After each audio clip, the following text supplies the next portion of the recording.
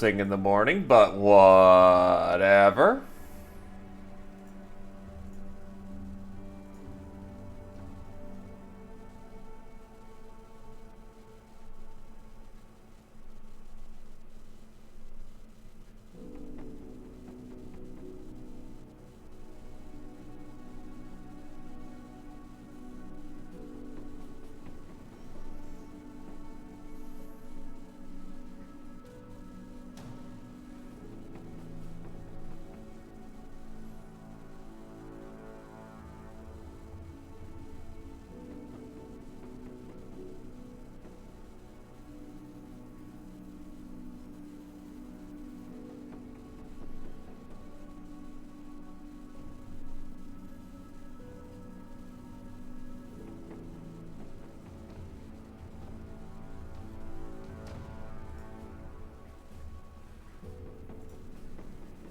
Hello, Z Opposer.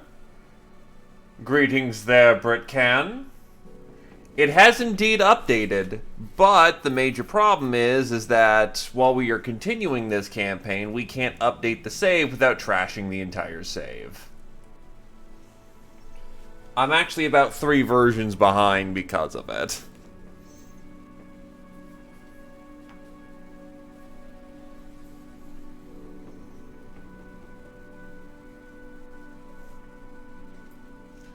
Though that does actually bring up a good point. I could actually start a new save right now. But that would throw away everything that we've done so far.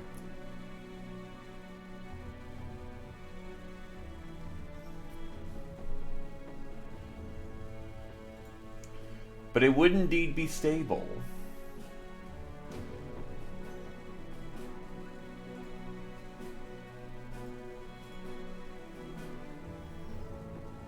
That's a fair point.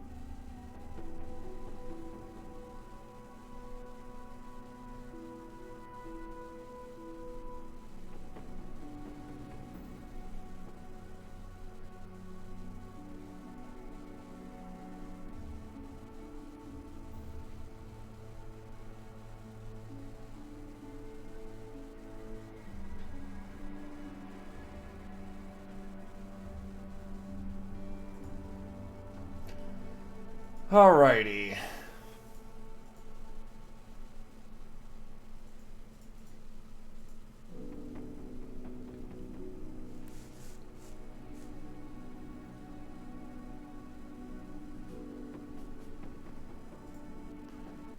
I mean, we're not in a bad position to start over as well. It's a pretty successful crusade, all things considered, but...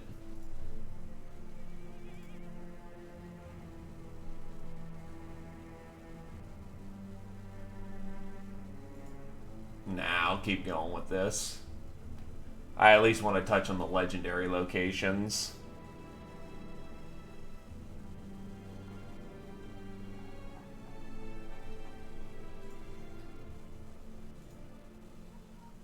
So, let's get to work. Alp hunting is a good way to start off the day. Whilst brigandry is also a good way to start off the day.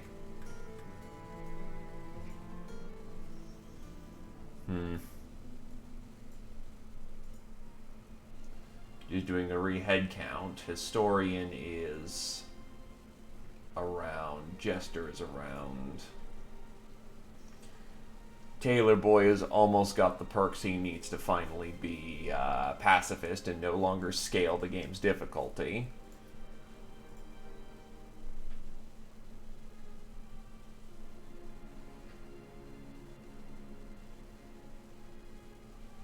Still, why does Historian have shields up? That's just wacky to me.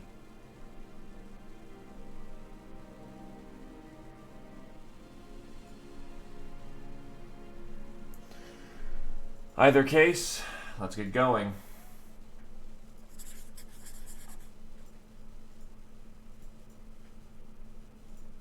We're going to be here for an extended period of time. You has Lazan. And this is an interesting war group for a 1-dot. Hedge Knight included.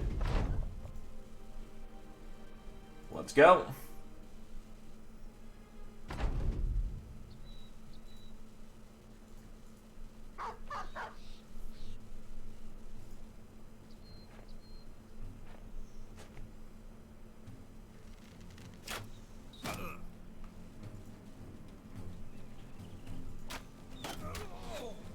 Doop doop.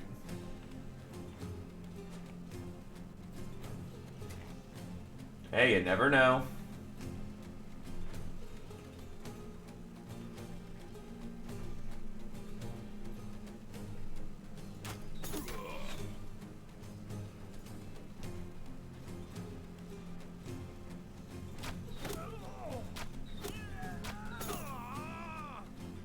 Might as well stop him early. Oh, that's the Hedge Knight. That's the leader archetype.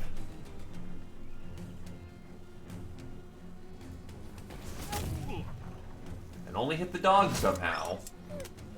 Well, thanks for feeding my killing frenzy. Hold the line.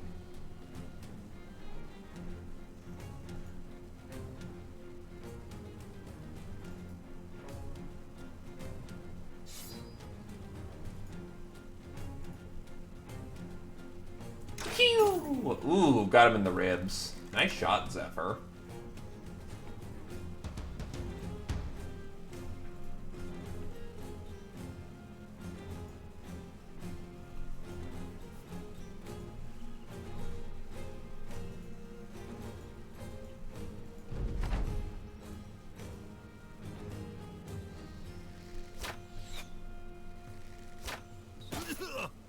That's what armor's for. No morale break.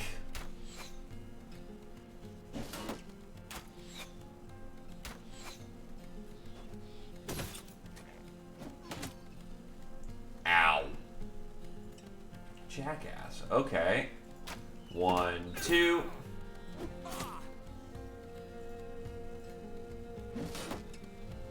I'm surprised at the amount of throwing weapons they have. Not saying it's a bad thing, mind you. It's smart of them to pack that. It's just wowzers. Fuck off with the throwing weapons. That was just a lucky miss.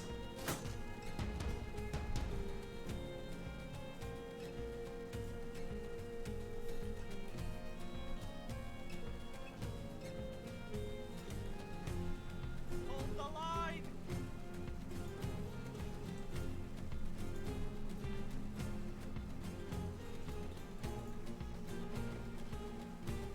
Currently, it's a standing range fight.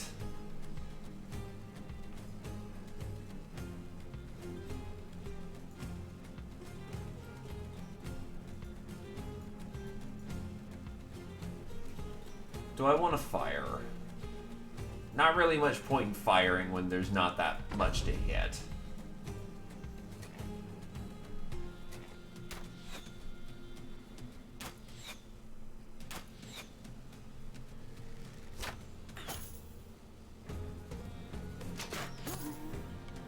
God, it keeps hitting him in the head, the lucky bastard.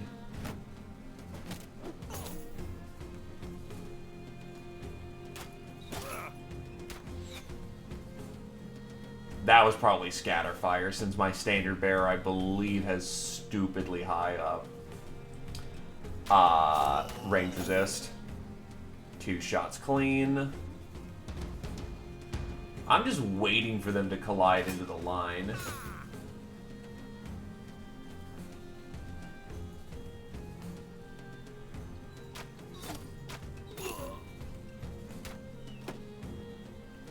Well,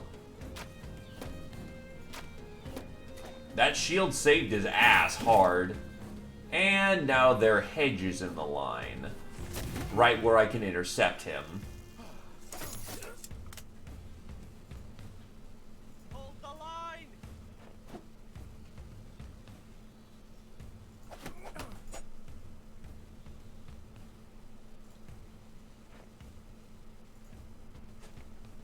Yeah, he's also on the side with no chance to hit anything, so his armor's gonna get shredded. So he did a dum-dum, as one would say.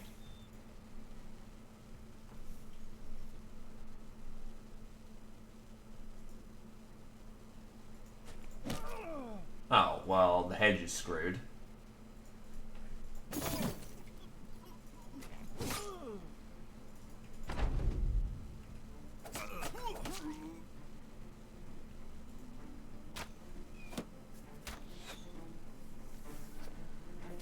There's kind of a reason I wanted the bandits come in first. Because with all the damn snow, whoever engages first is at a disadvantage. Up into willingly taking a crap ton of range fire for it.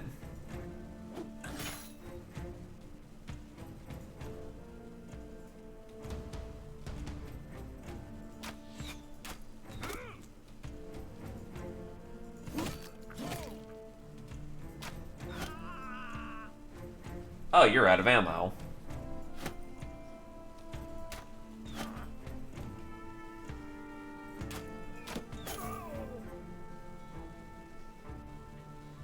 I could center template on Zeo, but let's not, commit friendly fire today.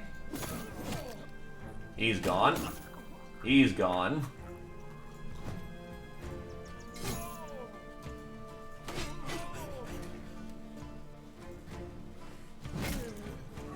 And he's gone. Let's push in.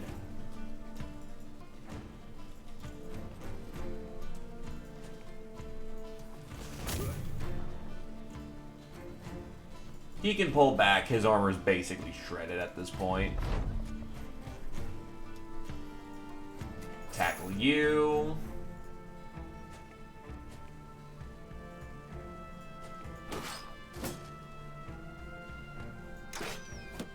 Yeah, that probably wasn't hitting. He's not a terribly good marksman.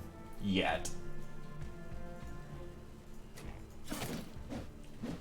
Thank goodness for that revealed patch of dirt.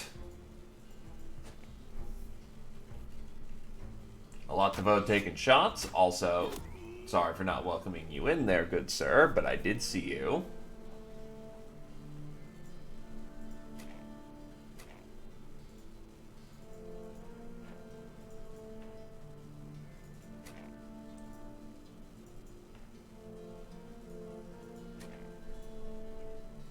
One, two.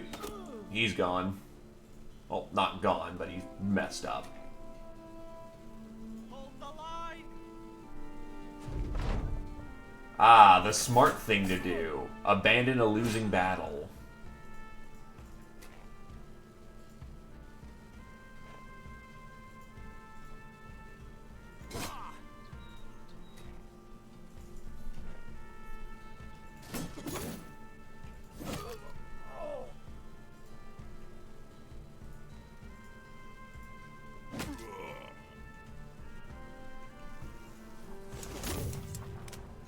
He broke.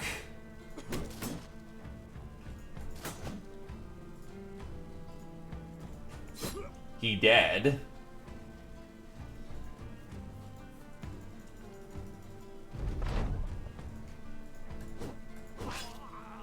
And that's it.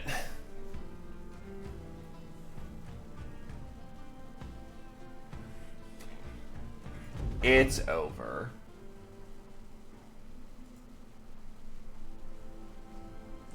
Oh, right, I had a pack full of loot. Oops. Oh, well, I don't need that much Gosmer anyway, so I can still make a tidy profit off of this. Throw away these used nets since I don't have net mending.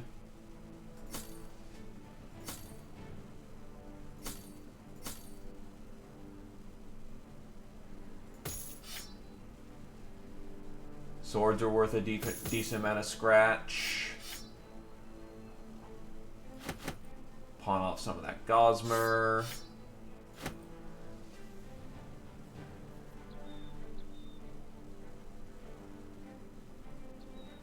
And take some javelins, because I can use those fairly quickly. The battle is done, and the idol of fertility was easy to find among the corpses of your enemies.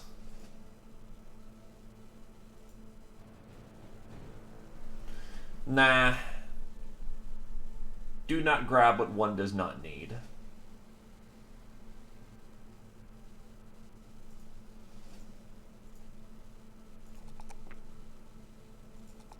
And to put it bluntly, I don't need that right now.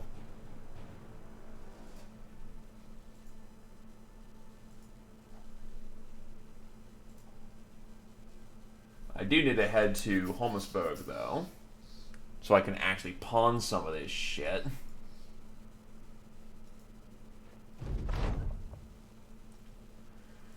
Nice handful of crowns. Now let's go get some money. Well, more money, more appropriately.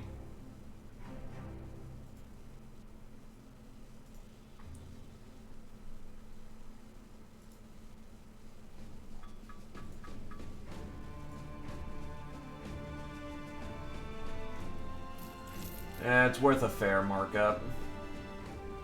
That turban helmet actually sells really well, so hell with it.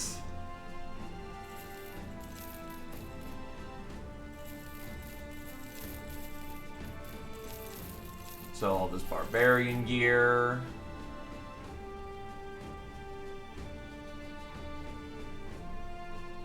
Already a spare pack of javelins. Well, that works. Sword staff. I'll also sell off the Aberntail and the rusted Aberntail. The webbed gear. Keep that skin ghoul. The mace. I will double check to see if that's anything else. Sell off these lesser axes. The Barchet is not bad, but I'll sell that since I've got other gear.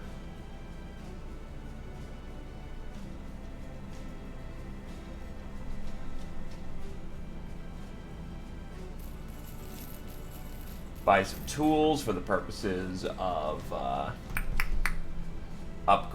just keeping our upkeep up. Venson. Cheese here is really expensive. Okay. You do you then, champ. But another hunter's cap, which is nice. Barbarian King.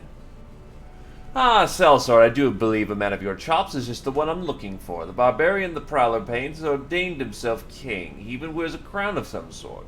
Probably of bone and antler, but the shape and purpose is the shape and purpose that matters. Not only matters to him, but to us. We cannot allow him to live. I need you to find this primitive an end before he gathers an army too big for my fellow lieutenants here to deal with. It's what we're doing, but the problem is that, well, I don't want to drop 20k for that. Hunter's Tools actually is really nice, though, so I'll grab those. I already have Scrapping and Repair Tent.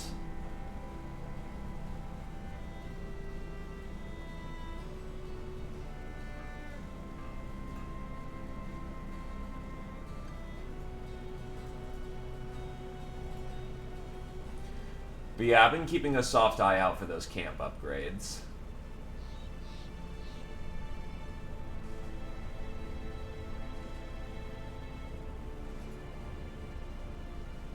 So, get the end of the Haunting Nightmares done. That's a nice Warhammer, but we've got better by this point. Okay, so I've got 3 lazy assholes. You can do training. Actually, probably not a bad idea. Get you training.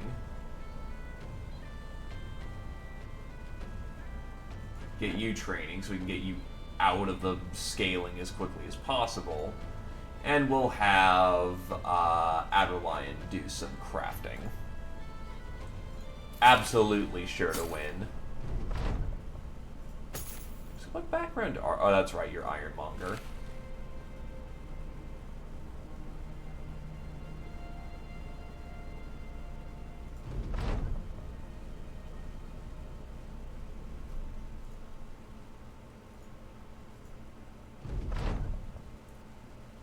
A pale shape stalks the rim of the company's patrol. It crouches in the tall grass and stares at the company. Finally, you walk forward and hold out your arms and close your eyes. Immediately, Adrelion the Cursed calls out, "Sir, get back! Sir, oh by the gods, there are more!" You open your eyes and nod. Finally, they've come.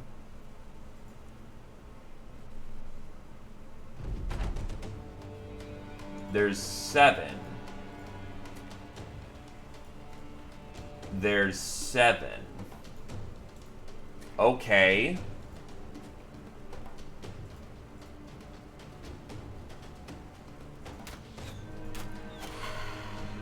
Honestly, I'm willing to just have engage them early at this circumstance. There's 7. These are weebab numbers, to put it bluntly.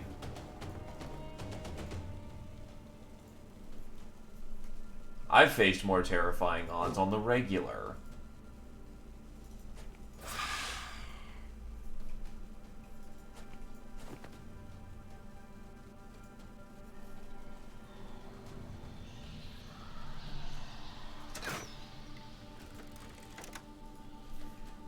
If someone else can see, you're fine.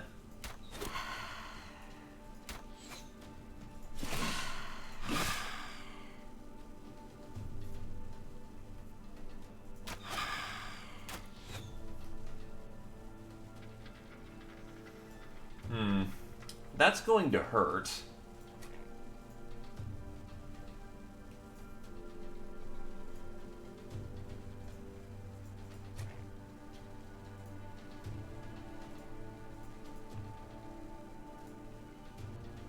Hold the line!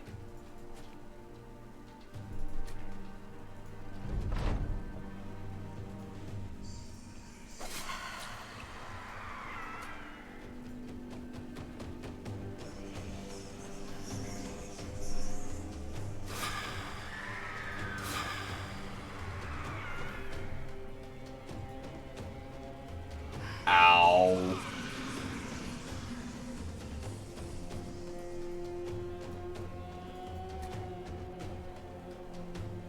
I deserve it.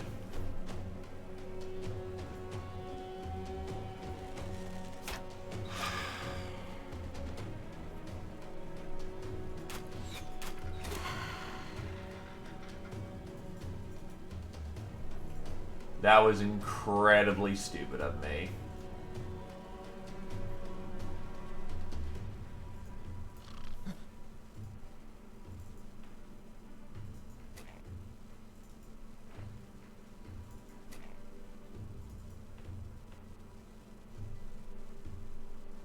Oh, what the fuck? Hello there, Demon Alp.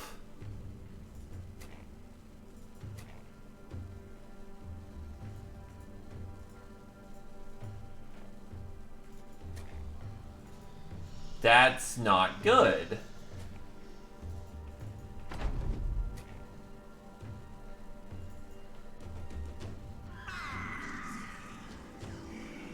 And he failed to night control. Night sleep me again.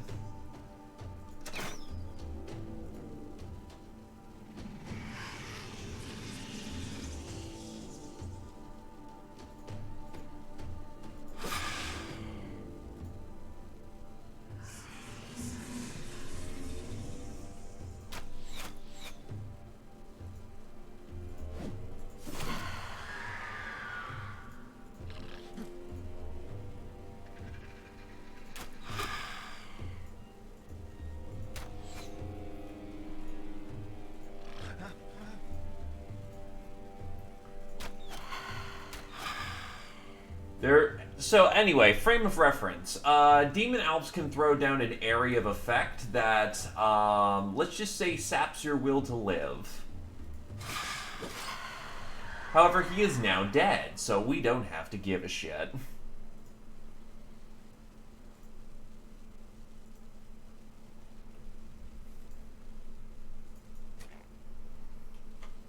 This is what I call a very good thing.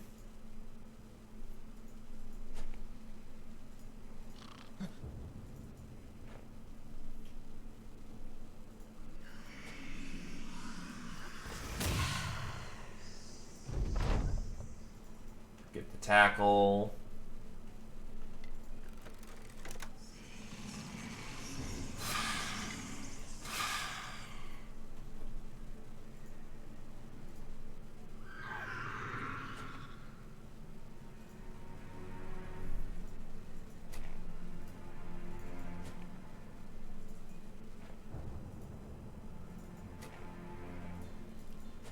Super annoying and super awkward to fucking chase these fuckers when they're running, but not a whole lot one can do.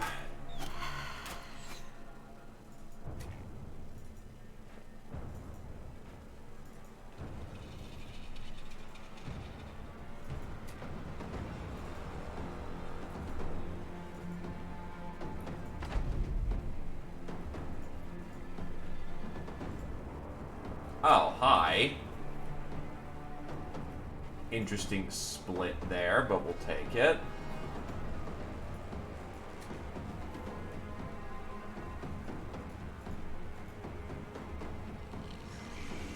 Until they've hard run away, we're still in the fight.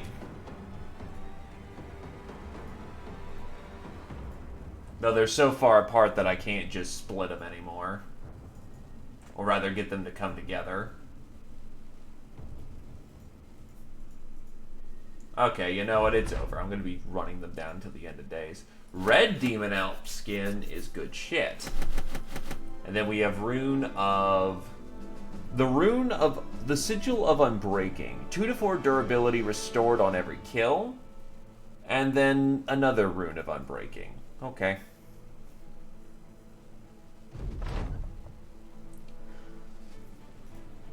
So, what can we do with these runes? Your sword is fucking beefy as hell. Honestly, I'm more concerned about, say, her dagger or my fencing sword. But those are also beefy as hell.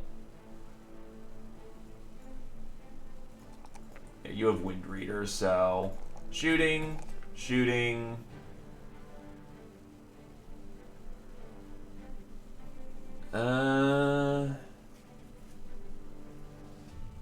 I'll take some melee experience. So you have Fearsome. What else can you do? Close Combat Archer would be nice, except I learned it had a stealth nerf as of late. Damage is increased by your range defense when you're up close, but it gets decreased when you're further than 4 tiles, which sucks. Honestly, Muscularity is going to be a good pick for him, but I don't think it's important in the second. Oh, he has no AP generator. Wow, how did I miss that one? Berserk, because machine gun archers are the way to go.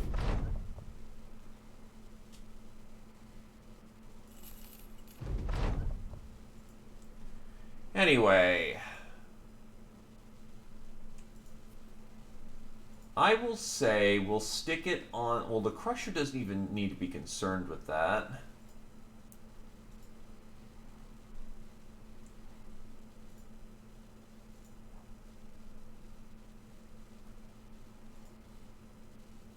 Gun doesn't really need it. The problem with Unbreakable is that I guess I'll slap it on the legendary weapons, but we don't really quote-unquote need them. Not at this point, at least. Nothing's that fragile.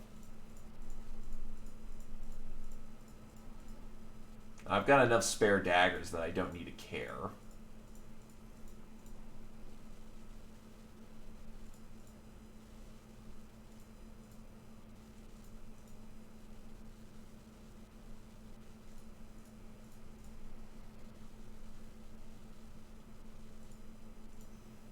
Nah.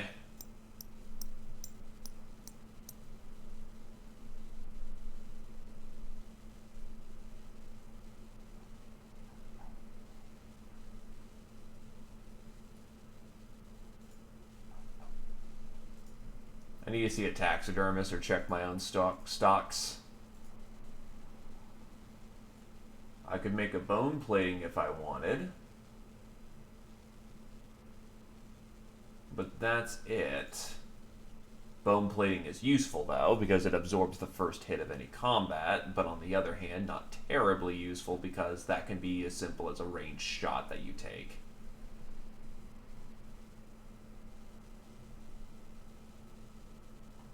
Well, yeah, but on the other hand, it's also good on fragile weapons.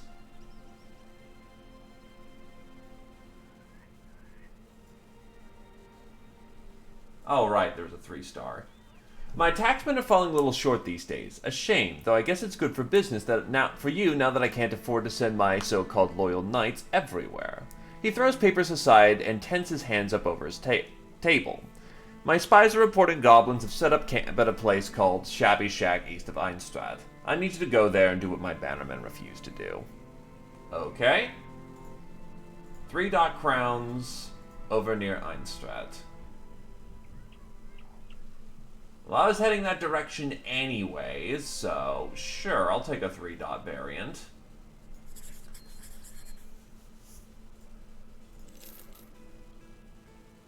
Unpredictable, fast, turbo initiative. This guy could do some good throwing. Problem is, that's all he's capable of. So as hilarious as that is, I don't think I need to get him right now. But otherwise, holy shit, he's a fantastic pick. Like, in any other circumstances, take him.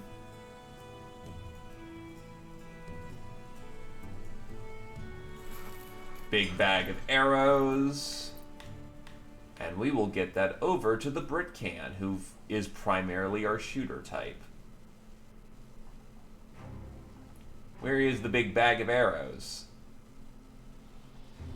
There's the big bag of arrows.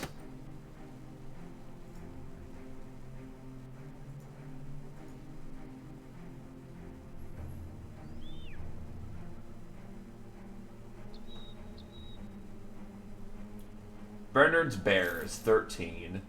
The face when we're the most dominant mercenary company on the block. Oh, geez, you have no food.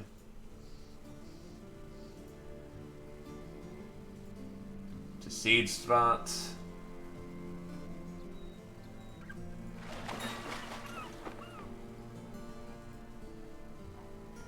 Enar the Mad.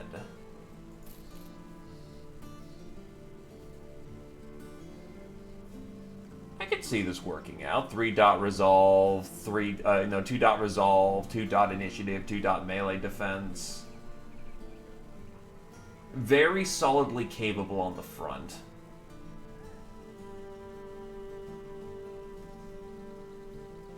He has dodge. He has nimble. Does he have mind over body?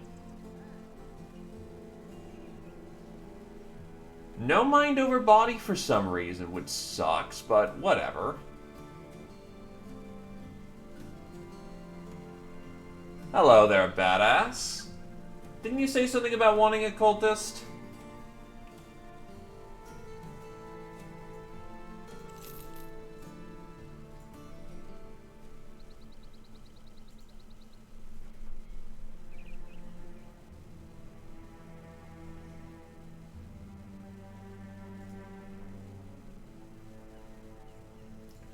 Alright, let's see if I can't get him ideally equipped.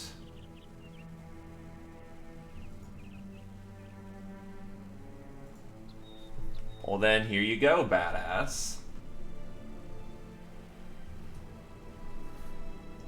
Badass the Second the Mad.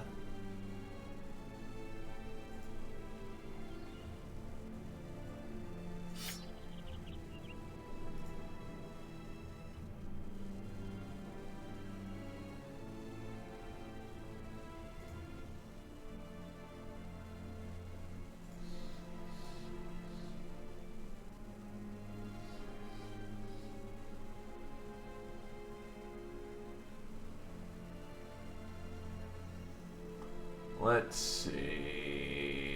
Da, da, da, da, da.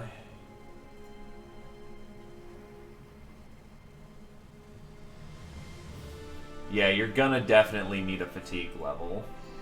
Probably more like 2. Actually, let's see. 8.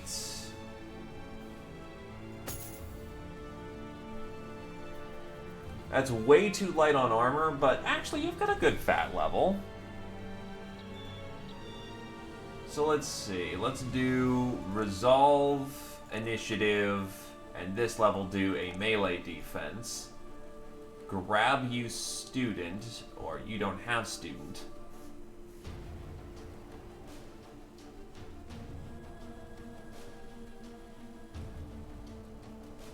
You do have Alert, though, which may prove to be more prudent in the moment. And then this level, you get another garbage melee level. So we will go with more defense. Yeah, Fearsome is penalty, resolve check with 20% of your resolve as a penalty.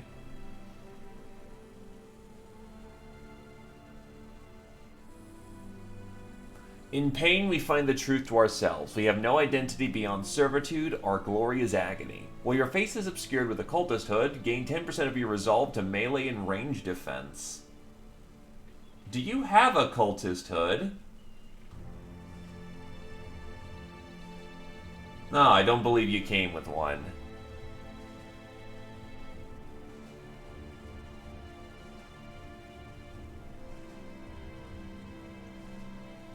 That kind of fucking sucks. Because that's actually an awesome perk if I had a hood.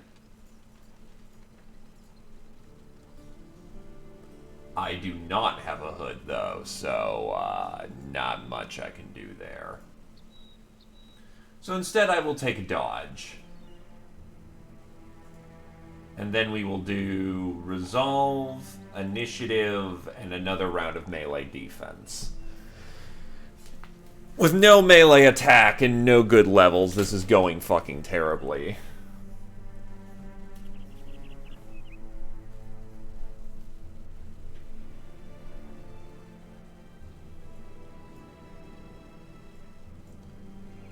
We'll keep you in the back for now.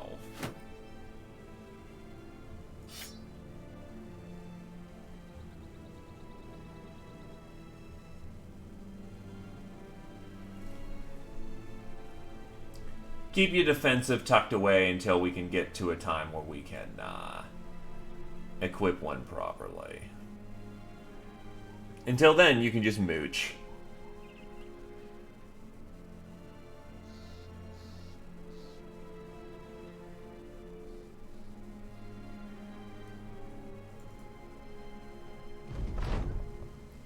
Zephyr has always been a bit tight with how much he eats. You're not sure if it's some religious rite, a sense of duty, or just not a big eater. Regardless, the lack of food has weakened the man. You find him barely able to sit upright on a log. You got a bowl of meat and corn in hand, wondering if maybe you should offer it to him.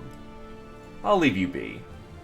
You decide that the man has probably been through this before and decide to leave him be. Just a few moments later, you catch him walking and talking just fine. In fact, he gets around pretty well for a man who eats so lightly. To each his own.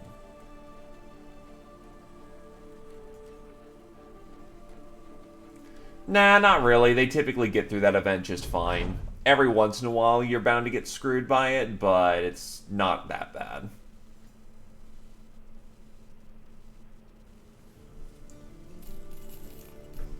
Ah, yes, fresh meat.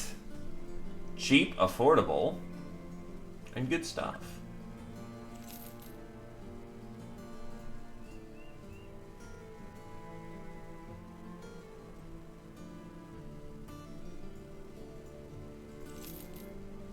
Jesus, look at that resolve.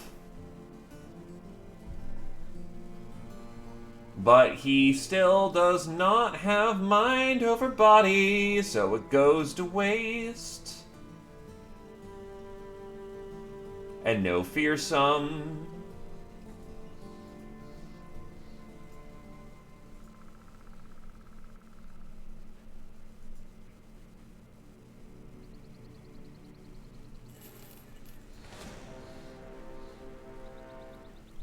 Okay, so Bugzung the Boil Burster, Aggie Leg Chewer, Ambushers, Skirmishers, Goblin Overseer, Goblin Shaman, and some Wolf Riders.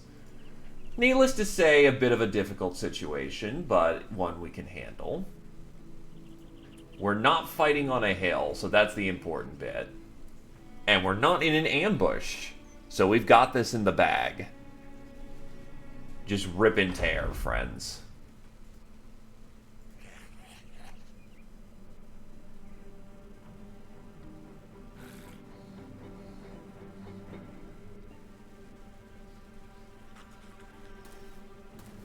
Doesn't necessarily need a new shield. Probably would be nice, but on the other hand, wow, they're intimidated. Something's wrong here. But less weight actually lets her take advantage of dodge and hit harder. Because the shield is weight.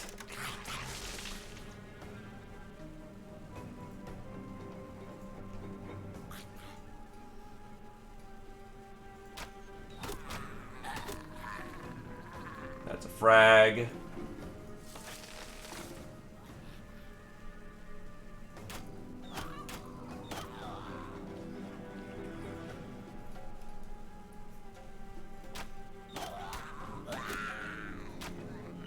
I'm getting some really lucky start here.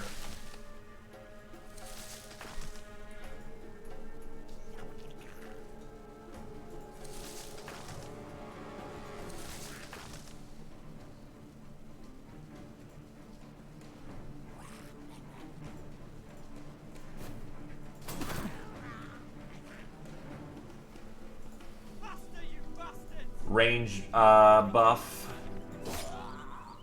And then we push in.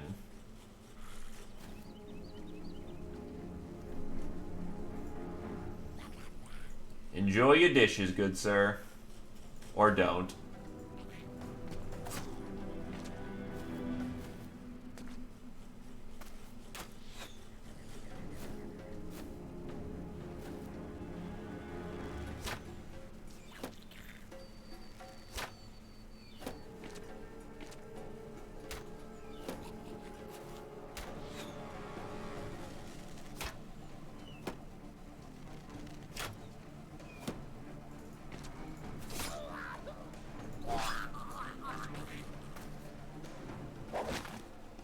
Now that could be a problem.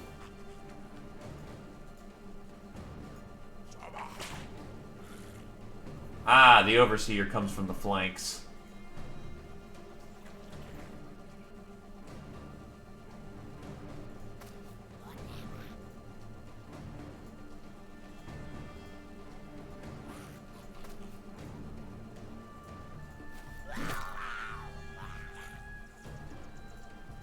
And they're already breaking. I can get behind this. Big gun.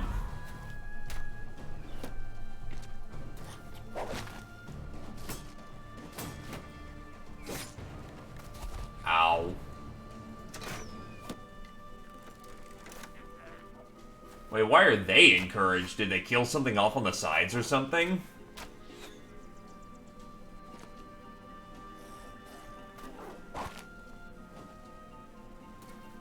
You're welcome?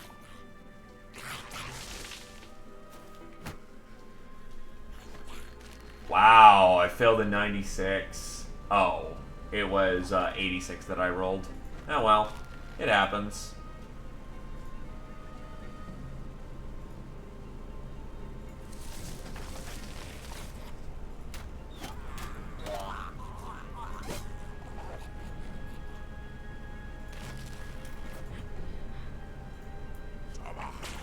Ah, he's whipping people.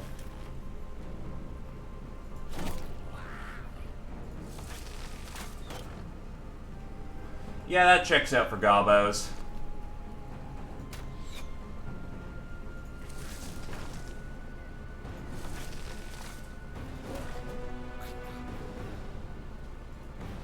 So that's not any pushing in of any circumstance. Unfortunate, but such as it is. He really is just vibing.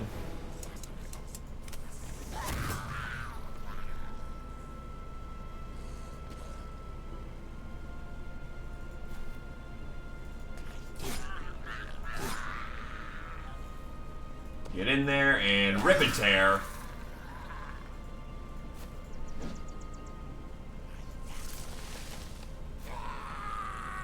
Goblins win by overpowering you through superior numbers and trickery.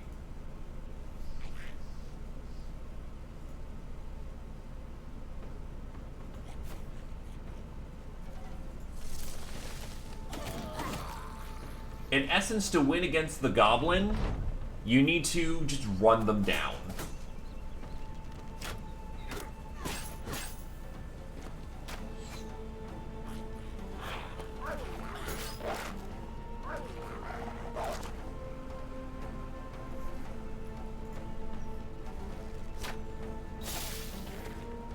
And Zephyr got shot pretty bad there.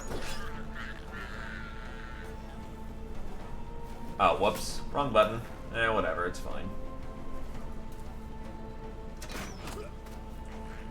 Ow, our fucking historian just got rocked.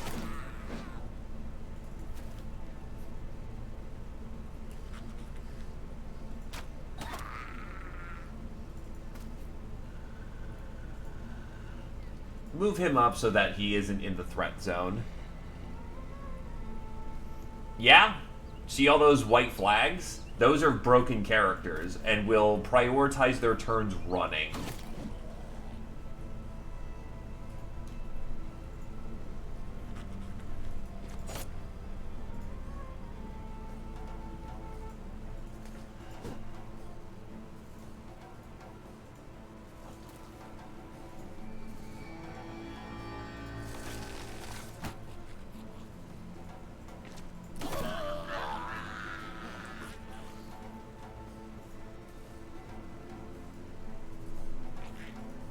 Cut off their escape route.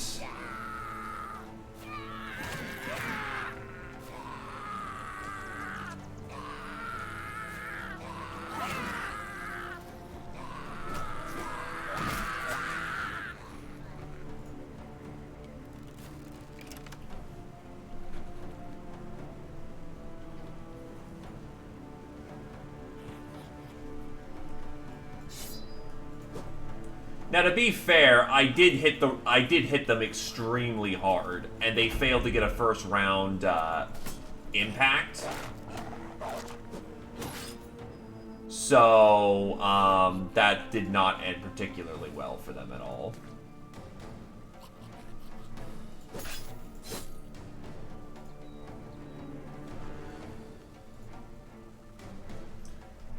The numbers just worked out for us today, to put it bluntly.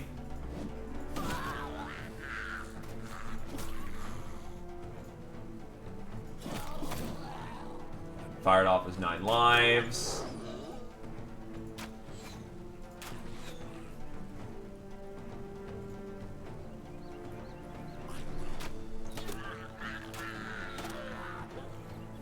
When they're winning, though, goblins are genuinely terrifying because when they lose, they're losing hard. When they win hard. Though they don't win ever as hard as, say, the South. The South still is, you know, pretty ridiculous in comparison to most everything else right now.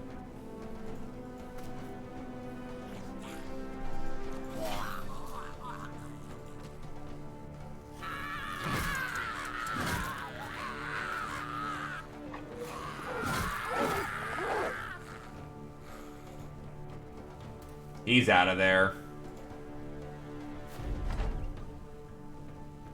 Ah, but there's still someone who's willing to fight. Or was.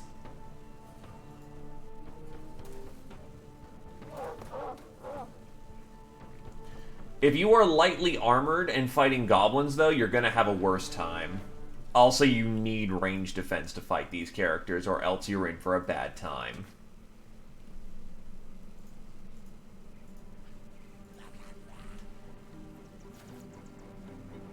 Just flat out.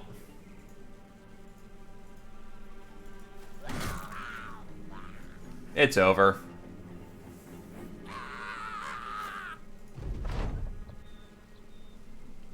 Alright.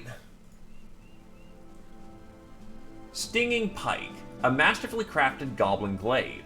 Accurate, fast, and deadly in the hands of any skilled fighter.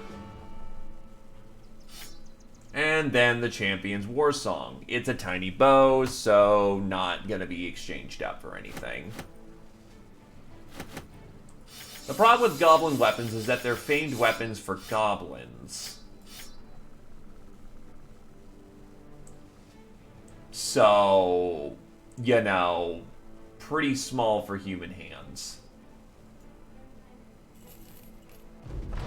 Having slain the last of the goblins, you take a peek at their encampment. They seem the merry sort, pile of trinkets and instruments, all which could double as a weapon. All required be to dip them in a giant pot of poison resting right in the middle of the ruins. You kick it over and tell the men to get ready to get back to Duke Aldrich von Moors, your employer.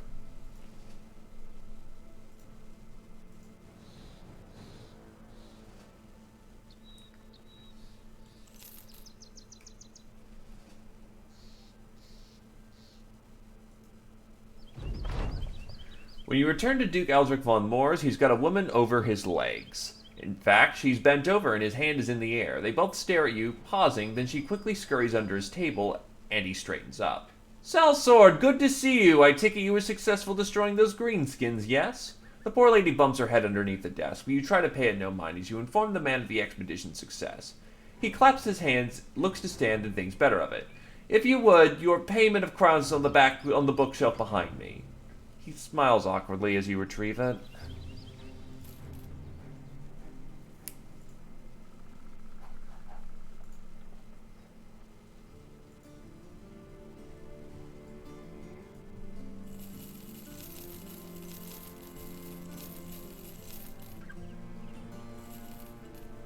The spear is honestly not bad.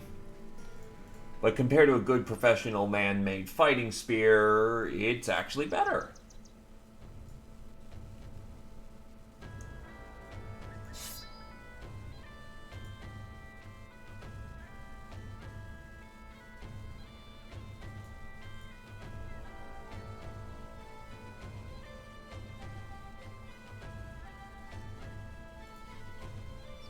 So we'll go with health, resolve, and melee defense this level.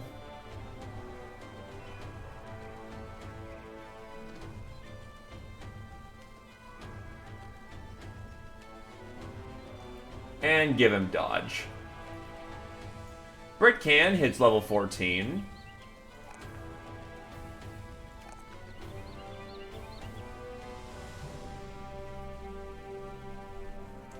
The path of the righteous is not one to be feared.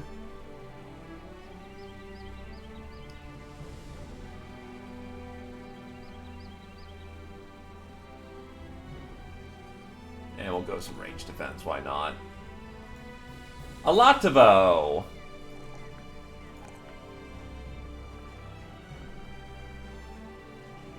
We will go with...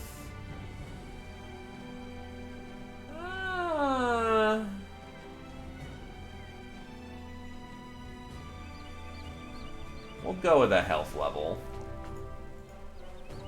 And now officially has over 100 range skill.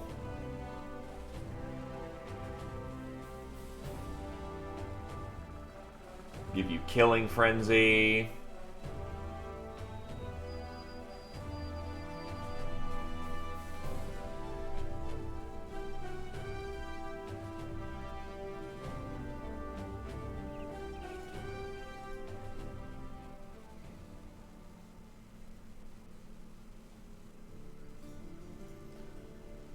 I need someone with more wealth or good food.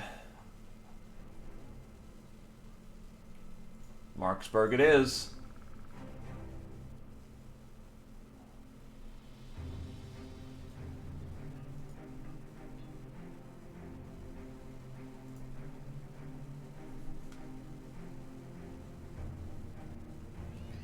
It's going to be either he makes one or we find another cultist and get rid of him quickly.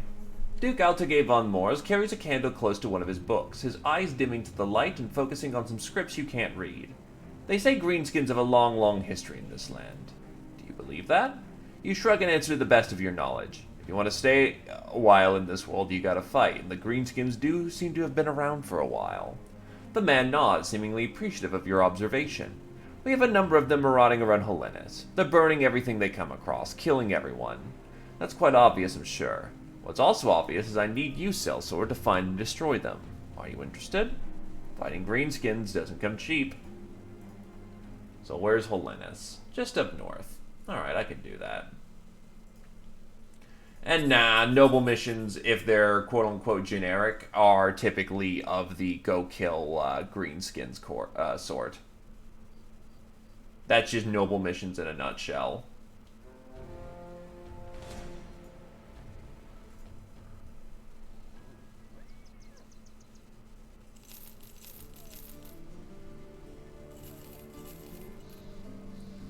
I will say the prices for food here are bad. Also, I'll increase our inventory space to now properly have carts.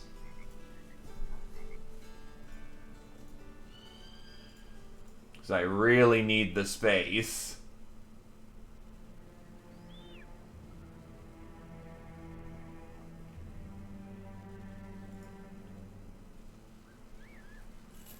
The fish is cheap.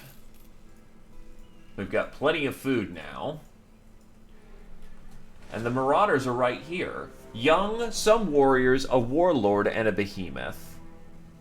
That should be within the range of capabilities. Let's get them.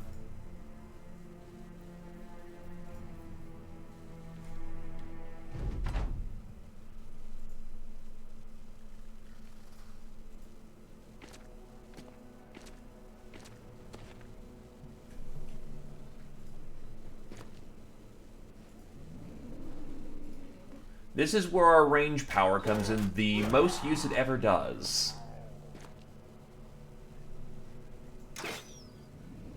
Nice.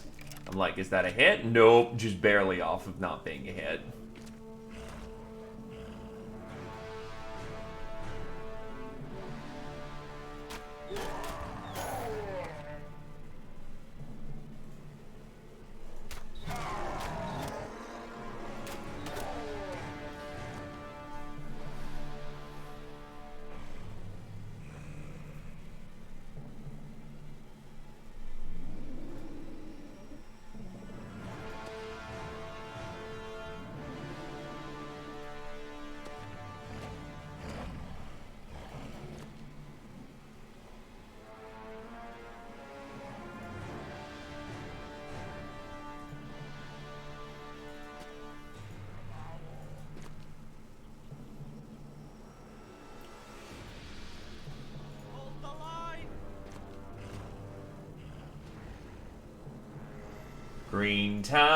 Green tide, it's a big fucking green tide.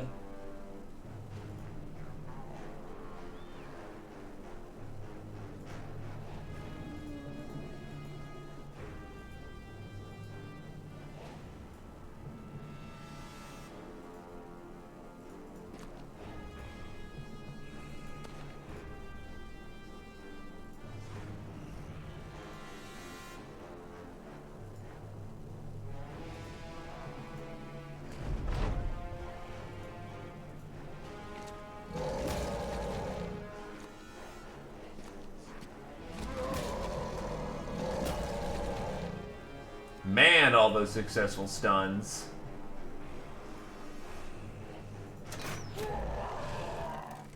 It happens, though. Frustrating when it does, but it happens. Oh, wow, he even got an extra hit in.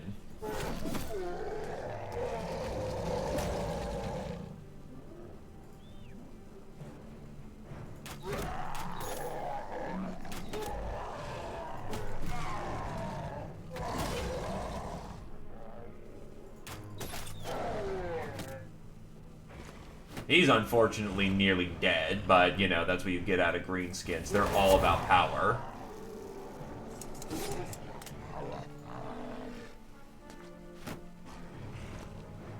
Hold the line!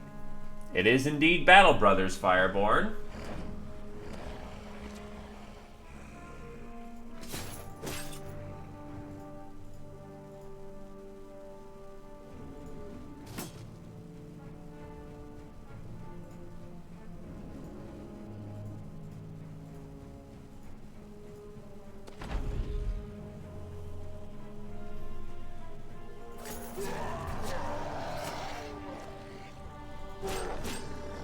Death to the Green Tide.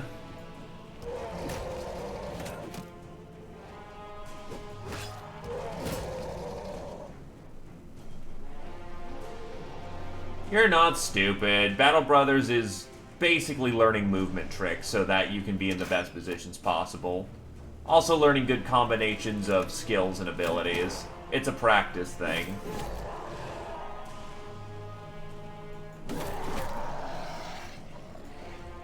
The early game is the roughest, followed up by don't... You kind of also need to learn what you can and can't take at certain phases of the game.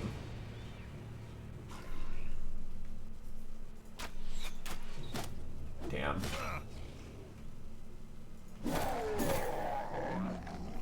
So pull Pam. I'll keep my hammer in reserve in case I need them.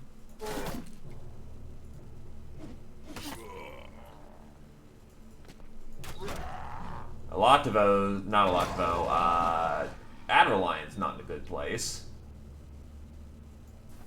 Bang.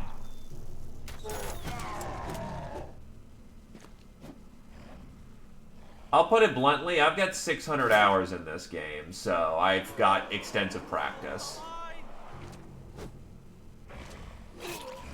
Well, Adderlion's just dead, because the Warlord's in. Oh god, he's a named Warlord, so... Wait, no, he's not champion, but still, that's not good. And congrats on the win.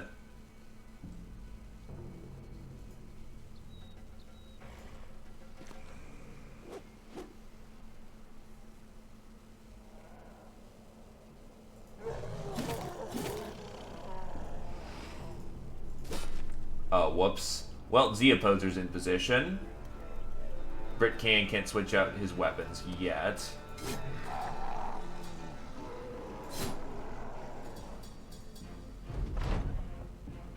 Right, there was just mass stunning, because orcs are not fun like that.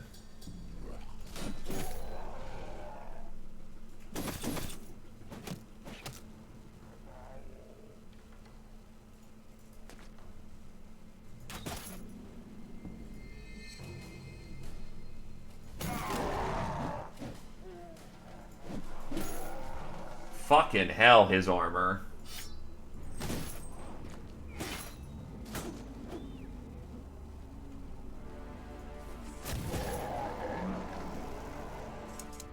Fire.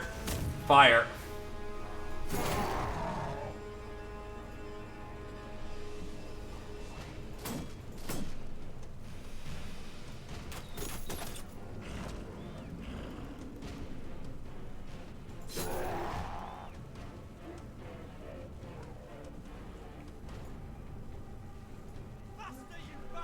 Oh, wait, that's range defense. Shit.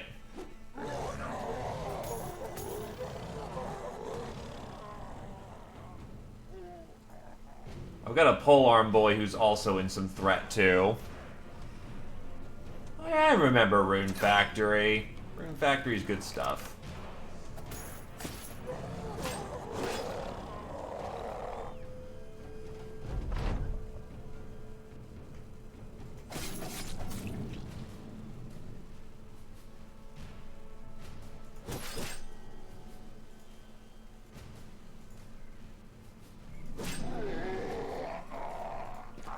Close the distance.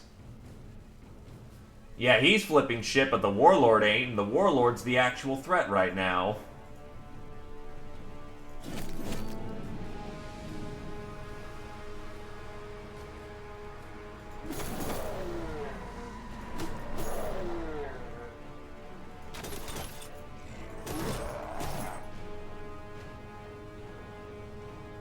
Or else we're gonna have a fucking problem.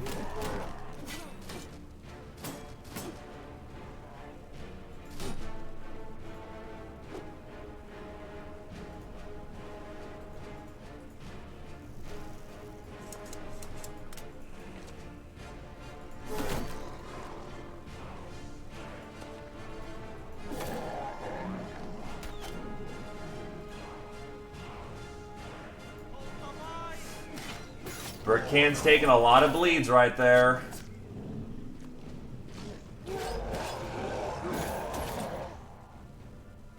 Now the problem is these fuckers just have shit tons of armor, so punching through them is a slow process. Now I can't rotate him in.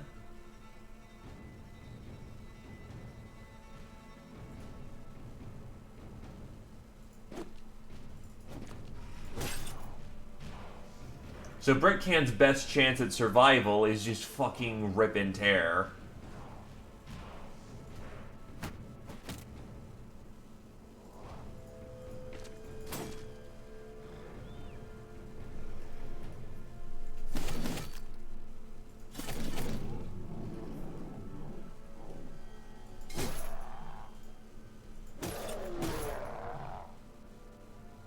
Straw Hat also protected Z Opposer again.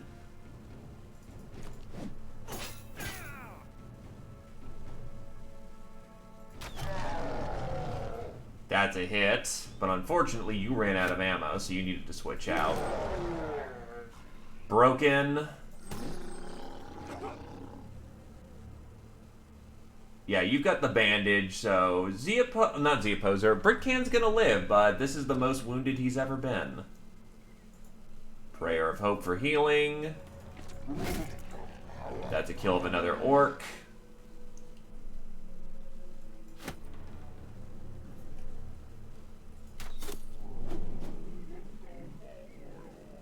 Hold the line!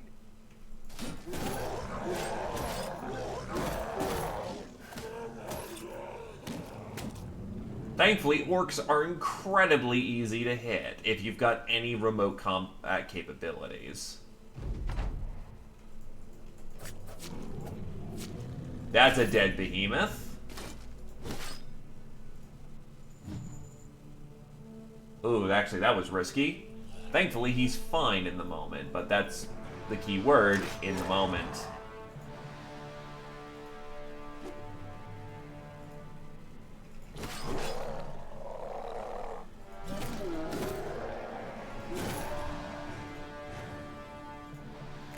Bandage up Brickcan so that he's not going to just bleed out everywhere.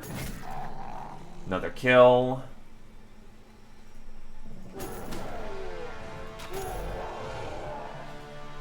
Our boys are getting tired from all this, not this goblin, this orc slaying.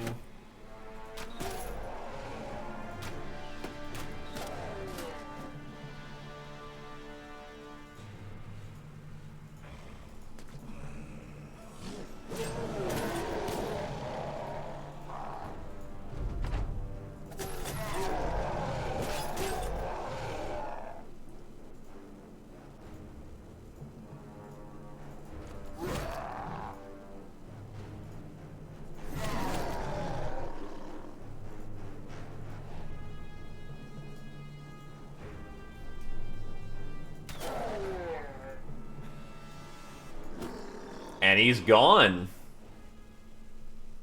Unfortunately, poor Adreline was killed. But such as it is, not a whole lot can be done.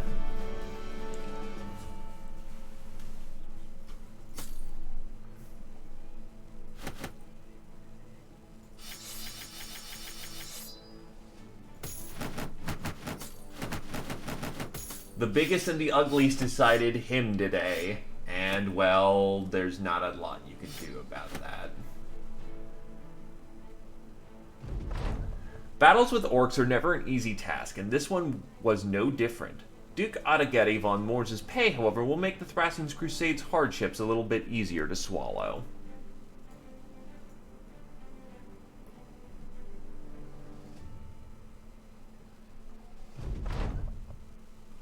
You plant a greenskin's head on Duke Ottoghetti's von Moore's desk. He straightens up and unfurls a scroll, comparing a drawing of a greenskin to a very real one. I'll have to tell the scholars they're a bit wrong. You ask as to how. They colored them gray. This one's clearly green. You wonder about if the scholarly pens ever come in green. The man purses his lips and nods. Good point. Well, the guard outside will have your pay. Leave me to this specimen. Hello there, superpowered belly.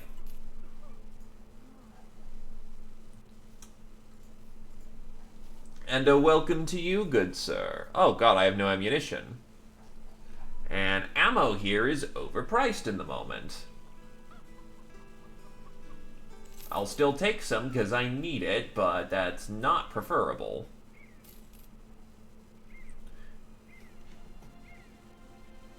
Another green skin horde.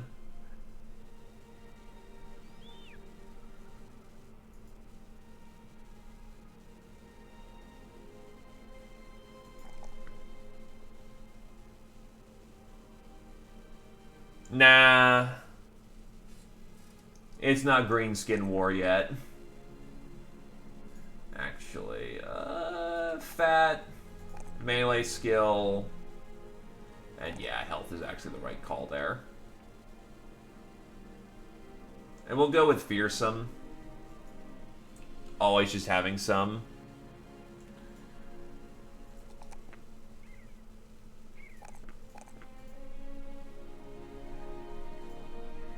Aeon the Sinner gets more resolve, more melee skill, more melee defense. Always a good time. The Tailor finally can get Pacifist, and with this he no longer needs to be on the front lines. He has gone the distance, as one would say.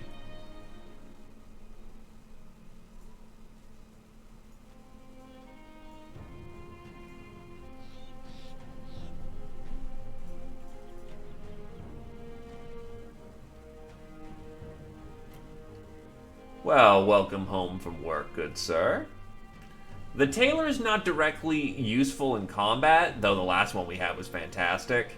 But he can basically print out tabards all day, every day. Because a tailor or seamstress is required to make that kind of stuff. They also can make other things.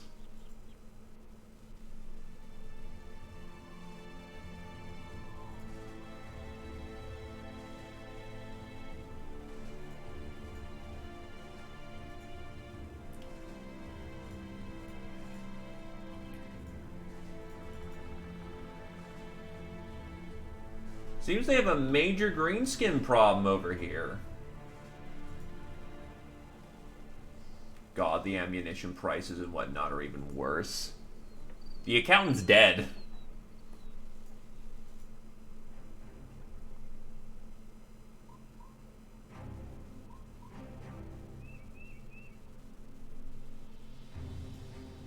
Otherwise, he was shaping up real nicely.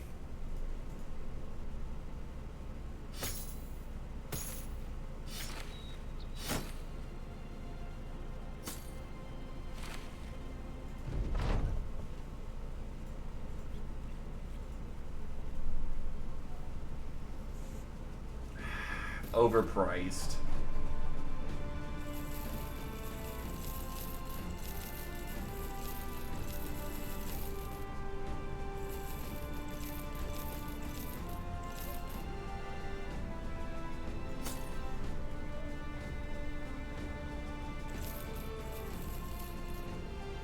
That should make up for tools. That'll make up for ammunition.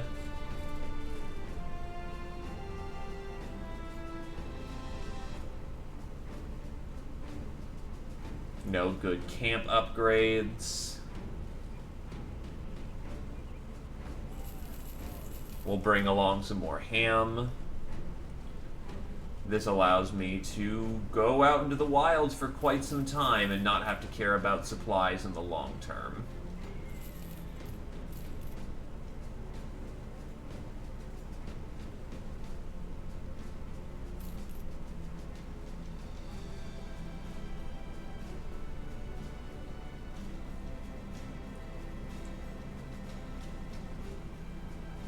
I'm surprised I'm not triggering a food variety event.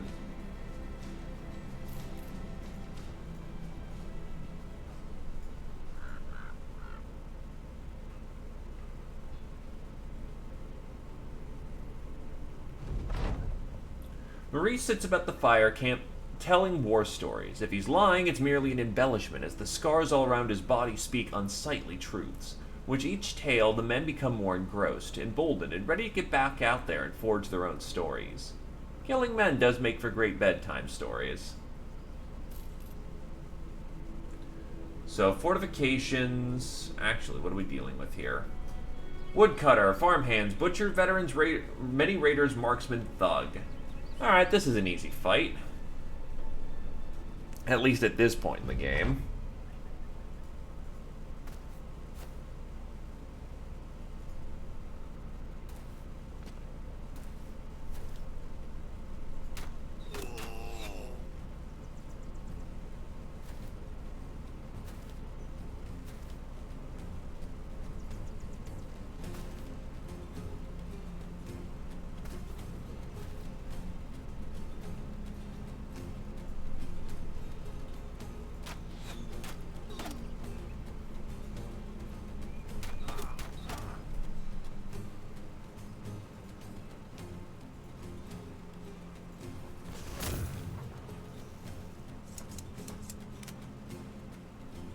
Hold the line!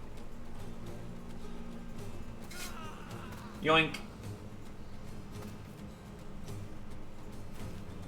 Let them come. I have superior ranged firepower, so they're going to be incentivized to try and charge me.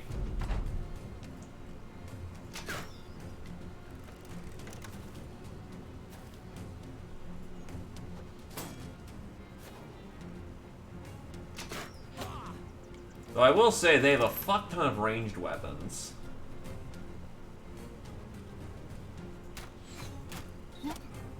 There goes his ugly head. Maybe he should have worn something heavier than a fucking tunic.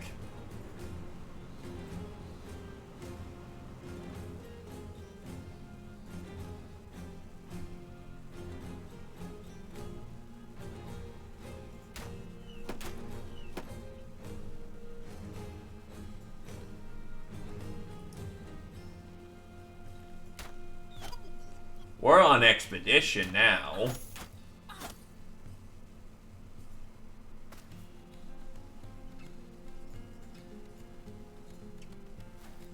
Now they're charging us. Line!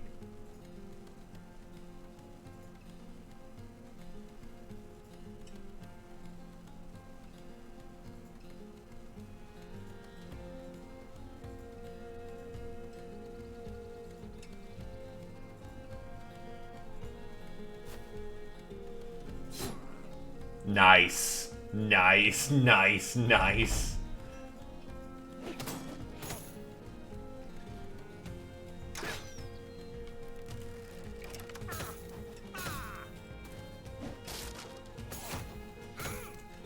Oh god, he got...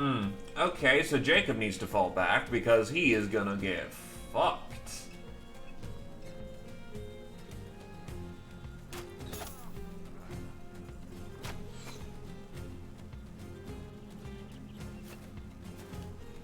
Yoink.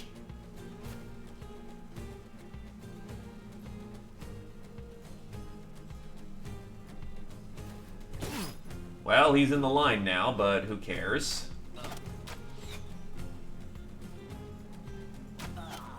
One, two.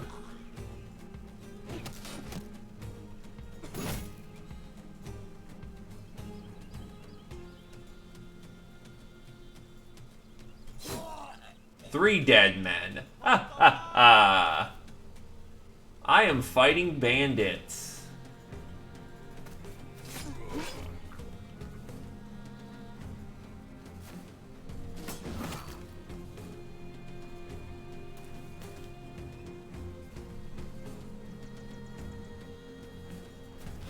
Bap.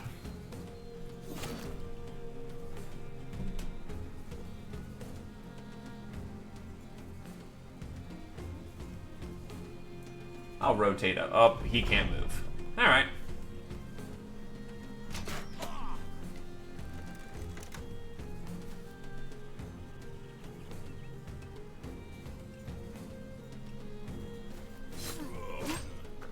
I might as well outflank and go just slaughter some people while we're waiting.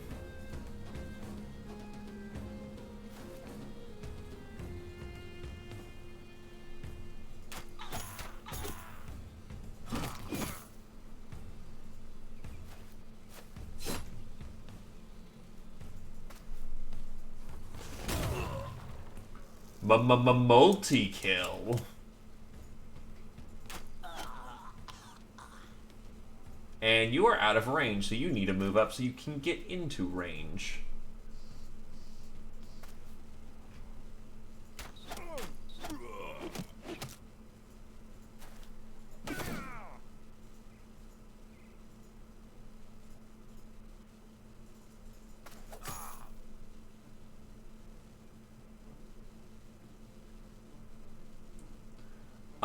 Depends on the threat level of the character and how many people he's slaughtering. To be fair, you know, abstractions and whatnot. We're not fighting with, like, you know, giant companies. We're fighting with, you know, a handful of guys.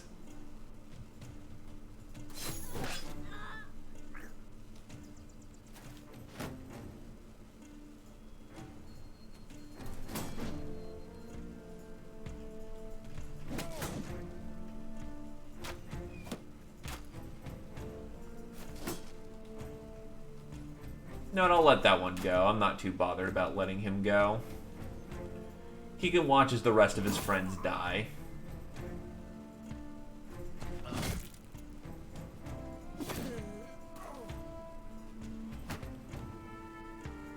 Well, you're certainly watching, you know, an entire company of men get slaughtered. Oh, never mind. I guess he doesn't get to go. Sorry, mate. It ain't nothing personal.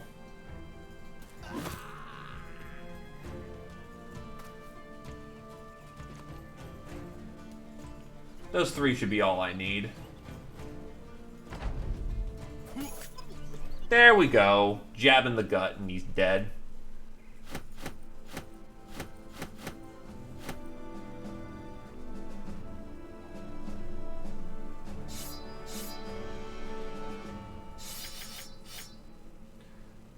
I'll take what I can, bring it back into town, sell it all, and then we will get back out there in the field.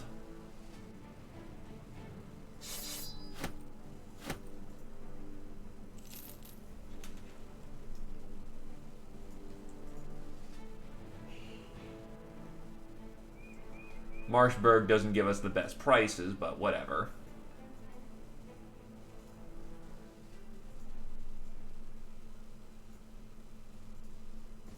Harmut, not terribly great. Lubald the Gifted, not terribly great. Bernard, not terribly great. Well, that Fragile sucks, but his base stats are okay. Wildman, not terribly great. Eagle-eyed but slack, not terribly great. Ragier the Hunter, pragmatic, bright, not terrible. He could be a dodge boy.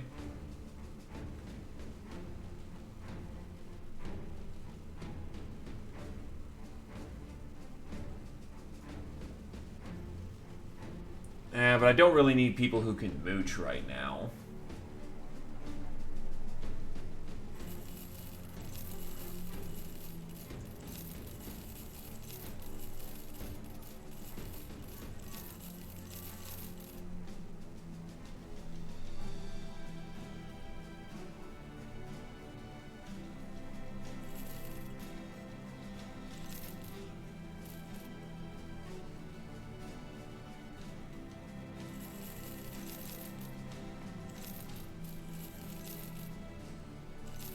Unhold hearts are only useful for fermentation purposes.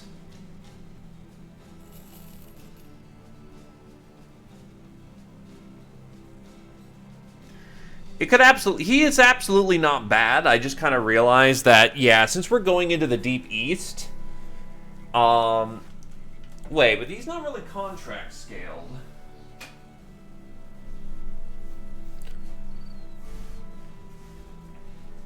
Also, welcome to a standard Legends playthrough where your inventory gets filled with bullshit. Honestly, sell off one of the three-headed flails that I don't need, sell off one of the spare daggers, don't need the whip.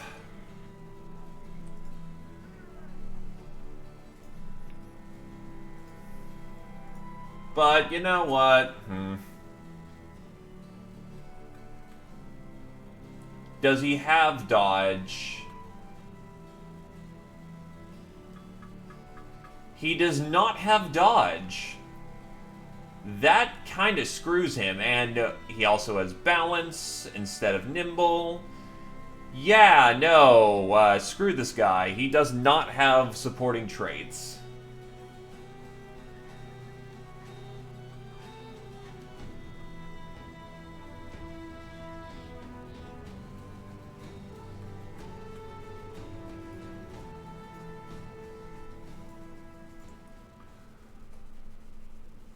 Let's go, boys. Into the east.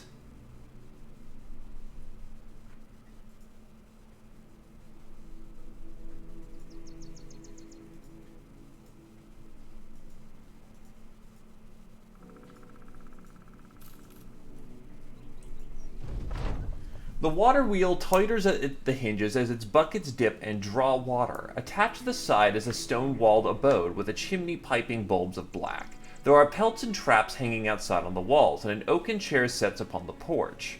Its windows are too blurry to look through, but you can hear the mill inside rising and churning with wooden groans. Drawing your sword, you step up to the porch and open the door. A man welcomes you in the first and only room there is. He's standing beside a well mill, running his hand through the grains. He is an elderly fellow, yet of modest stature, as though time had no warrant or for posture or abilities.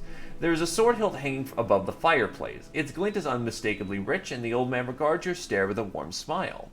Only those who are worthy may have the hilt of the reproach of the old gods. You, stranger, are not. What would make me worthy? The old man stares into the mill. His hand rises up and a swarm of grain revolves around his fingertips like bees around the buds of sugar cane. My only son departed to slay the great beast. His squire returned the hilt to me, but the blade was gone. Avenge my son, and you will be worthy yet, stranger. You ask where the beast is, and the man puts his hand into the millwork again. If only I knew. I trust you will find out, sellsword. Your feet suddenly slide back across the floor into the porch and onto the grass. The door slams in front and won't be opened again. Seems you've unwittingly taken up a quest, or perhaps one to keep on the side. We'll have to resolve it ourselves.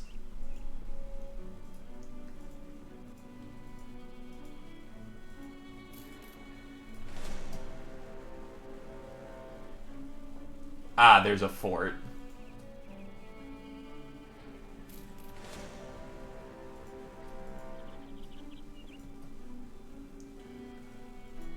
Oh yeah, it would be absolutely dangerous. Flails alone are already... Ooh. Minor Gobbo group.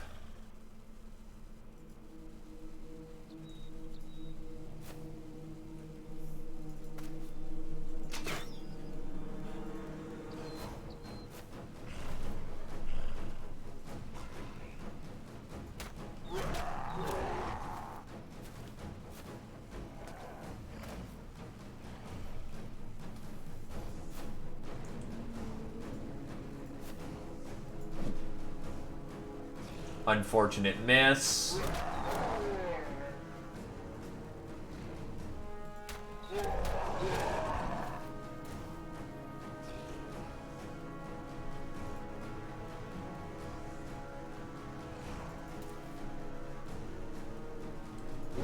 Immune to stun, which is, you know, always fun.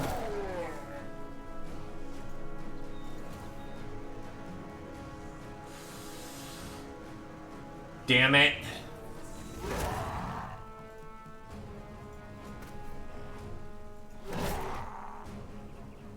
Hold the line! Two behemoths.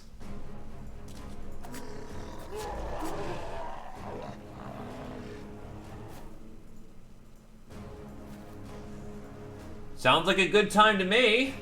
And by good time, I mean bad time.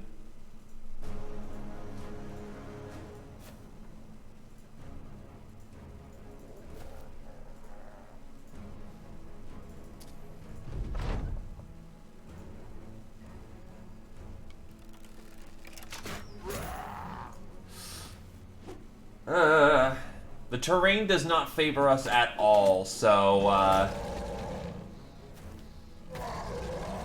trying to not get maimed by berserkers would be a good thing.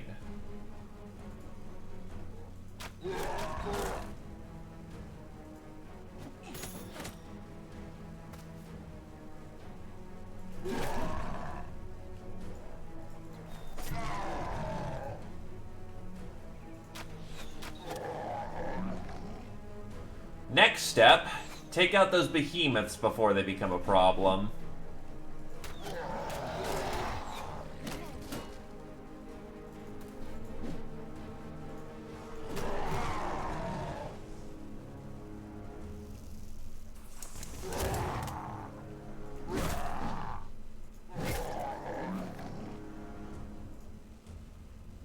Hold the line!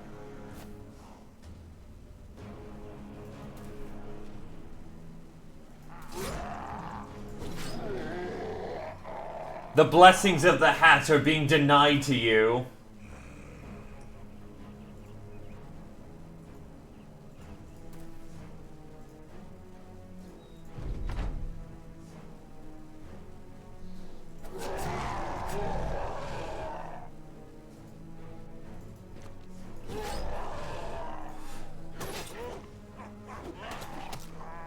He's getting grumpy.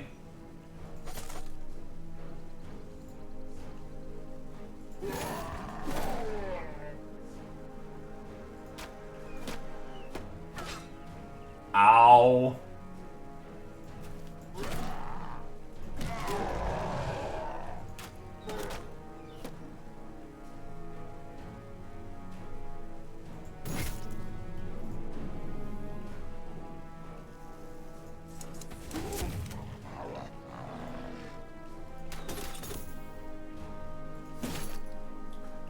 Well, that's another break. Behemoths are it's probably the version I'm using, but they are surprisingly fragile for what they are.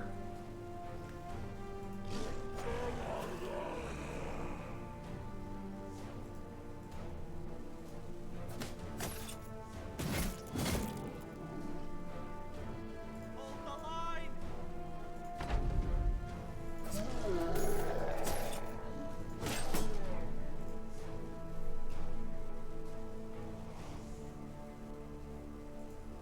Look, he comes from a humble origin. But killing men are in short supply, and he is good at what he does.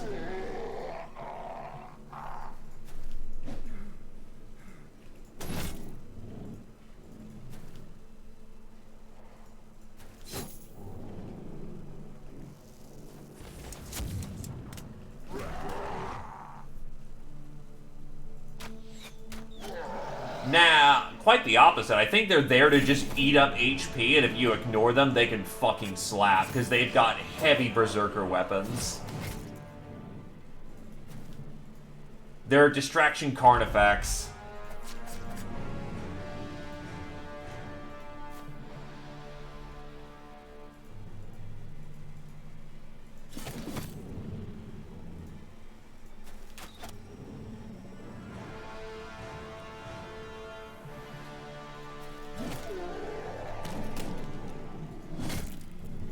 I mean, nothing wrong with that.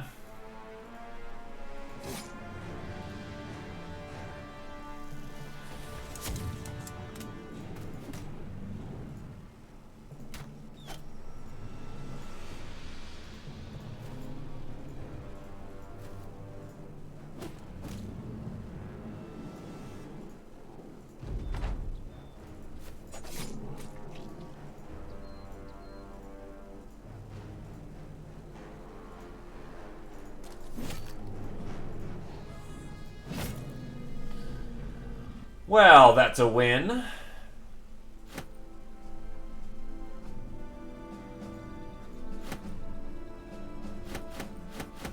40 tools when we basically lost none, which is awesome.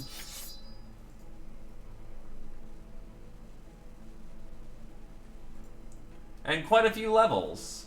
Maurice has hit Apex level.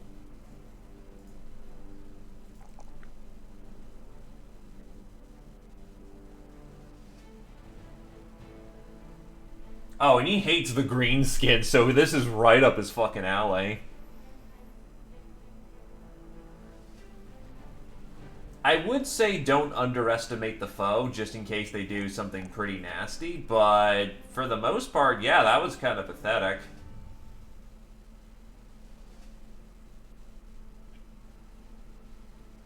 Surprised that he doesn't have a hatred green skin at all.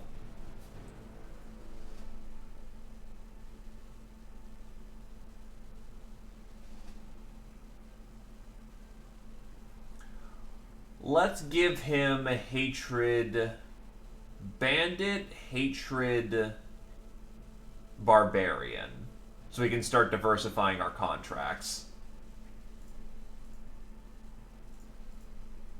He has killed 5 bandits and no barbarians.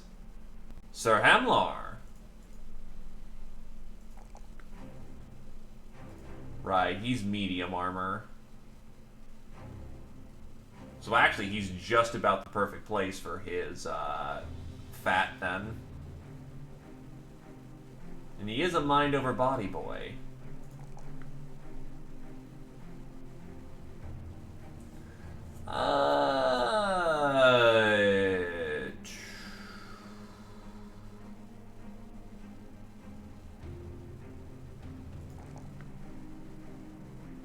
Always can use more weapon skill.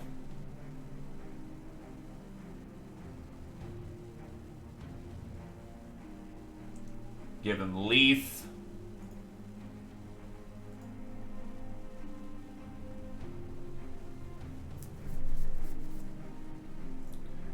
Zephyr. Range skill since no Wind Reader. The only thing he has is Calm. So he's taking Calm. And we will go with range skill, get him over 40 health finally, and we'll go with some initiative. Badass the Mad.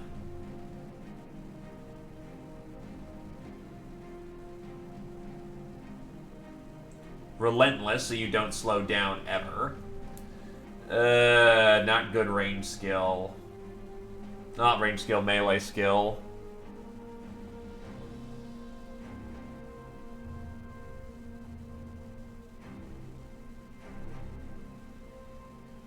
But I need you to get some melee skill by this point. And some health would not be unwarranted. So not the greatest level I've ever, not the greatest spread I've ever seen, but we have to take it anyway.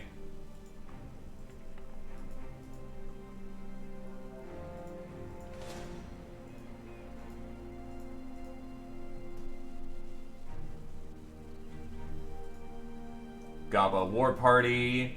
You need a full-on shield at this point.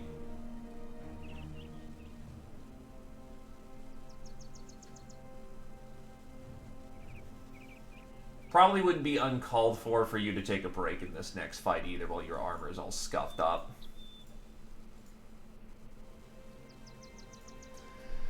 Death to the Gobbo.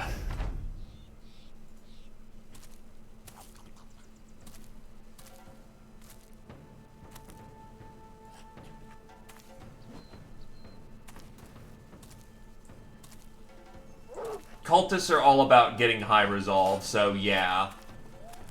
I don't think you have mind over body, which sucks, because that'd be fucking perfect for you, but... oh well. It is as one does.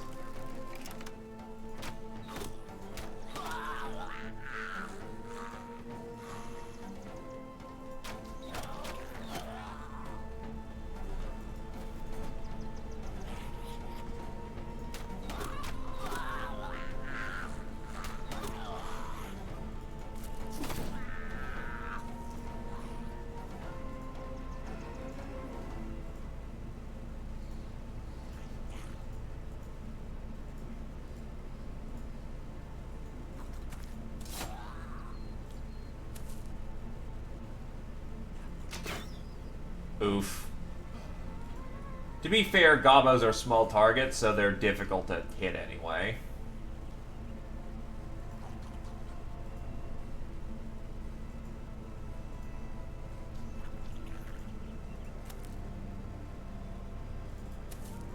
Faster, you bastards!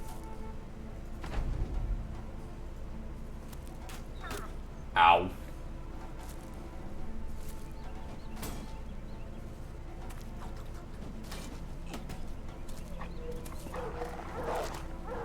The hell was those wolf noises?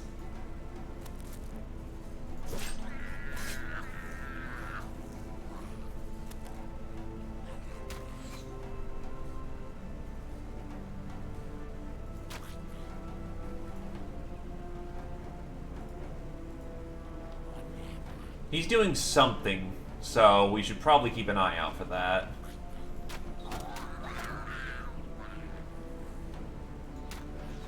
Yoink.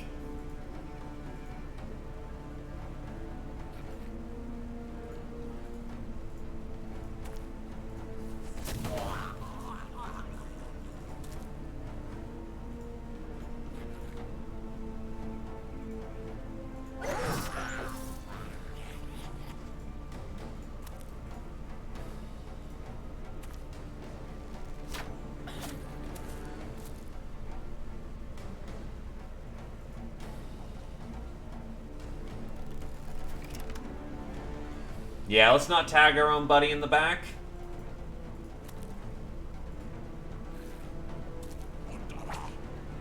Nice whip. Mind if I shoot you?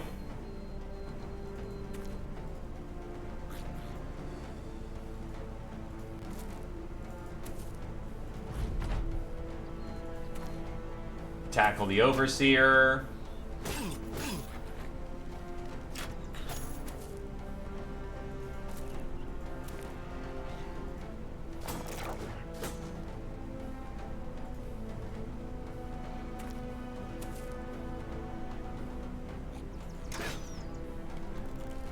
Oof.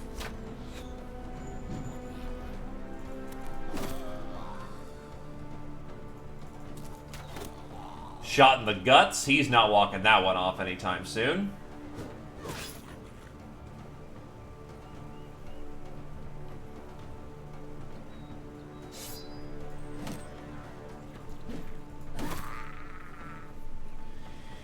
Yeah, unfortunately these gobos aren't going to get away that easily. We're not going to let them.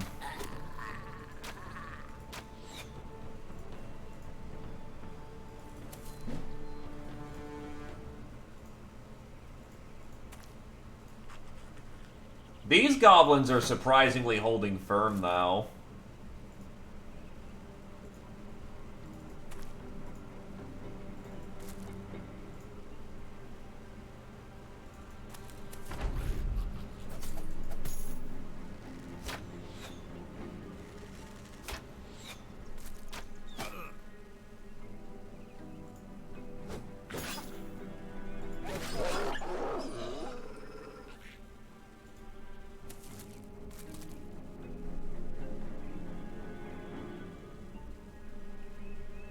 It's English. English is a weird language that does the weird thing.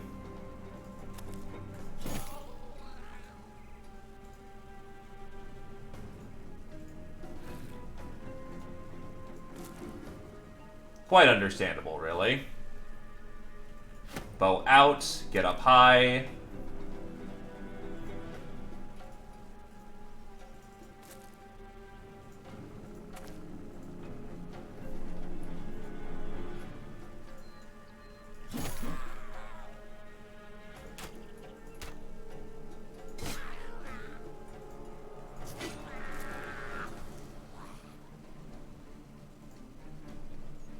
I wonder if anyone has greenskin hatred in this party.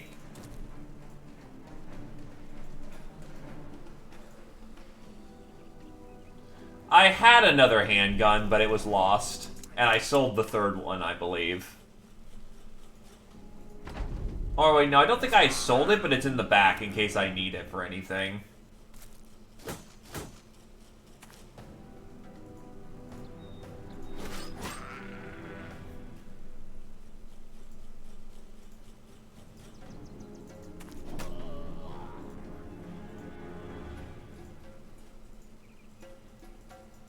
I'll let Maurice have this one. It's over. They are super dead.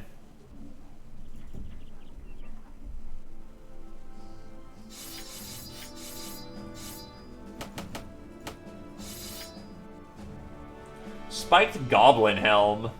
The distinctive spiked helm of a Goblin Overseer. Spiked Impaler. A large and heavy crossbow with menacing spikes in front, more like a miniature ballista. It shoots stakes with enough force to knock back a target hit. Does plus 100 damage to vampires, aka necrosavants.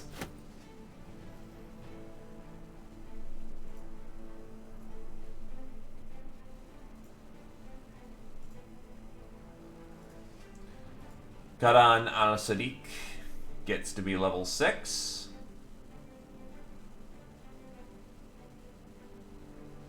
And we will count him as scholarly. Allows the user to be counted as educated for events regardless of other conditions are met. You mean the one crossbow guy?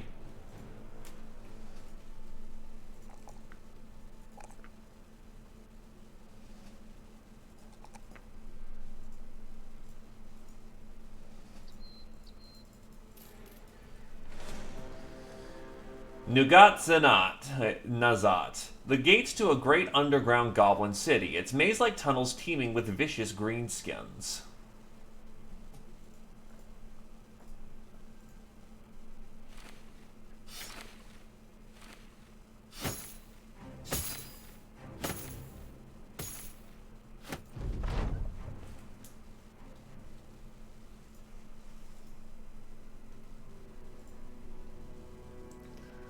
To lands far east and near and far.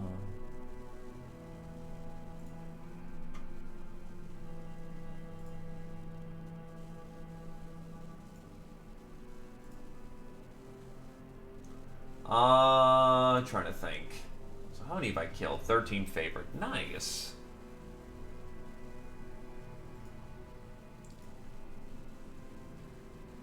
Here's a spoiler. We're going to win. Oh, wow. Wait. Why didn't it repair his stuff? What the hell? Oh, it just glitched. His stuff is fixed.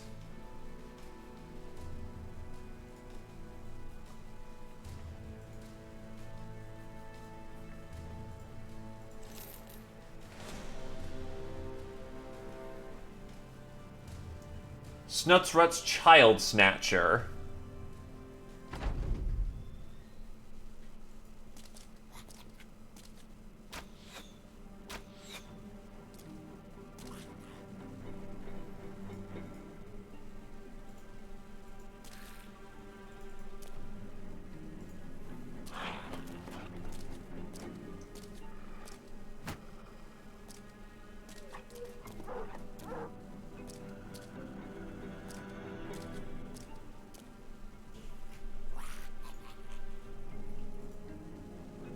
The terrain is less than ideal. Also, 3 overseers, the fuck?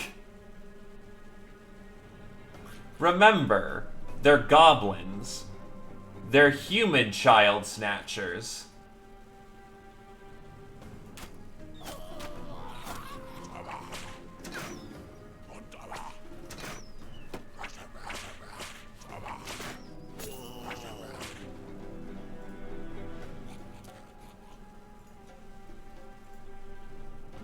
In their society, they're doing pretty good for themselves.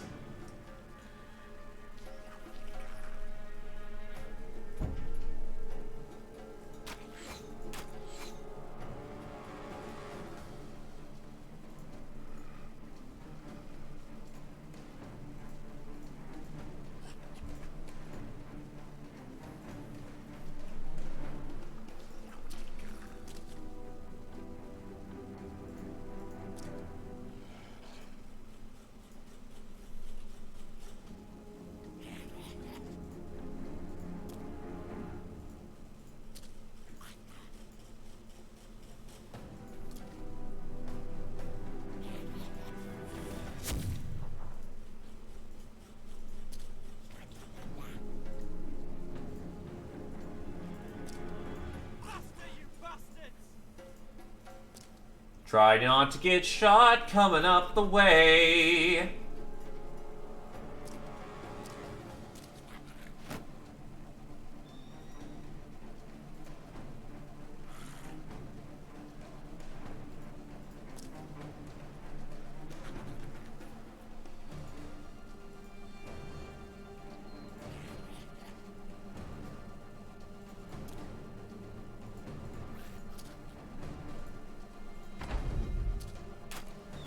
There's just no avoiding it, unfortunately. We're gonna get shot getting up the way.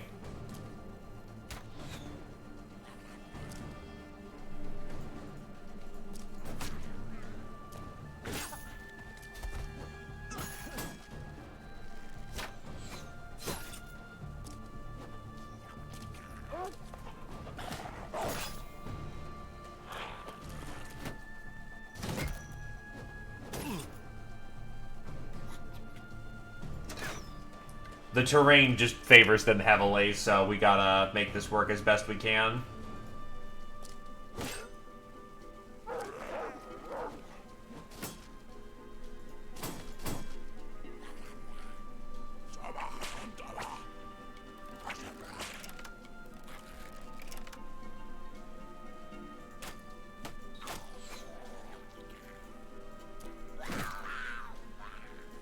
Outflankers are actually being able to do a good job here.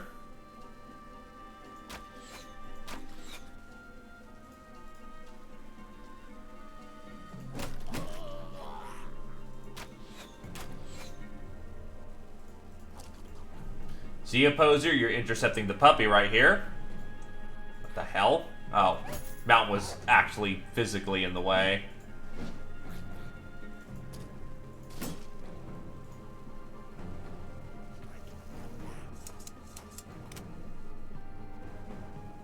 I'd love to be able to shoot right here, but that's going to shoot our buddy in the back.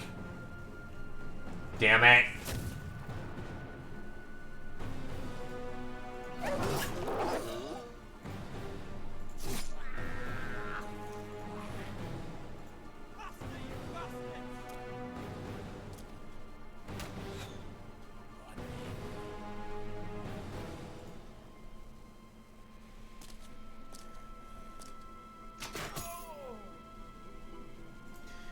Yeah, I'm already taking a crap ton of shot. I don't need to give my enemies more freebies.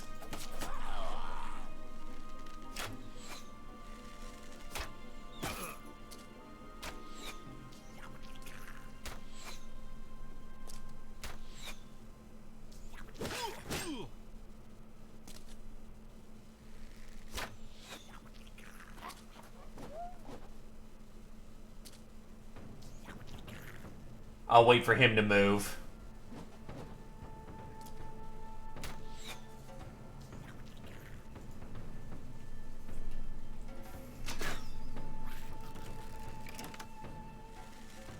If someone could just kill this guy already.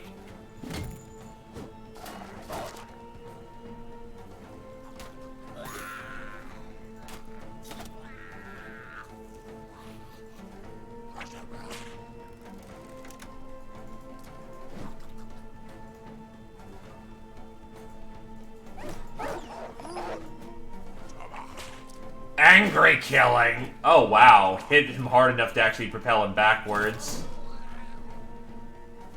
But now this guy's exposed for Britcan to just start shooting the crap out of him.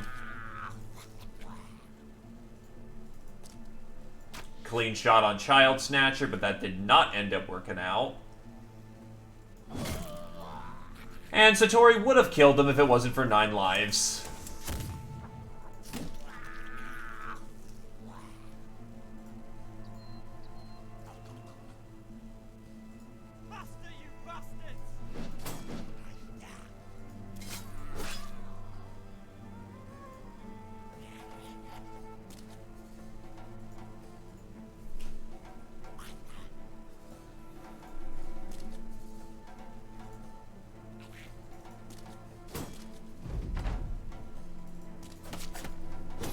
Pushing in slowly.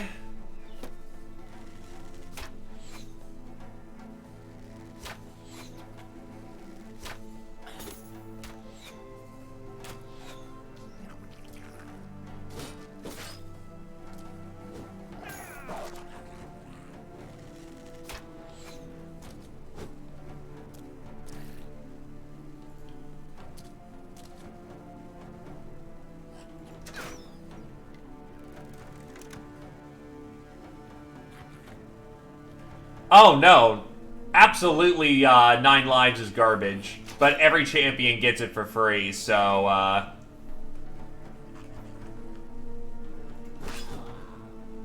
if you get 9 lives, having something is better than not having something, but with our very limited perk selection, we don't get the benefit of getting 9 lives more often than not. We just flat out do not have the points for it.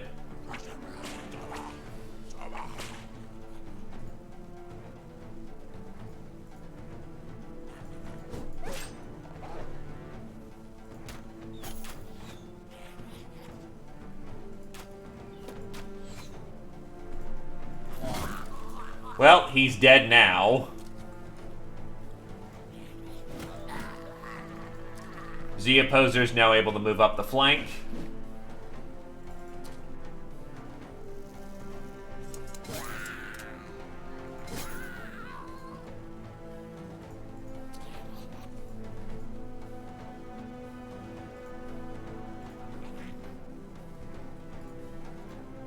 You do not have any really good defenses, so just get up that hill then.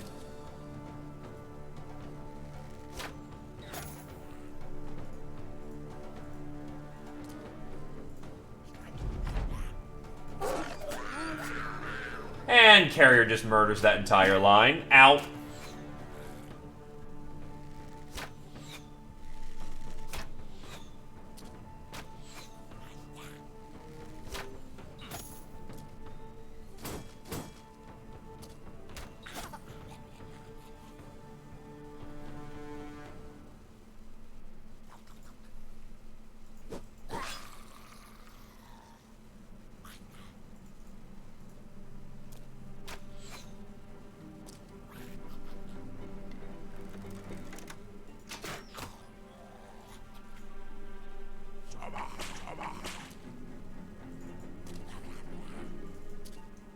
Get him in there.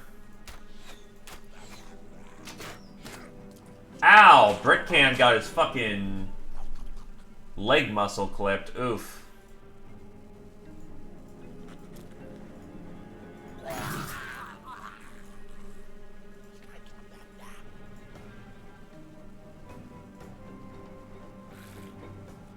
Oh, this normally would be a nightmare. I'm just throwing as much range defense as I can, moving in with my heaviest armor troops to provide tantalizing targets, and then just counter-sniping them as best as I could.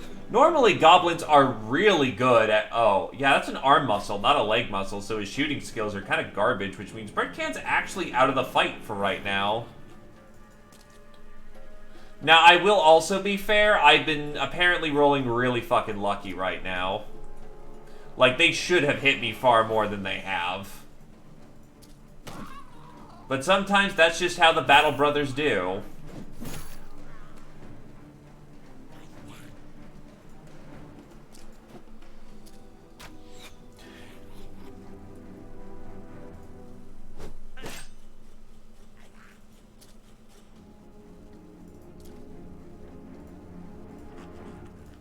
Hey, pulling you out early means that you're at much less risk of dying.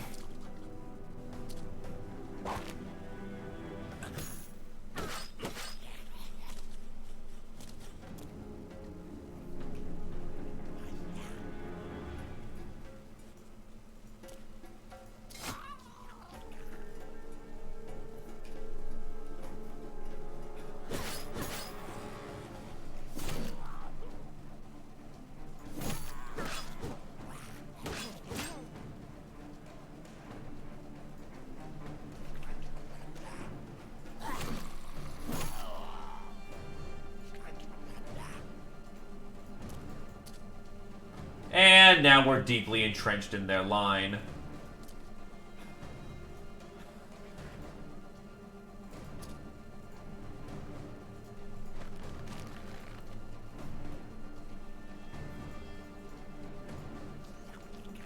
Let's get our boy some backup over there.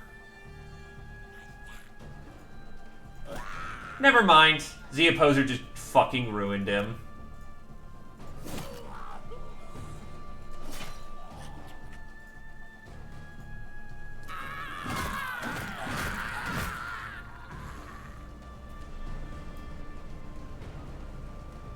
Pretty much, yeah, we're just that damn good.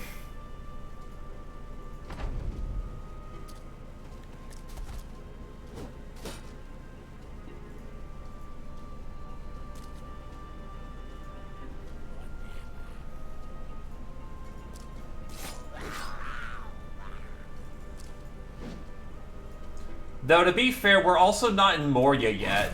There is a bigger city of goblins. We just have to get there first.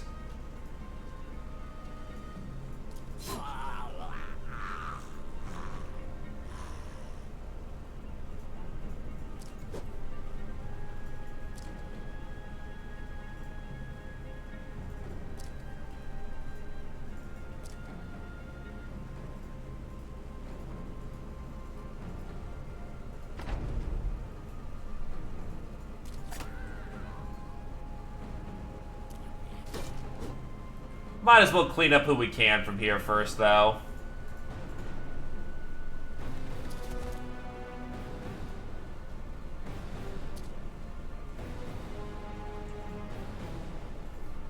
I'm feeling particularly mean and spiteful. Though, honestly, I don't feel like running him down. I'm being lazy on that one.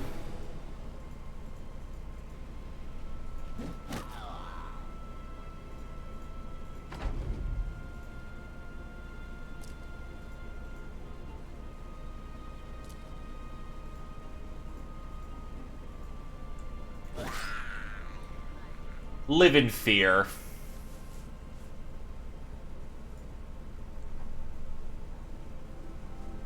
Salt dies. Another stabby spear.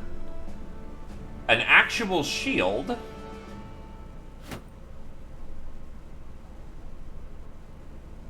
Lots of roots and berries, which allows us to continue on this expedition. Lots of ammunition.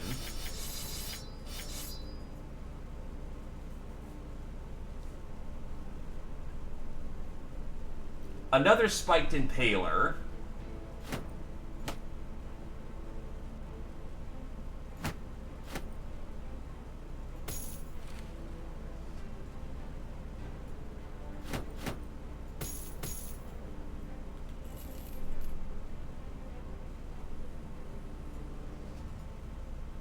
Go bully the orc camp now. Why is Taylor Man unhappy? Oh, forced into battle against their wishes. But why? They're in peace.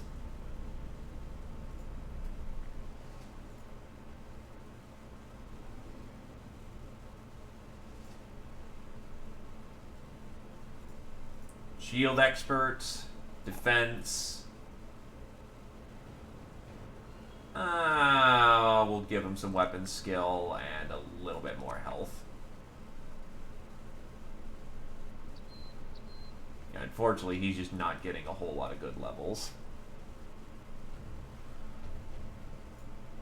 So how bad is that arm clip? It's gonna be that way for a while, but 76 range skill is still not bad. If we're not fighting gobos, you'll be fine.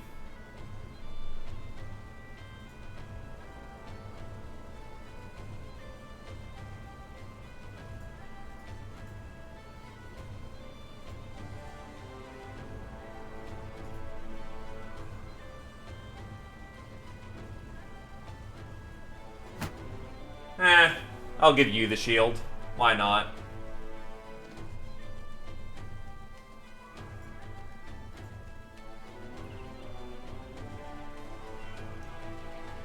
This is just a bully. Spiked impalers are giant-ass crossbows that are over-tweaked by goblins to get as much punching power as possible.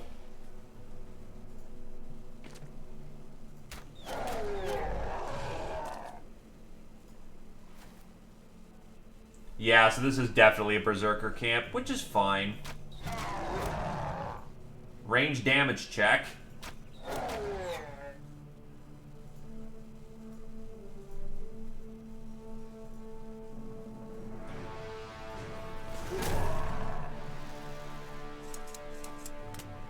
Hold the line!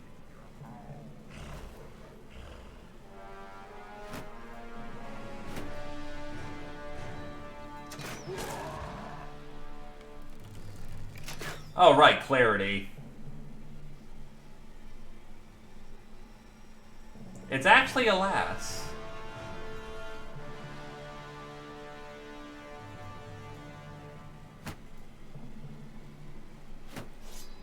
That is a major cooking of my AP, but we'll be fine. All we need is those Zerkers not in the line for a short period of time.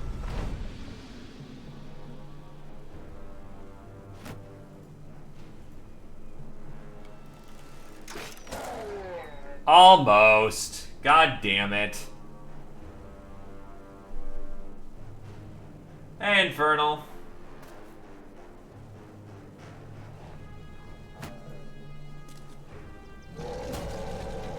They're getting in.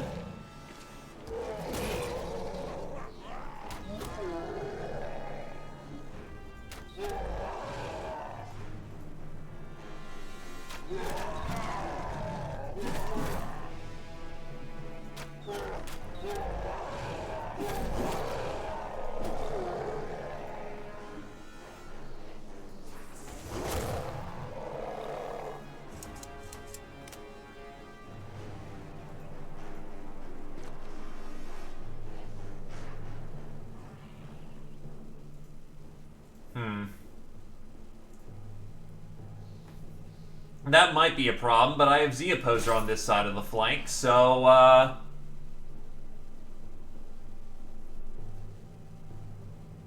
Oh god, that is a two-handed orc hammer. Oh fuck, oh fuck, oh fuck.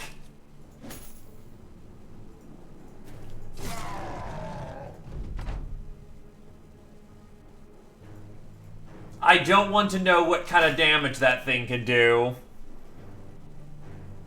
Shit, shit, shit, shit, shit.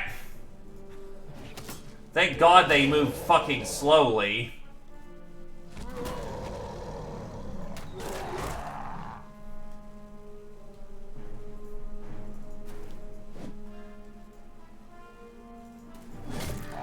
Okay, they broke.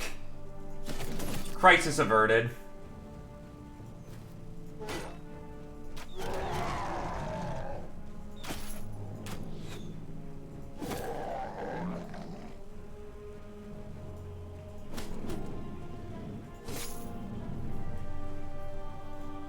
It also probably weighs like a Jenga, too.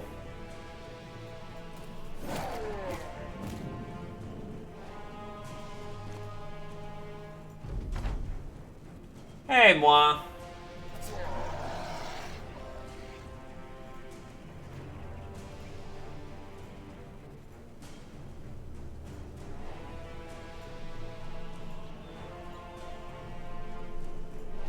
One, two. 1, 2. 1, 2.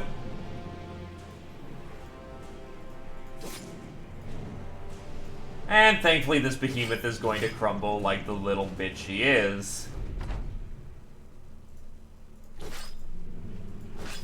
He's gone, with his head flying in that direction. 70 to 100 damage, 209% effective against armor, does shield damage. Massive crude head hammer with a head of a massive crude hammer with a head fashioned from a hunk of solid iron. Too heavy to be used effectively by the average human. Yeah, that checks out. Orc decorative bones.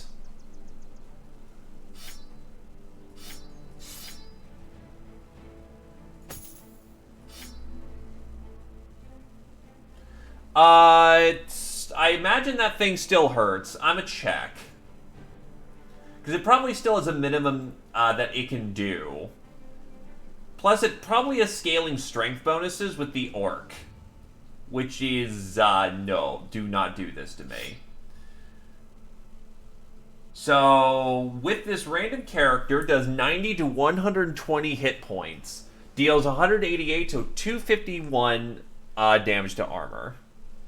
I mean, yeah, we're all adults here. As long as it's got some class. Anyway, we're done on this expedition for the time being. Oh, hey, it's the ancient temple, never mind.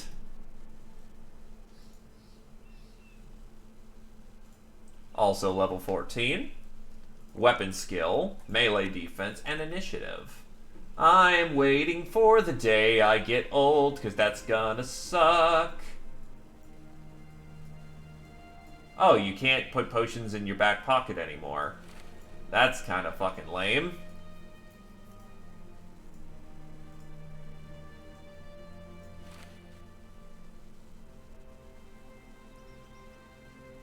Right? You mean this thing with 421% effective armor damage? Goddamn ridiculous is what it is. Yeah, it does no real health damage, but goodbye armor.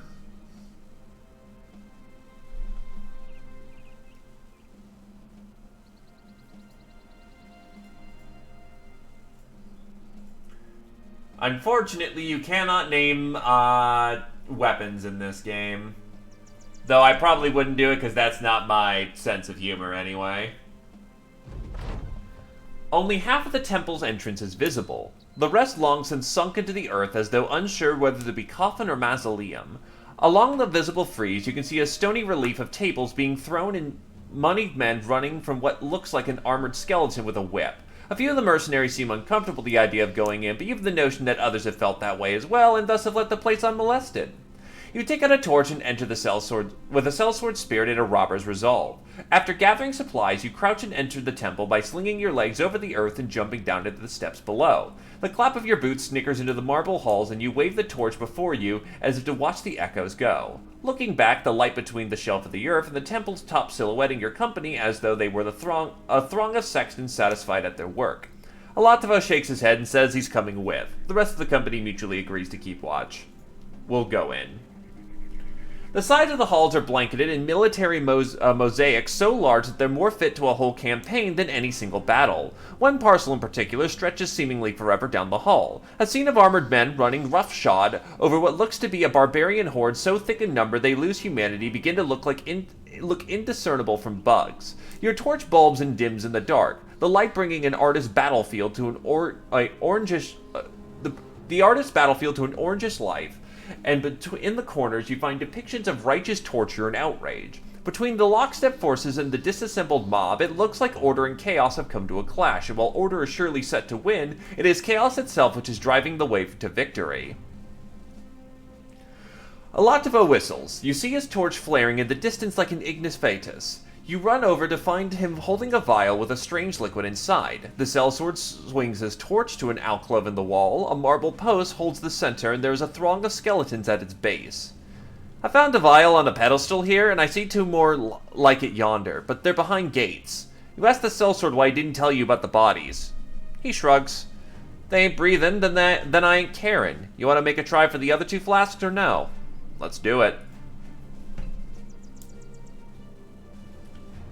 You find the next vial between a chest-high gate. The flask itself is grasped by a stone claw of a wingless gargoyle hanging down from the ceiling. There are a few glyphs on a slab in front of the gate, but the words are ancient. Even if they weren't, you're not sure how well you'd be able to read them anyway. Suddenly, a voice booms overhead. A flock of birds are in a field when a hunter comes along.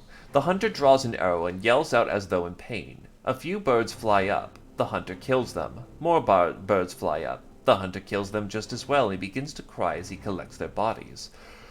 More birds fly at the sound of him. The hunter's cry and killing. He can hardly knock arrows fast enough, and he has to pause to wipe his eyes. One bird turns to his friend and says he should go console the man. What does the bird's friend say in return?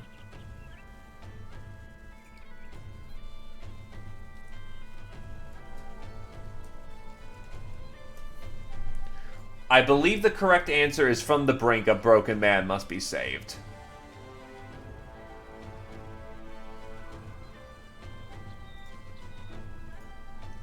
The voice is silent for a moment, then returns. Correct. Jolting with ancient engineering, the gate slides down, and the gargoyle lowers within arm's reach. The vital organ's rigid guardian staring with stoic aplomb. You grab the vial and hold it close as though the monstrous stonework might come alive to take it back. You wave your torch around and demand to know who is speaking. The voice laughs, but that is all. Alatovo looks at you and shrugs. Well, we got the treasure, did we not? No harm in trying for another. Might as well see. The last vial is behind another gate, an unsettling one to look at just by the architectural standpoint. There are not mere stone bars here, but twisted iron spires scarred with scoria and slag, and the gate is not at chest level, but at your shins. The vial itself is on a further rise, meaning you'd have to reach under the wall and then up again to get it. The voice returns. From me all comes to being. From me all shall be in the end. When man crosses the earth, I follow in his footsteps. You stand in silence and look over to Alatovo. He shrugs. Dust. As soon as the word leaves your lips, the gate jolts up. You pensively stare at the remaining gap. Alatovo crouches down and slings his arm under the gateway's top and gets at the vial. His fingers scrape its glass while the gate's spires rattle in their catches like a bear reluctantly letting someone brush its teeth. The man finally pinches the vial between two fingers and scissor flips it into the safe embrace of his palm. He stands up and hands it over. Simple enough, huh? You nod, but then you turn around with your torch and yell out, demanding to know who was talking. There is no answer. A brief search in the darkness turns up no hidey holes or dugouts, but you do find scraps with notes with drawings on them. The pages seem to indicate the vials are capable of killing Wartegangers with but a single touch of the liquid with each flask. There's also a sticky paper with a crudely drawn woman on it. Whomever was here, you don't care. You take the vials back out and return to the Thracian Crusade. They draw swords at the sound of you, then sheepishly sheath them once they see your face. Sorry, Captain, thought you might be dead. And walking. A walking dead man. Well, we got the vials for just that problem now. I'll take the low road.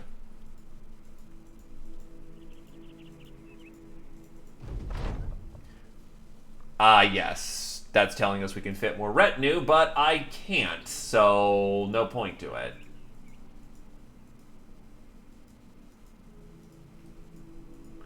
Goblin hunters at the night. Yeah, you guys do your thing. Ooh, another goblin city. Maybe they all are indeed. How much space do I have in my back pocket? Knit Natter!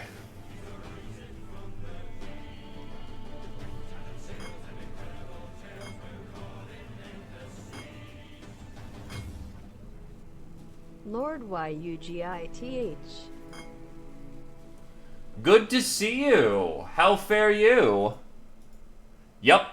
We're in the Far East where you can find legendary locations, but, well, there's no civilization. Oh, what the fuck, Nat? Whoa! Hello there!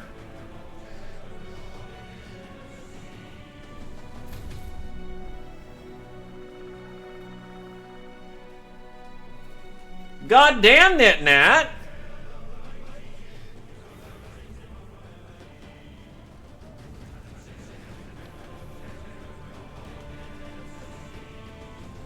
Hell of a sub bomb there, much appreciated. What the holy hell?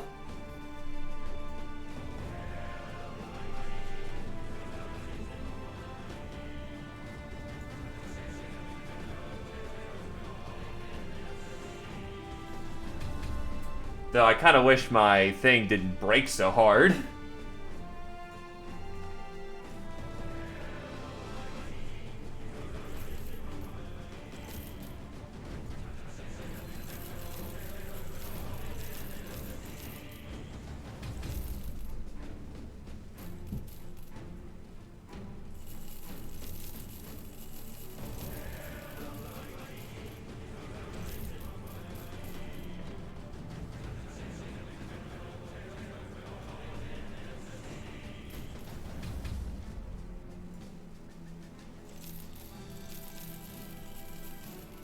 Again, thank you very kindly, Nat.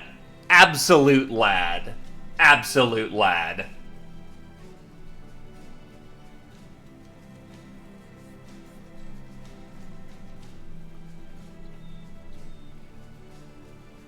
Blessed be. How are food supplies holding up? I've got about 3 days worth of goodies because most of my stuff is starting to rot.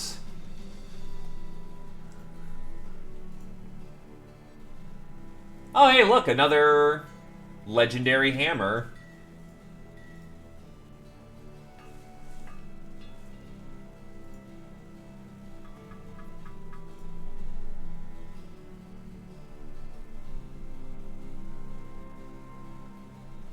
The Age of Hype Lizard.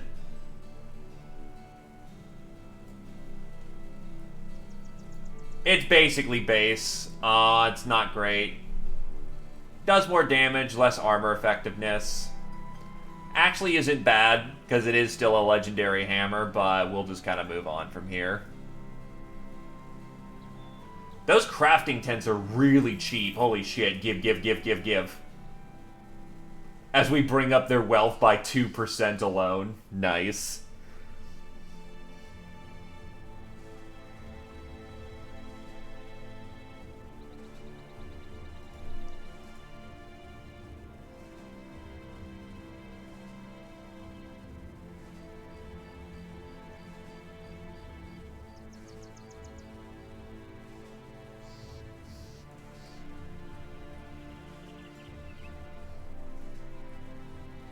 Alright, let's see who's ready for combat. Everybody's ready for combat, so let's get in there. The whole eastern part of the map is uninhabited.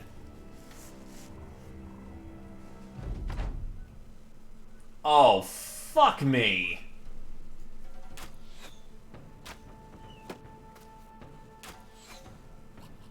I thought this was flat plains. As we let them have a full round of shooting. God damn it.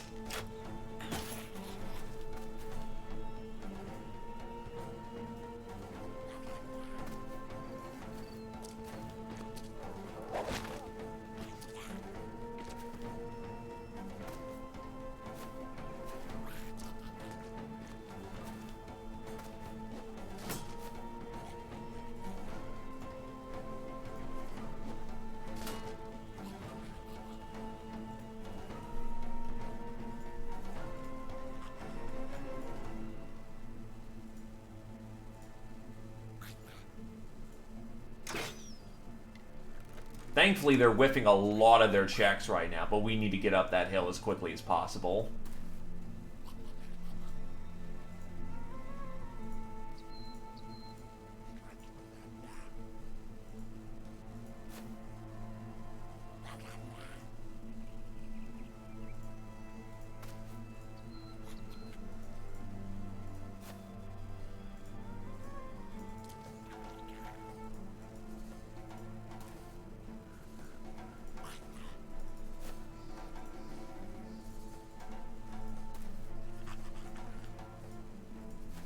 Oh, shit.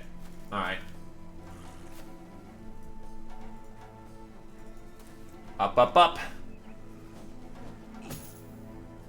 Thankfully, where they started, they seemed to have a bad angle on us, so they couldn't get a lot of their initial shots out, so small condolences. Well, not small condolences, small mercies. I'll move Badass out of here because he's poisoned and will just be target bait if he keeps up. Move back Commandant.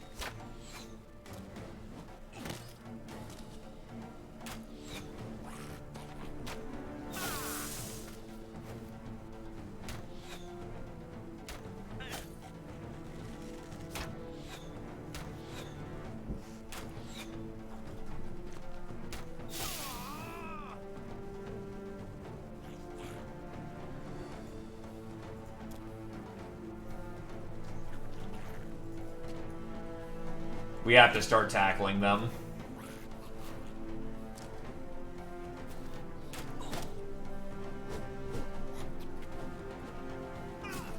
Yeah, the most damage they can do is in this initial volley. By the way, there's 41 goblins here. Holy shit, that's a party.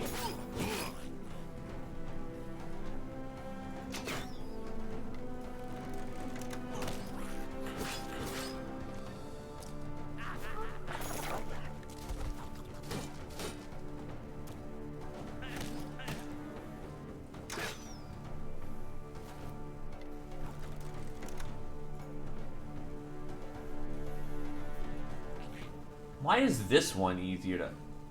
Oh, because shield. Wow. Fucking numbers.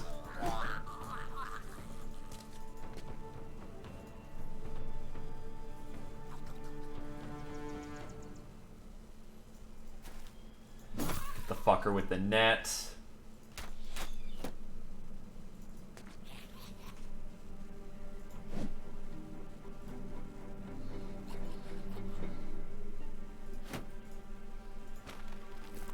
Ba-bam up.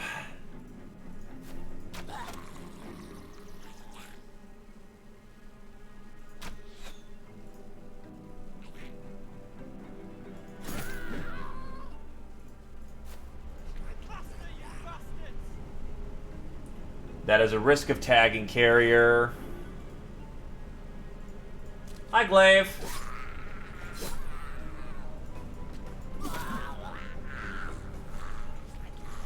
Thankfully, with them having so many people here, morale cascades are stupid easy to cause.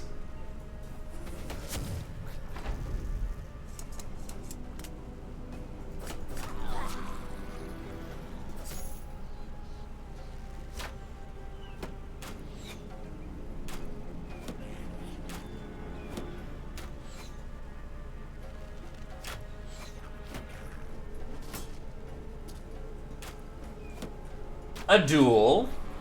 Why not?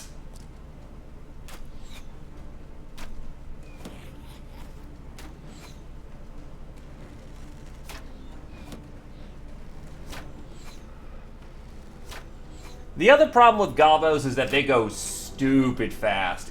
Your fastest characters might be able to get in a turn before they do.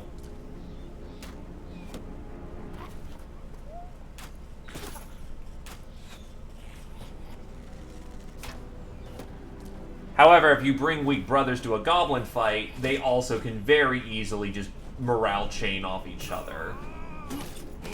Manipulating that is the key to success or failure. Do I want to get deeper in there? Oh, that's both of their champions right there. You know what? I'll focus on doing my actual job of being anti-champ. Somehow scattered into carrier there.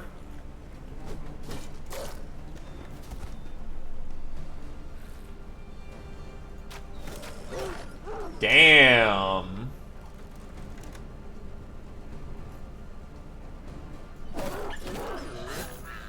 Gotta love a red wedding.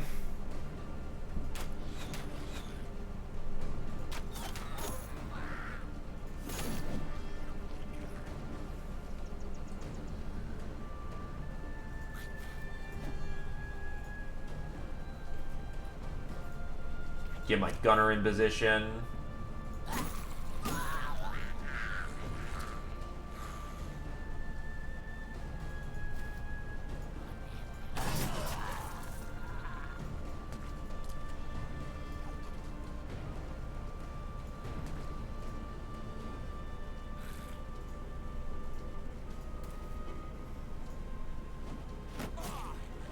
And they already spent most of their turns, so, prepare for us to get a lot of turns now.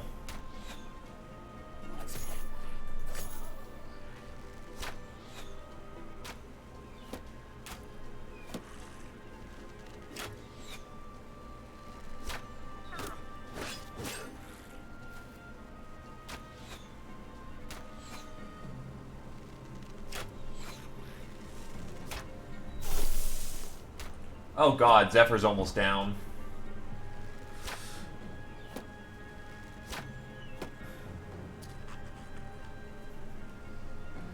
Actually, funny fact, Zeoposer is a one-handed hammer. It's Satori who does the chopping. The big chops.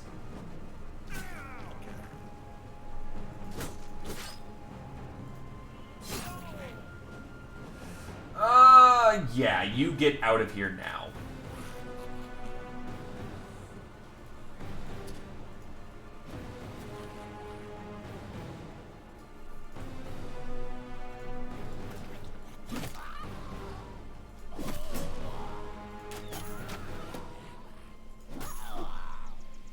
And that is their entire line collapsing.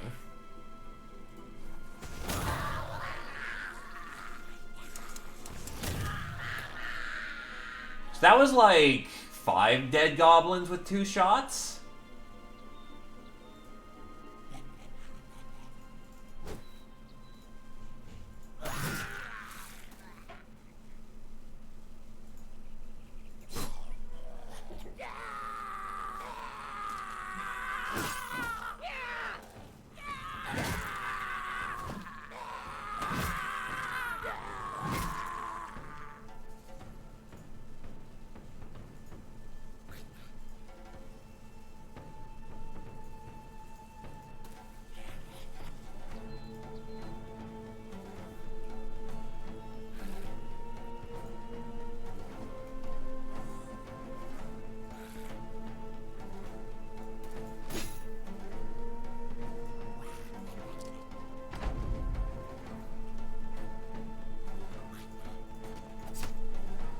Credit to this guy, he has no fear whatsoever.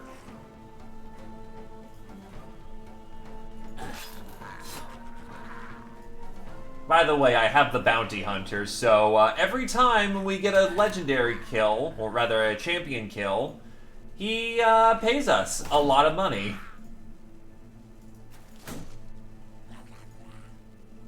It's great.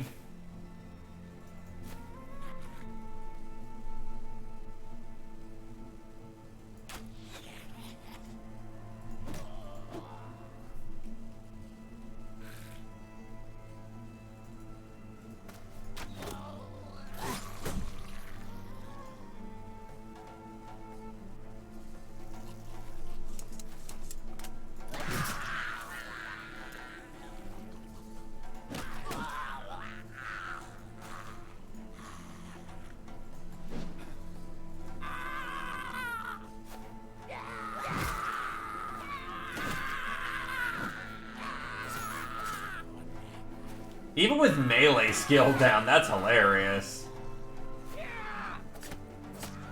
Looks like enough of them have died to consider they are considered in the broken state, so works for me.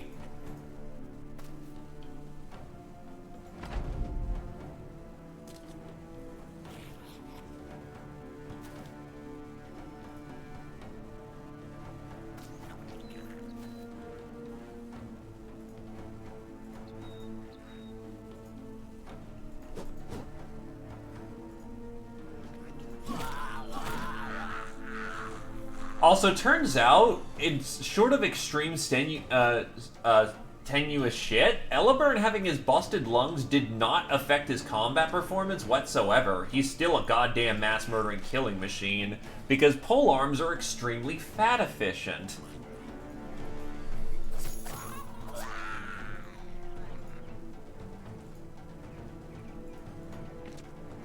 Thank God for being nimble.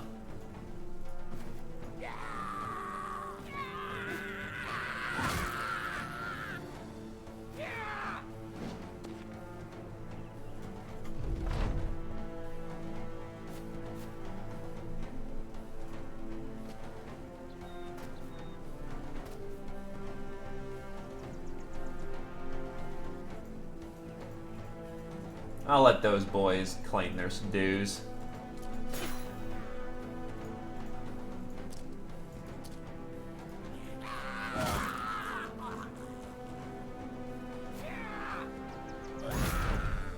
It's over. The rest of them can go. Salt. Ooh, ancient gold coins. Goblin poison if we cared for it. Another spear.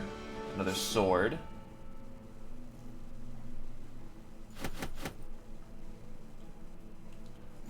Thankfully, any fight with a goblin kind is very good for the simple fact of being able to replenish ammo is very easy.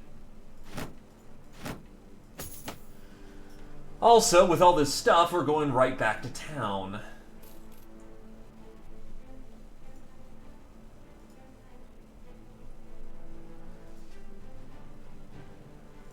Also, Alatovo hits level 9. Shooting, shooting. And... I'll go with a weapon skill level, because that's just too high to not take.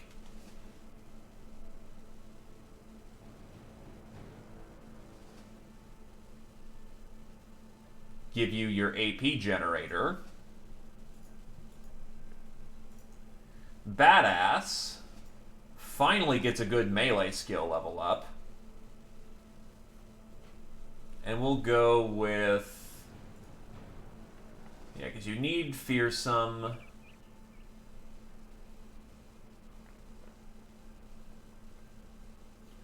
Pain is the embrace of God. Our bodies keep us from bliss. Only in suffering can we know the truth. Gain 50% of your missing health is resolved when wearing cultist robes, sackcloth hide, or leather wraps.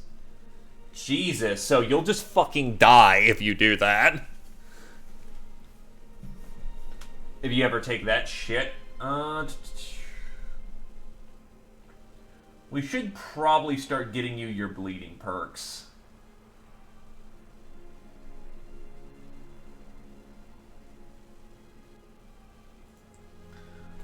No mind over body does suck the big one, but we will go with initiative to make up for no defense level this round. Melee skill and resolve. And give you cleaver mastery.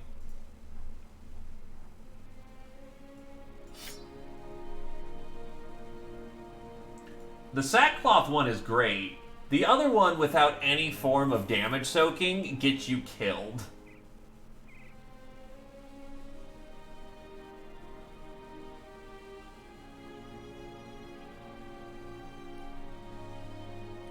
It's fun, but it's not, you know, quote-unquote fun.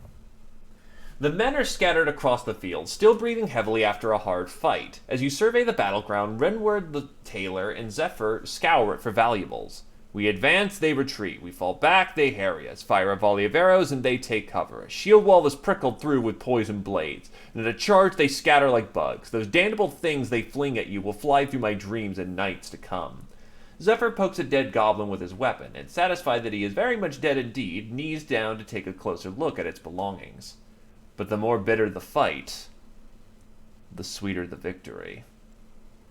He stands up and meets Renward the tailor's gaze. The more bitter the fight, the more alive I feel. Come on.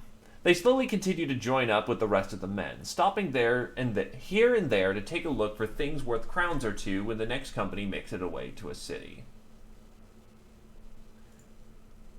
No, sackcloth is...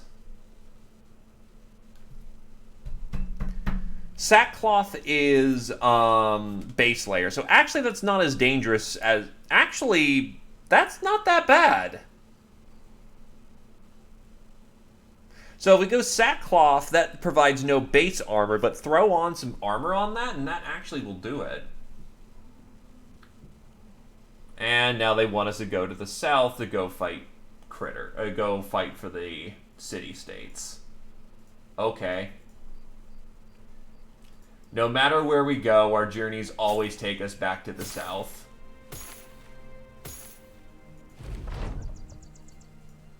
Yeah. We just need to get you a sackcloth because I sold the previous one.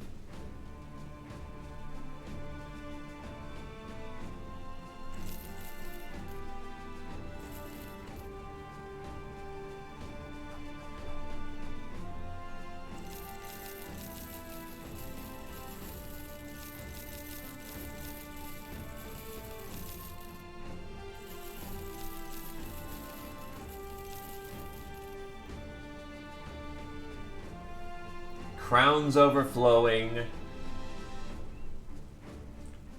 wealth overgrowing.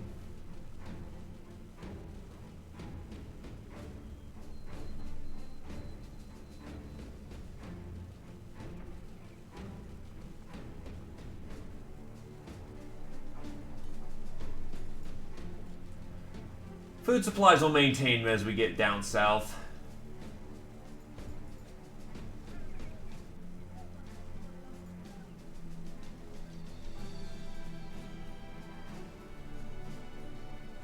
So, let's get going. Now, what's your job? Oh. Go fight some greenskins. Nah, not terribly interested. Need to go south.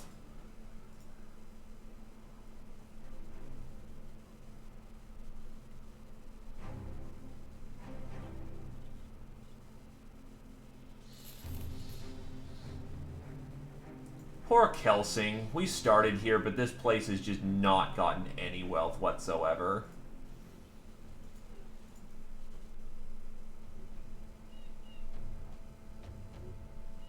Probably just faster to walk it.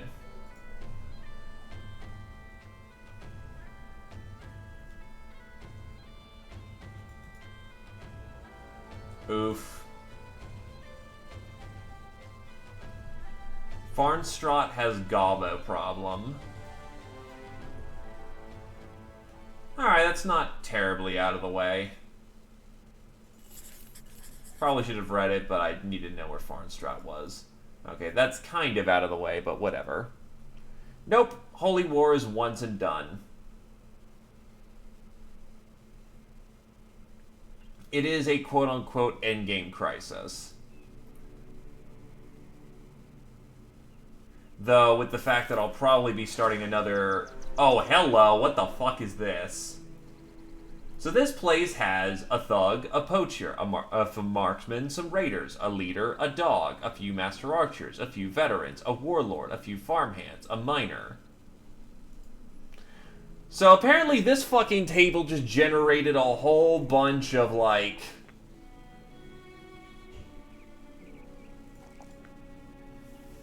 just a whole bunch of random guys. Sure, we'll take it.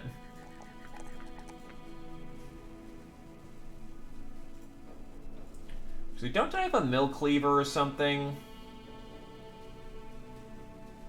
No, no cleaver. Just a scimitar.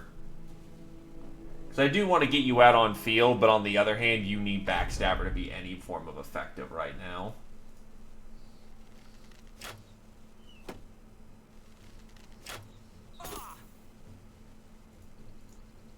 What the fuck's that thing? Okay, so they're recognizing that they have superior ranged firepower. Or what they believe to be superior ranged firepower.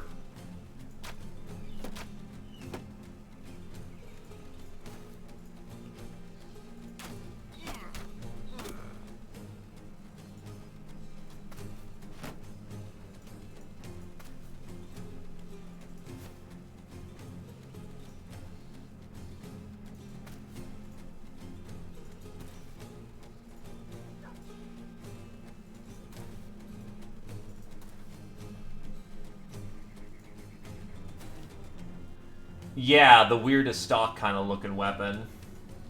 Mr. Pig. Mr. Pig, let me in. Nah, I haven't a stock. Caw, Adeline. Yeah, I don't have range defense, so shield up.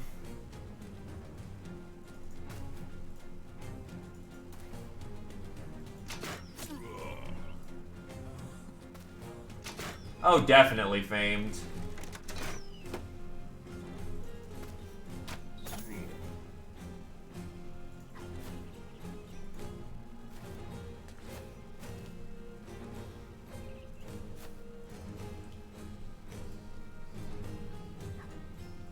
Oh shit, that was a misclick, but whatever.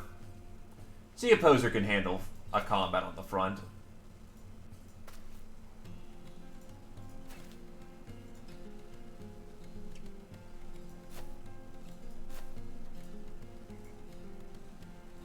Well, yeah, it's loot. We're here for that. And you just got your chest impaled, and you're doing real bad for hurts. So we're gonna get you out of the fray real quick.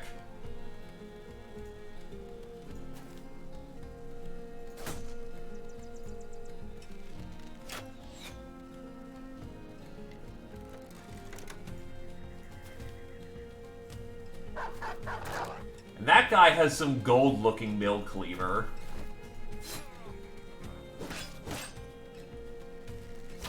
Really? 2 good hits on him.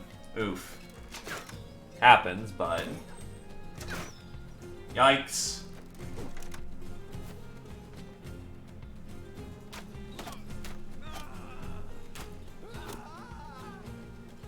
That miner could be a threat if he gets in somewhere bad.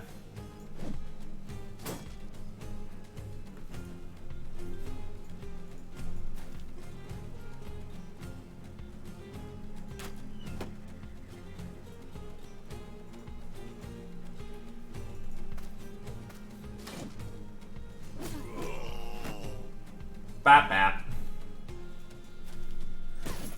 Extend the combat line. There goes his ugly head. Popper's gone.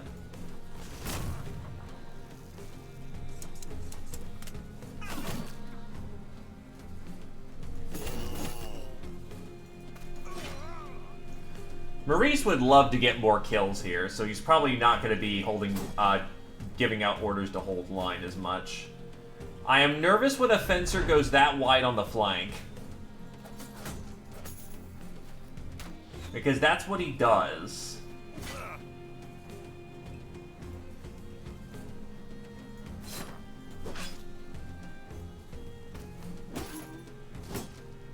And that's a mill hammer. Thankfully, he didn't seem to hit Satori that hard, but he needs to go.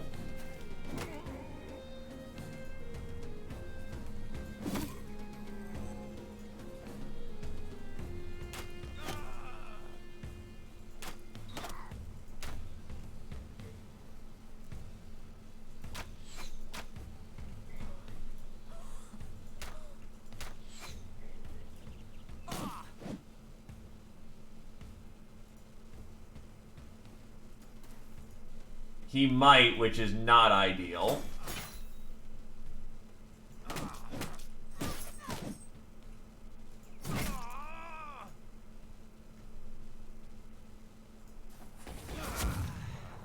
Oh wow, that was a double kill for my gun. Nice.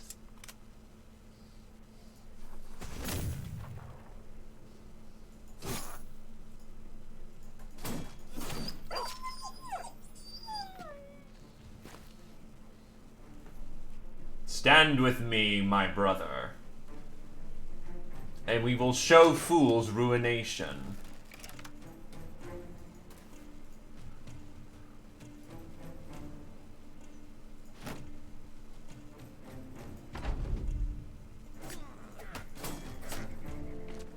Yeah, they're starting to pull back. That sucks. Okay. Well, better than him having jumped us.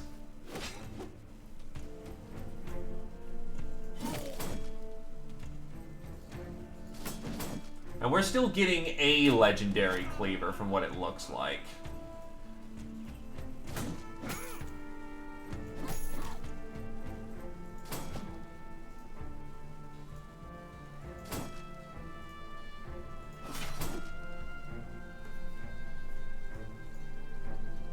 Meanwhile, our boy needs backup over here.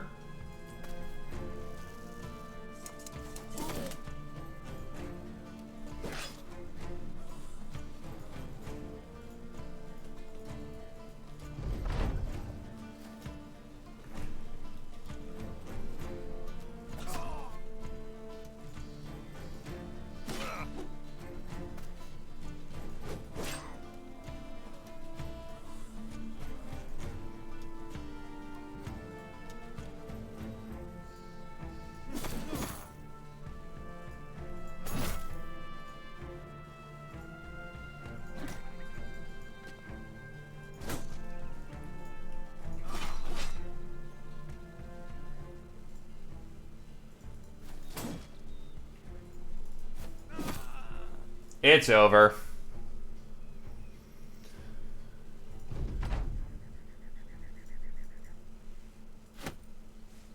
Exquisite Carver. A masterful smith created this... a masterful smith managed to create this military cleaver in such a way that it handles most like a regular sword but loses nothing of its devastating power. Oh shit, we got his armor too. That's unusual, but I'll take it.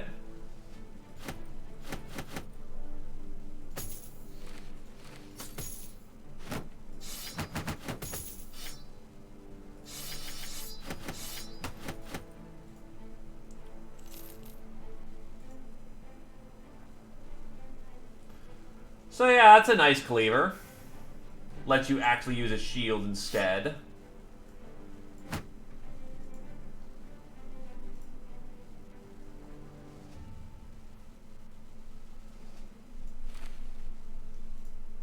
Satori hits level 12. Get those defenses up. Z Opposer hits 13. Flips. Oddly, just the best dodge boy when it comes to arrows. It's hilarious.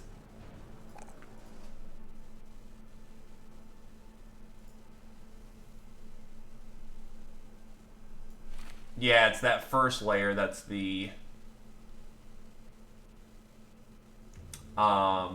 specialty stuff. Heavy Cloak's not bad either.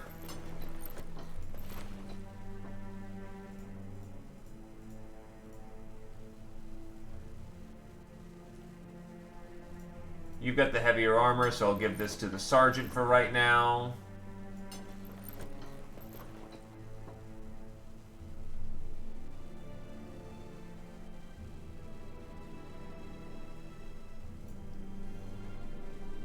Though we can take off your scarf and give you a blue cloak instead for more armor. Okie doke.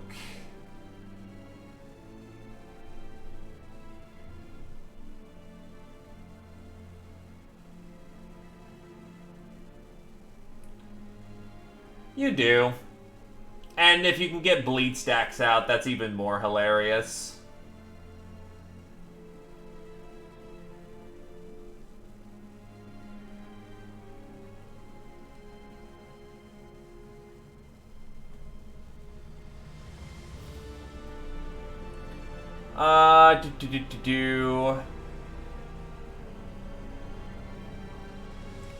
We'll go with Backstabber, I think.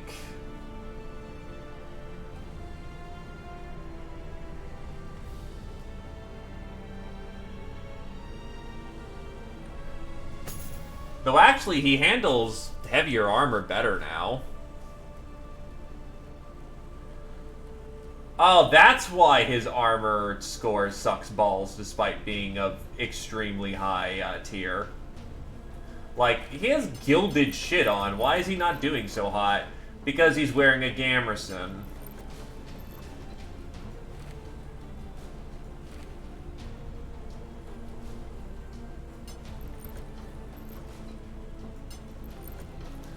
Though that also tanks his armor score now, so I think I'll take the chain layer off for the time being.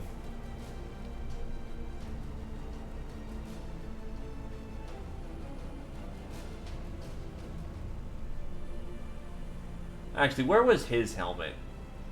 Ah, duckbill. And then I can put on the chain layer, which puts him at a good spot. Besides, he looks awesome in that Italian veil thing. Yeah, Italiano Northman helm. It's good shit. He has Brawny. So that puts him at 56, just short of... so you know what? Full Force... Nah, actually I'll go with Backstabber.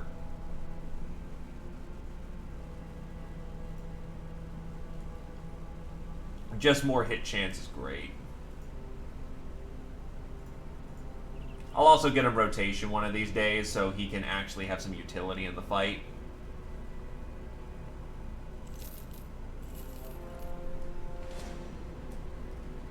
Green Heartwood Scrats.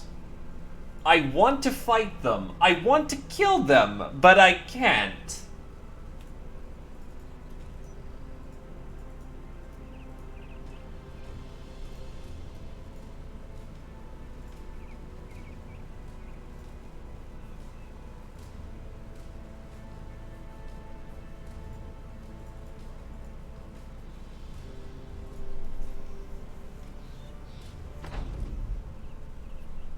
Okay, this is hill versus hill combat.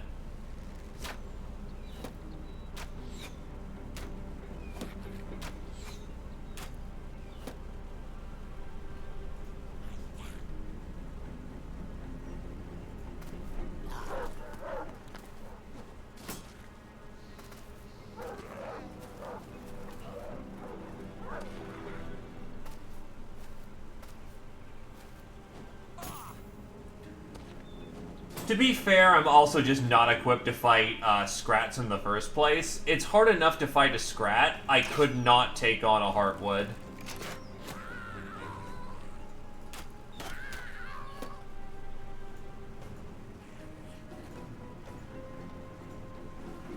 Yeet.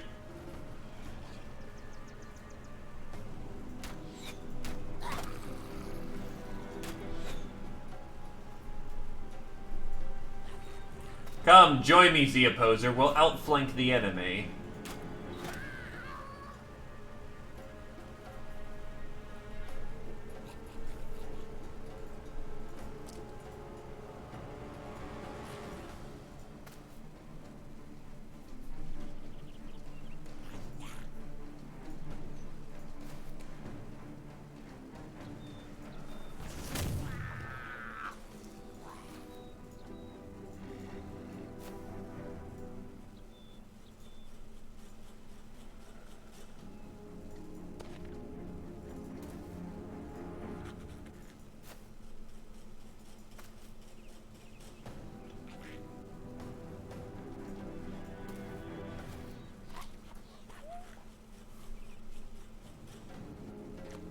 Again, goblins are well beneath, they're not that high of a threat level anymore.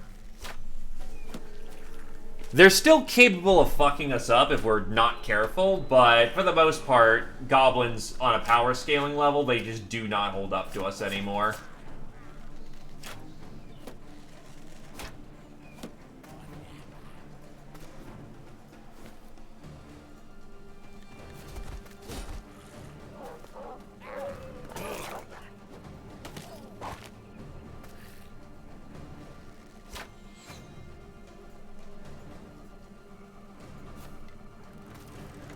But much like anything else in this game, all it takes is one bad step to the right, one misstep to the left, and you're dead. So, grow comfortable in our skills, but never forget that we are mortal.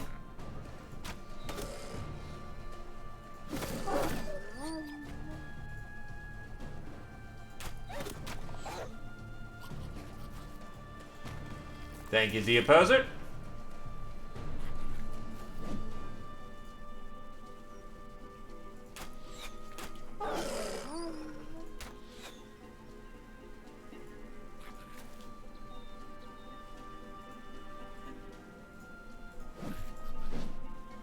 Oof.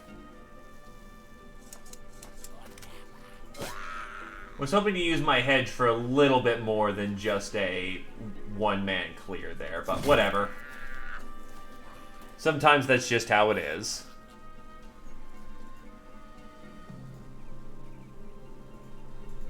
Instead, the old soldier comes up on top.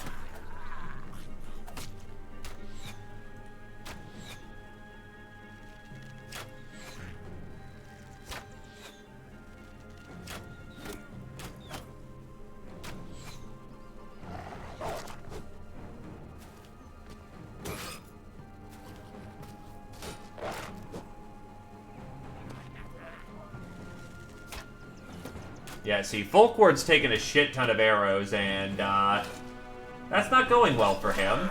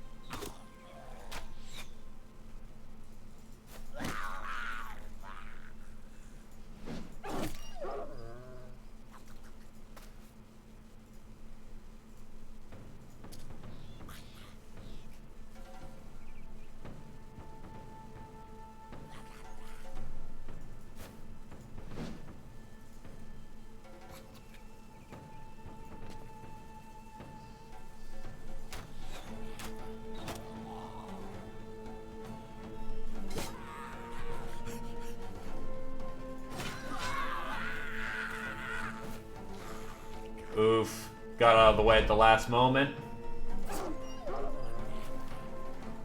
Get the dog.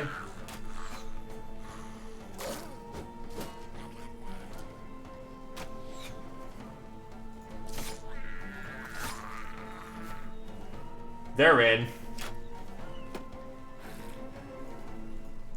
Okay. Fight basically won at this point. All that's left is the cleanup, baby.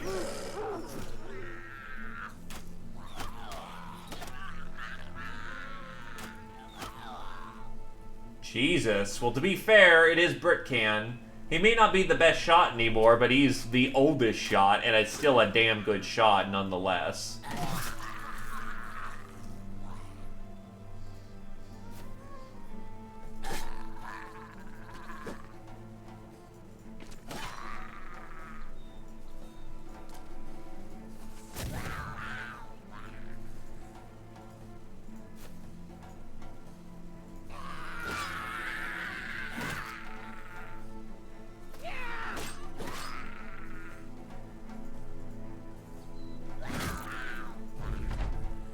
Might as well get the last one since we're here.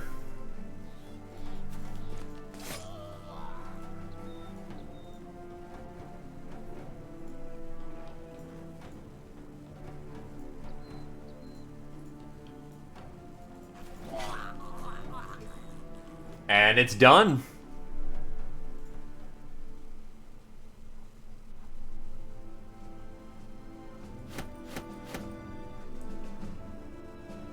Ivory coin, AP poisons.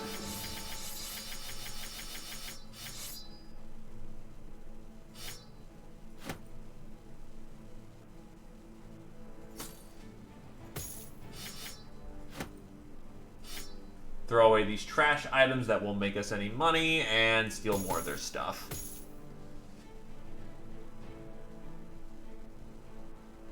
And let's grab one of their nets as well. Having slain the last of the Goblins, you take a peek about their encampment. We've already seen that one before. So I have to do a dodge to make sure those scrats don't kill us. You know what? There's an orc encampment right here. Let's clean them up while we're here.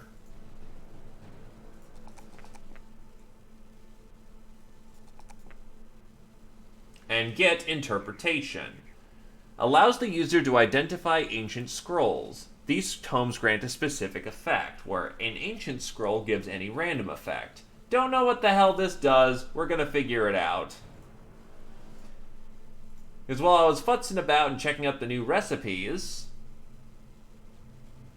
Oh, I can make simple cloaks with a dye, or I can make a tabard with a cloth roll and dye.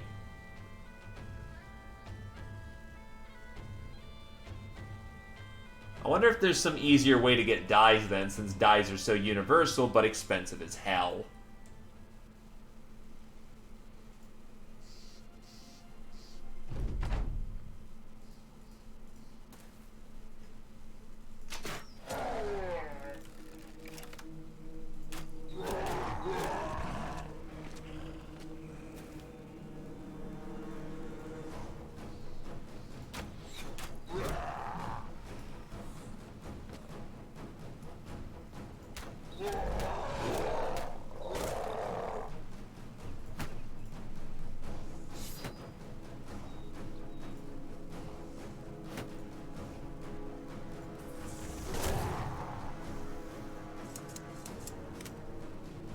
Hold the line!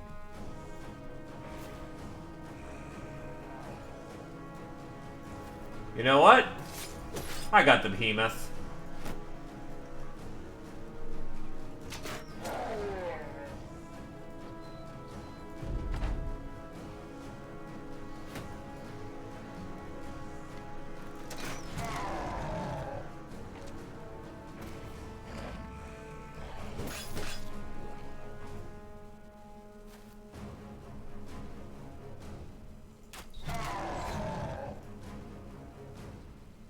He's holding position, strangely enough. Wonder if he's waiting for others to jump into the line.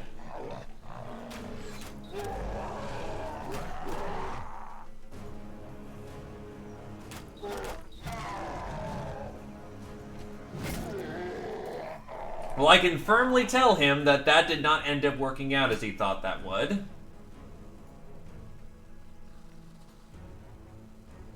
Prayer of Faith. Hold the line!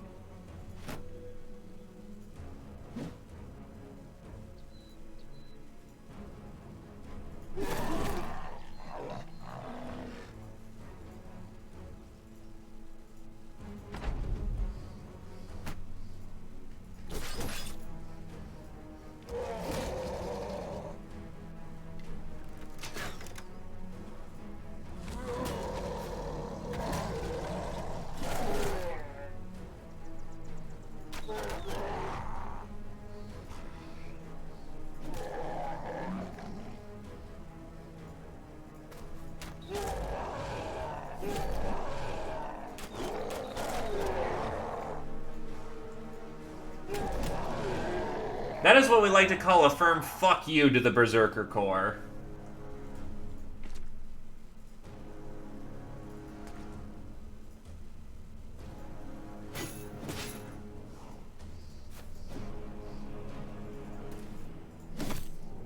We've got it down here.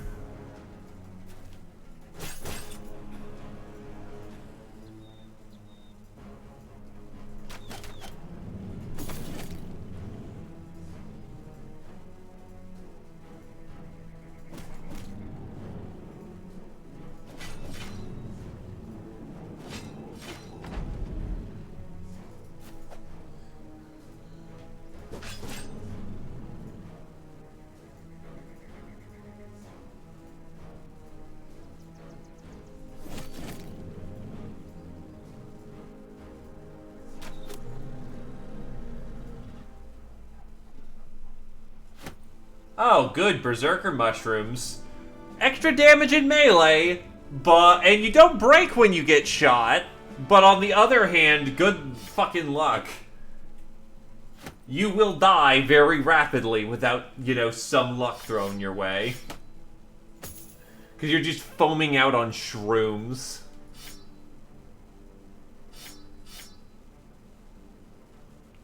Alright, back into town.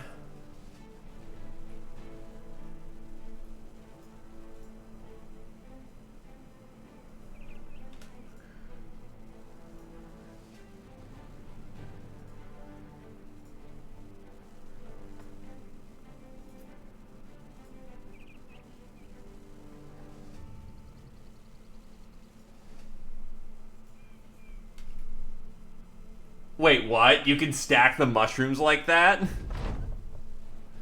Count Gita von Brockenberry laughs when he sees you come in with the goblin head. Hell, man, don't be bringing those in here. Give them to the dogs.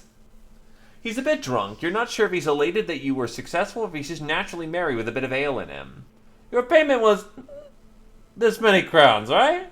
You think to alter the details, but a guard outside looks in on the talks and shakes his head. Oh well, looks like it was this many crowns then. Hey look, another hedge. Hey look, he's not very good. But base level 7? Hey, I need a hedge like right now. Yeah, that'll do it alright.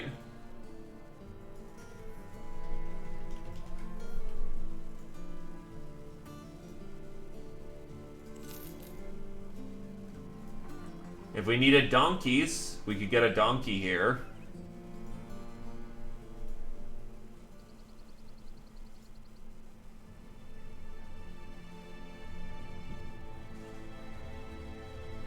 I mean, I didn't even mushroom stack that hard. Yeah, it is starting to move hard. Which is not bad. Getting some ready, able fighting people is, good. Oof. Yeah, but I am seeing a lot of green skins, so there probably is some, merit in the fact of, yeah, the green skins are probably the next crisis.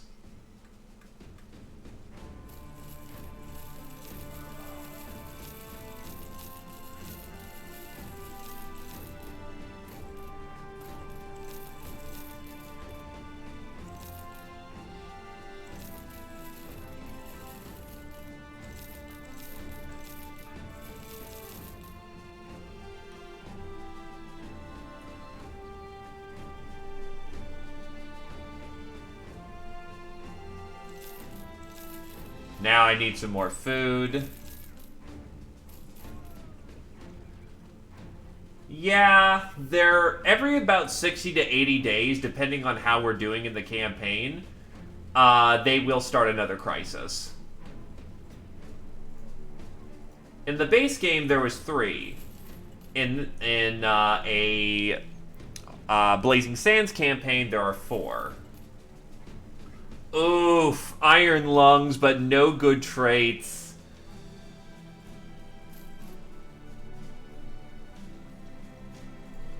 Sir Man. Afraid of the Undead, good range skill. This guy would probably be a good bannerman.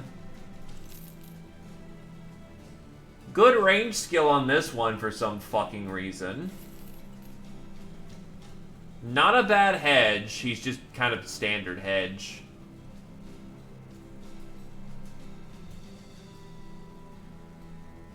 He's also greedy as hell, which means he's an extremely expensive hedge to keep up.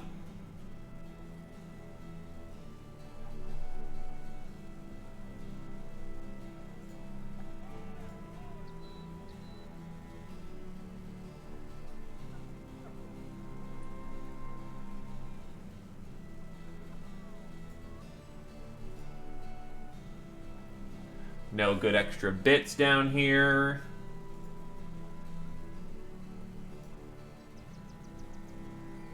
Soulsweld.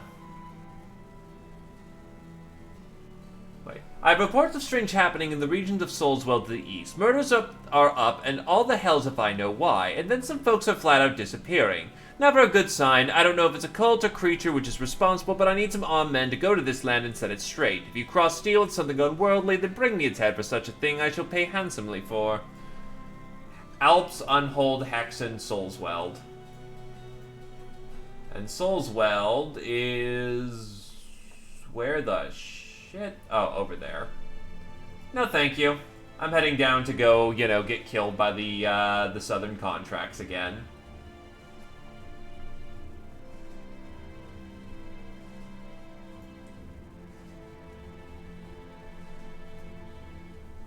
Another fort.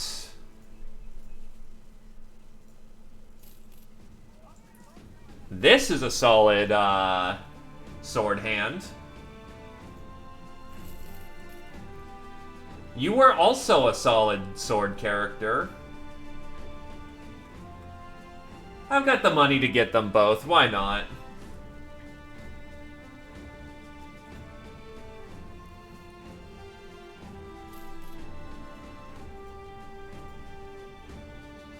Bit of a tight squeeze on this one, but I should be able to afford it.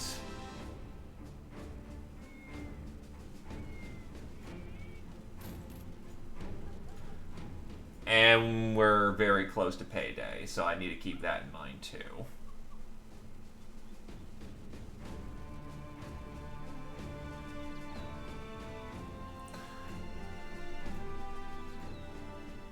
He'll still probably be here.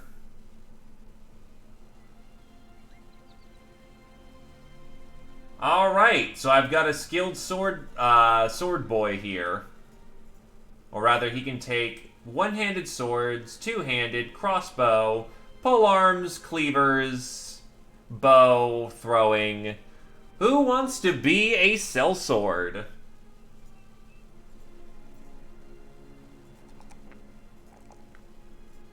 Also, I will give him Colossus.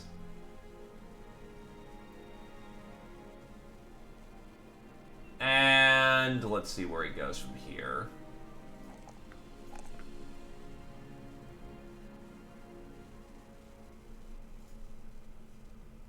No assured conquest.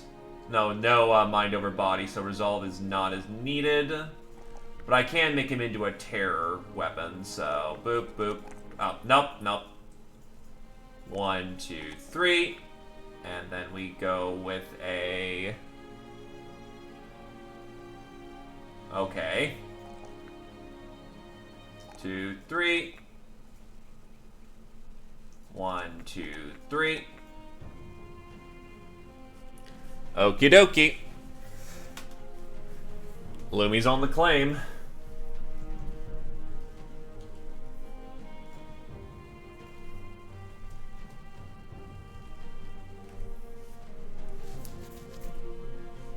Then the question then remains... Really? He's using an apron?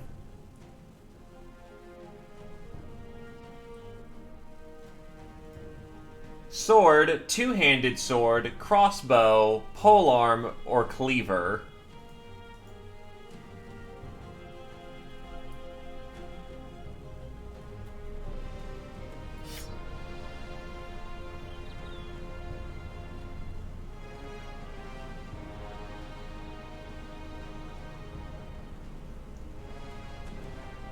For right now, give you a heater and a fighting spear. Though I do admit your armor's real fucking low, which I'm not happy about. Though I can get you brawny. Let's go with Fent and then brawny. And there you go. Your armor scores, your weight is no longer garbage.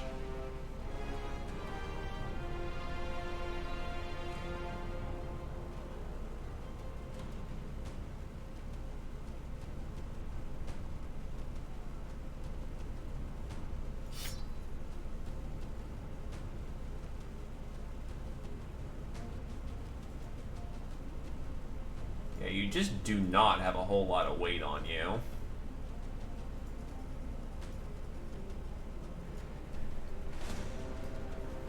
Small pack of Afrits. Oh, Folkward hit Apex.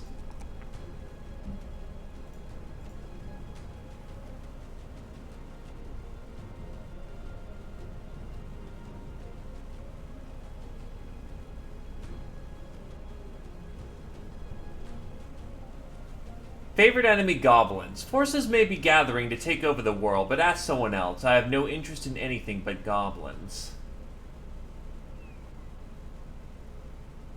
Yes, that is a reference.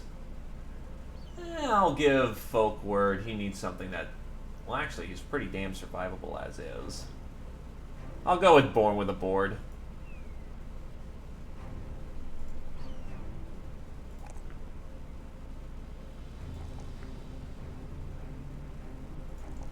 Give him that last little bit of courage.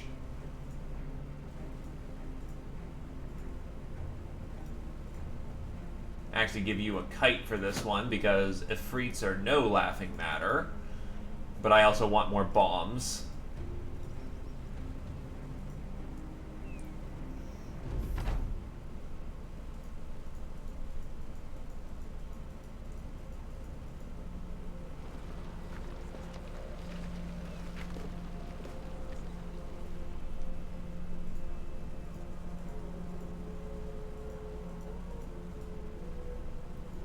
Just too short of a range.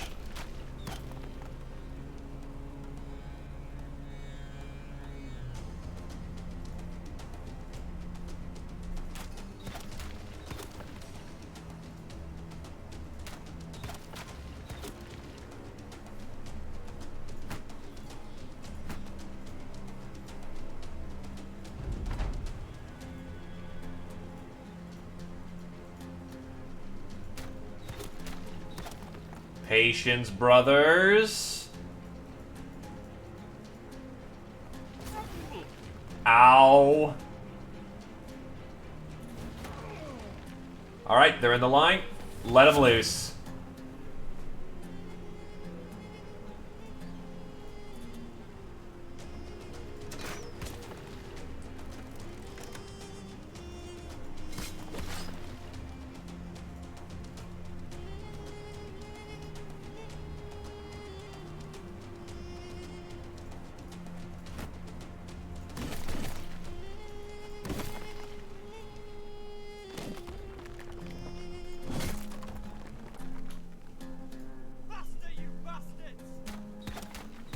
Actually, those shots are going to be worthless.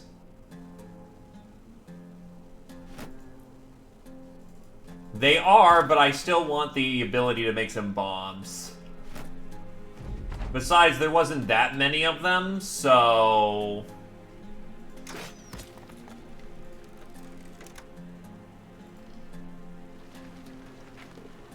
As long as one is careful, we'll be fine.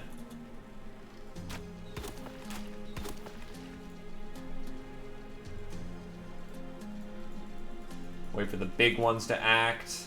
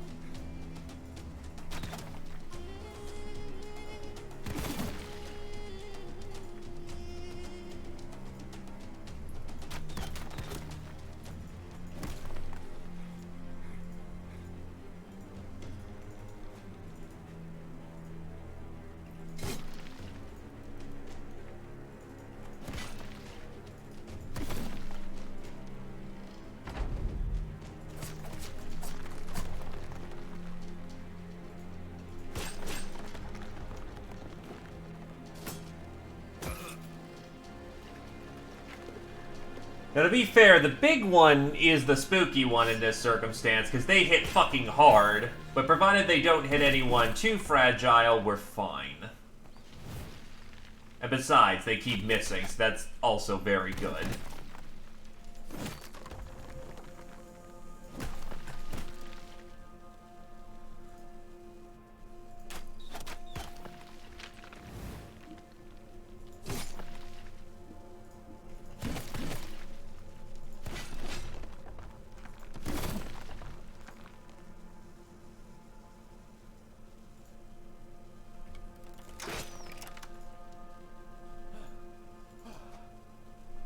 Plus, I think tying them down in melee seemingly stops their ability to regen.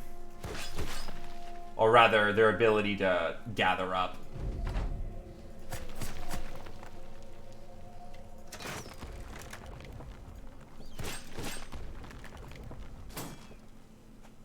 Now, don't get me wrong, we don't want them to, you know, throw around, but start up. You start with throws, then you move back the wounded, and then who's left takes care of the situation, is typically the best way how to do things.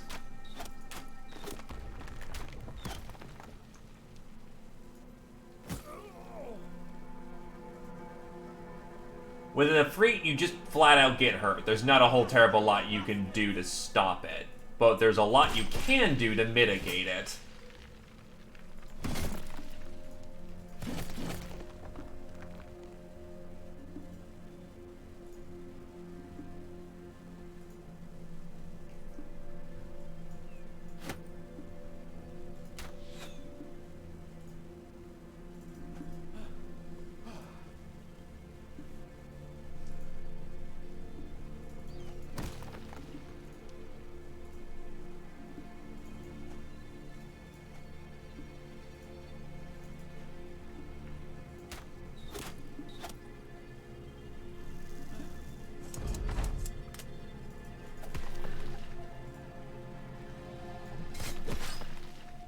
I don't think I'm breaking that one fast enough, unfortunately.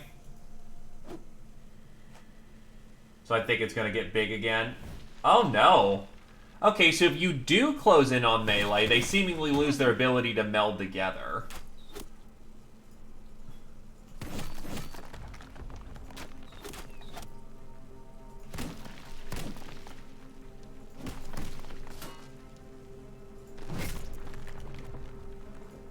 Which means, once again, aggression is the key.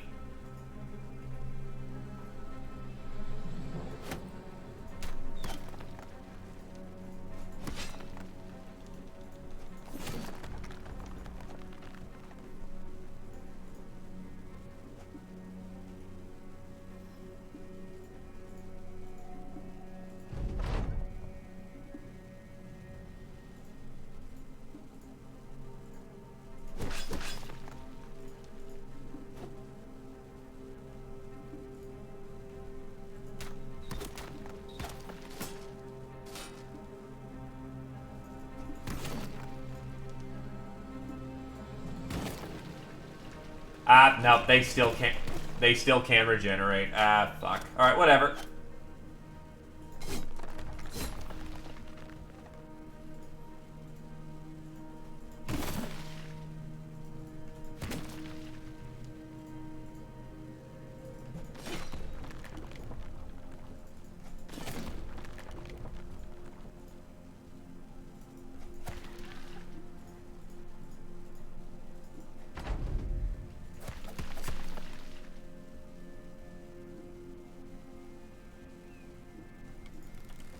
Can't rotate in at the moment. Yup.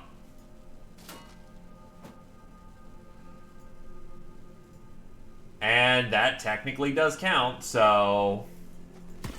Annoying as that is, it's still kosher.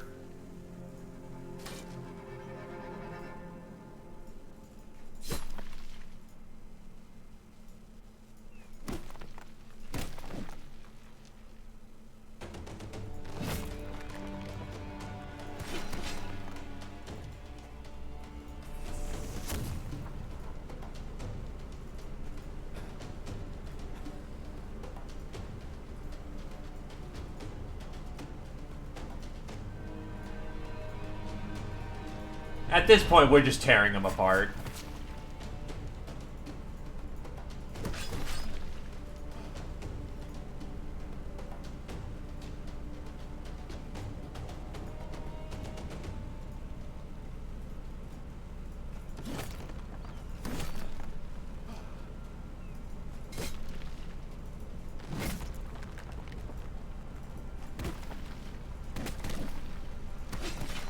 Also, if they happen to break,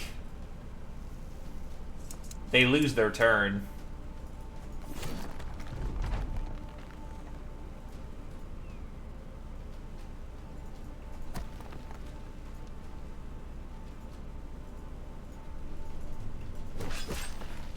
Just pounding rocks in the hot, dry sun.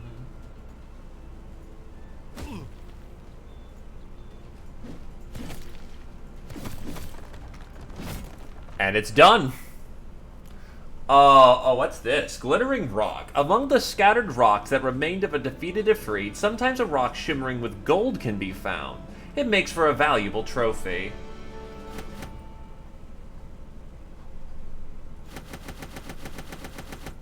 Ah, yes. Look at all that sulfur.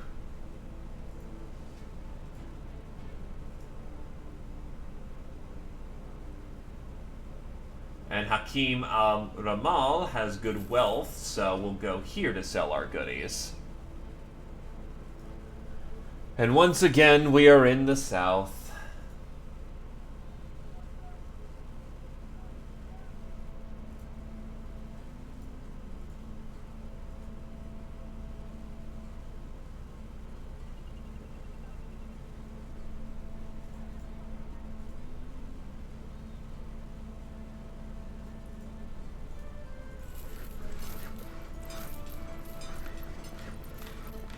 So now I have a giant stockpile of fire bombs. Because, you know, that's cool. Indebted.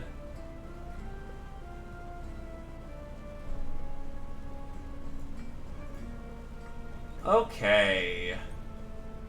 Wow, these furs sell for jack and shit.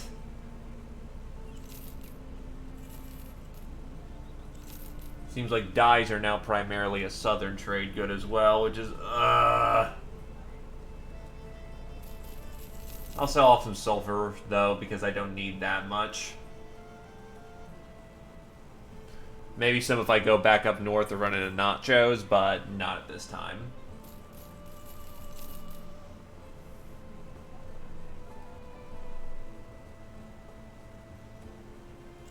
Dried lamb.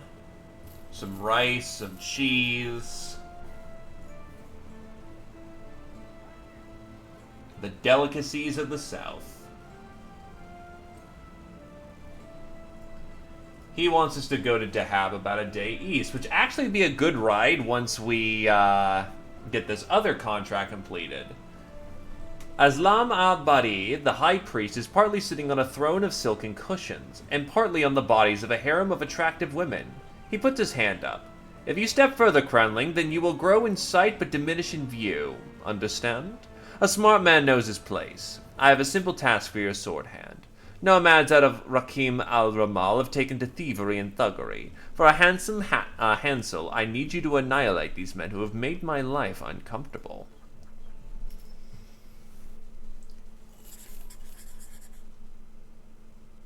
Well, time to go mess up some nomads.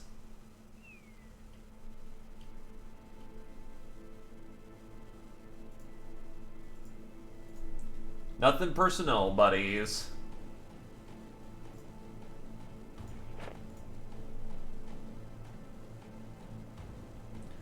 Oh, cultists are actually good at medicine. Alright, we can work with that.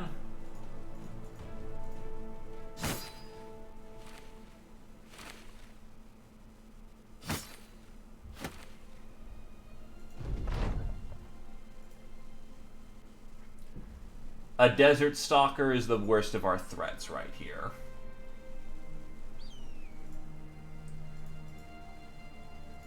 Tailor Boy is leveled up. Just gets more defenses at this point. Give him field repairs so that he can fix up our stuff in an emergency situation. I'll give him Resolve this level, honestly. He kind of needs it. And we will give him Nimble.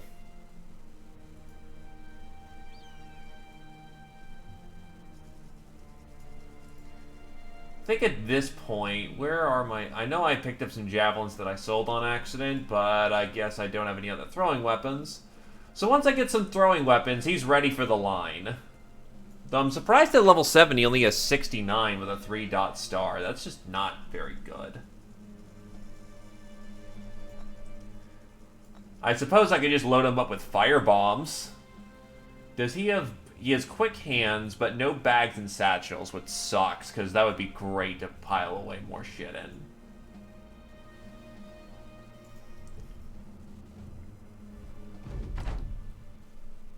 There are 24 of them.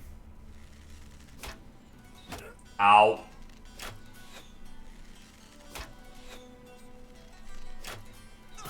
Ow.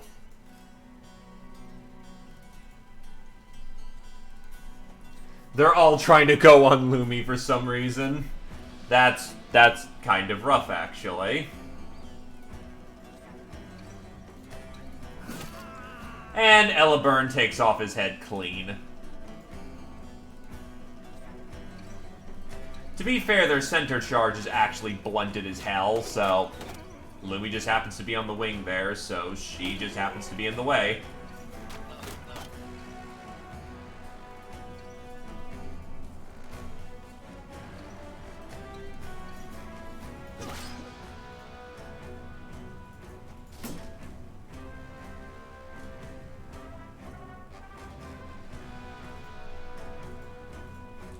You know what, I'll take a bolt charge.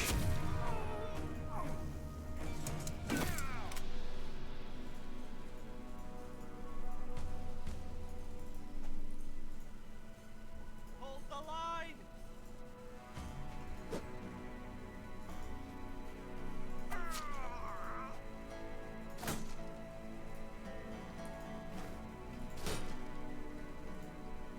Lucky ducky.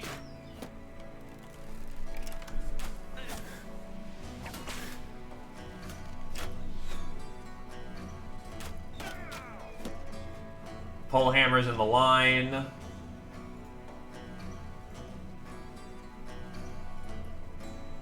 Tackling.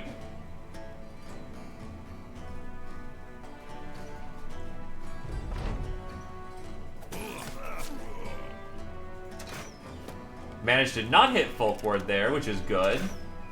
Actually realign to a target where I won't risk friendly fire. Ow.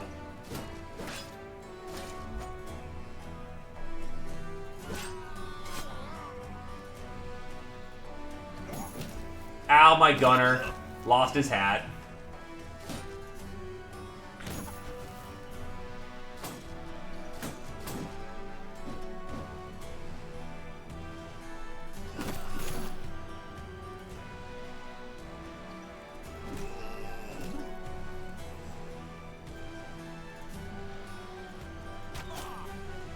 Please get off of my, my ranger.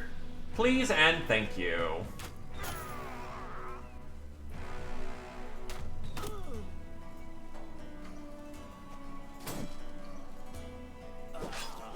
Lumi's first kill is a red wedding. Nice.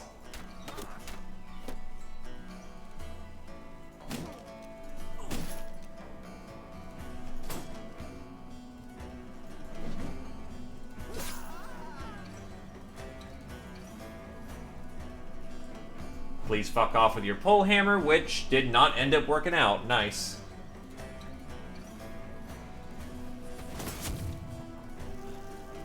Gun is loaded. Ow.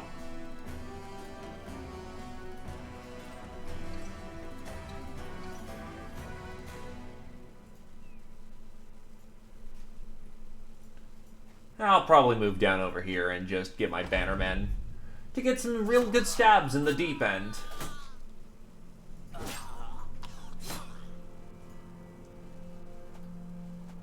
Yeah, that is just not working out for you, friend. It's really not.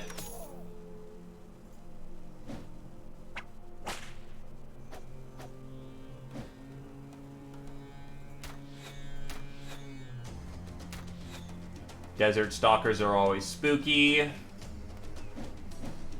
Because they're just the good shots of the Brigand faction.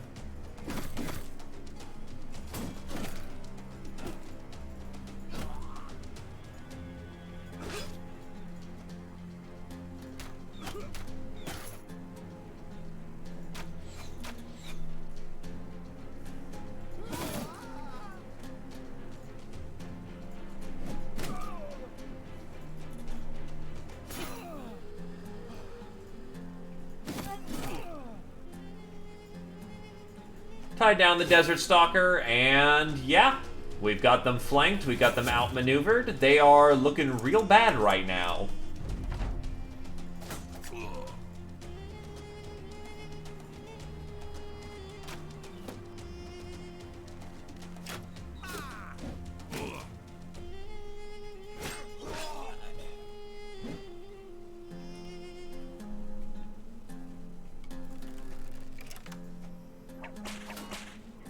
Some of my boys need a break, though, unfortunately, because they are getting tired.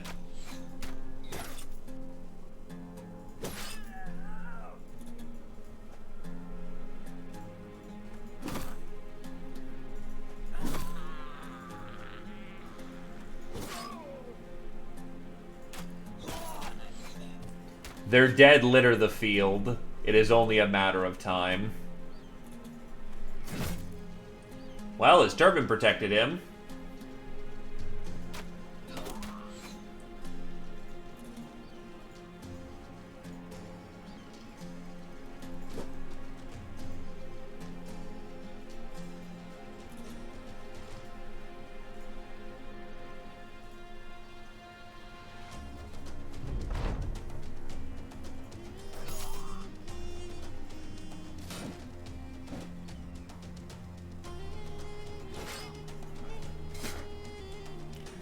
Yeah, they're just done at this point. There's no coming back from this. The entire battle group is dead. We have not gotten the barter back. Just no good barter characters. That wouldn't just sit in the back line for all eternity.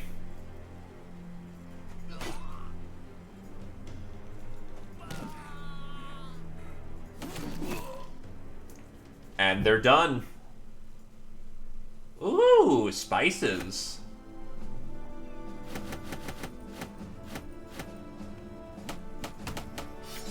And another warbow. And a whole bunch of stuff I can just sell back at the main city itself. Good stuff. But yeah, good peddlers are extremely difficult to find.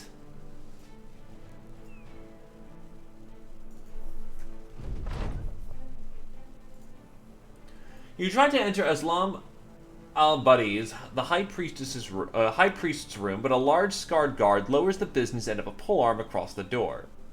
No visitors. You state that you have business with the vizier. The guard shakes his head. A servant comes up behind you and puts a satchel in your arms, then departs just as fast. The guard returns the polearm to his side. Your trivialities with the vizier concluded when you first departed his presence. You are not to poison his mood any further. Leave now, before you poison mine. We got paid.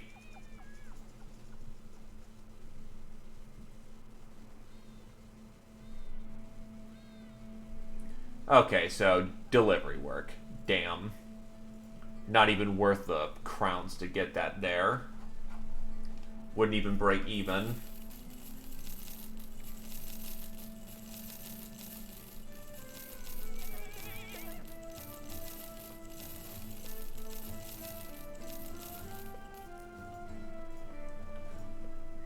Okay. So we're going to give Deruk a war bow of his own. And now we have 3 war bows on the field. Kind of hilarious, we have a big archer corps.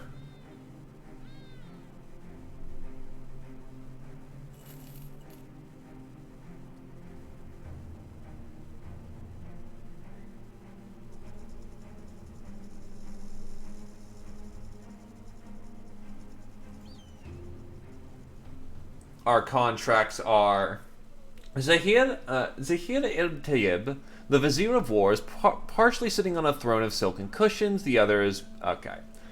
So, if you step further, Crownling, then you will grow in sight.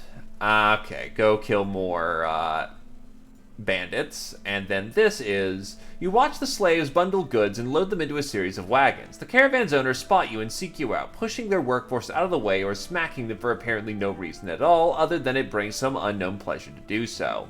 One beams with delight as he greets you. He puts one hand out, but you do not shake it. Ah, Crownling, it is true that this hand has profaned itself with the flesh of an indebted, but you shan't be so shy. We are all bright beneath the gilder's eye, are we not? We have a task for you, one of some import given the governance of our suzerain, Fald il-Wasi, the Vizier of Trade. The caravan's headed for Grubenfest, 2 good days' travel, and requires a fair bit of guards that may arrive in good health. Is this task amendable to your coin-seeking interests? And what's the arena got for... Ah, not charers. Fight 6 of them. Easy. By this point, it's easy work.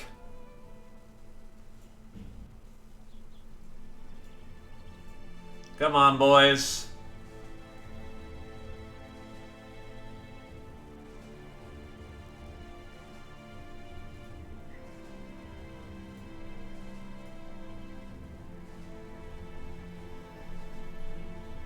We have the heaviest armor and the deadliest of the weapons of the company.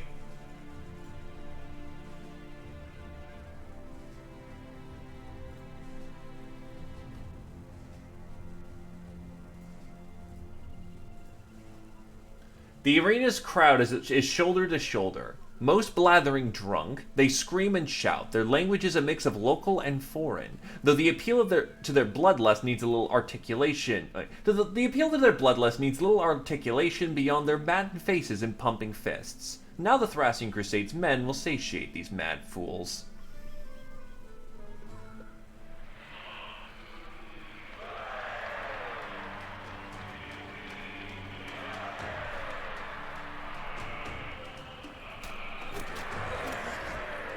Secure the ranks.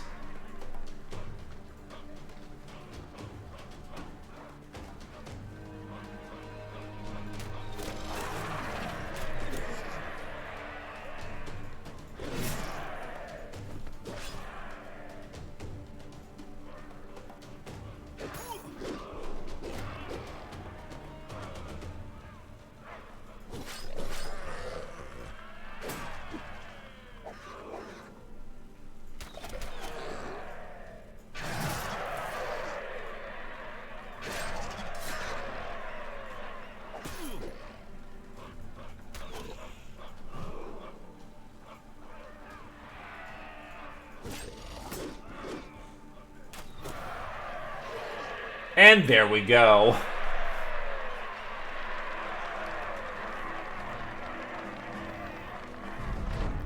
The Arena Master is waiting for you. That was a mighty fine show, Crownling. Would not mind it in the slightest if you came back again. The arena is closed for the day, but you can return as early as tomorrow. Killed it. Does not count as a contract for the city-state, though.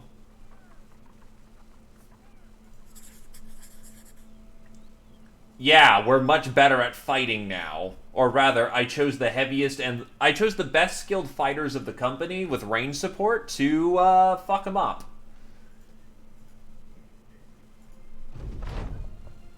Shredded tents, baskets woven, clothes rolling across the sand. In the middle of it all sits a man in a black cloak, his ghastly face peering from its hooded shade.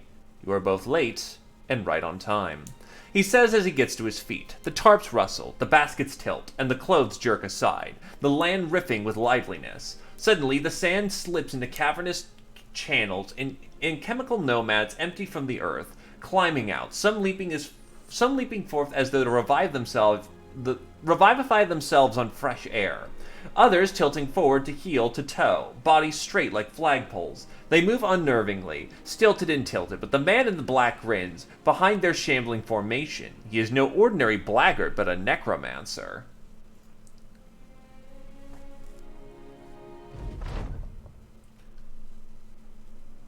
And he is a champion necro.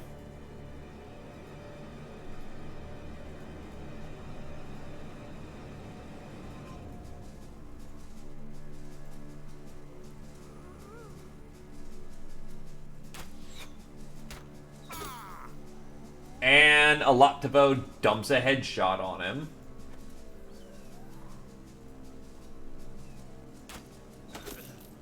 Britcan delivers the other one. Interesting that he didn't have 9 lives, though.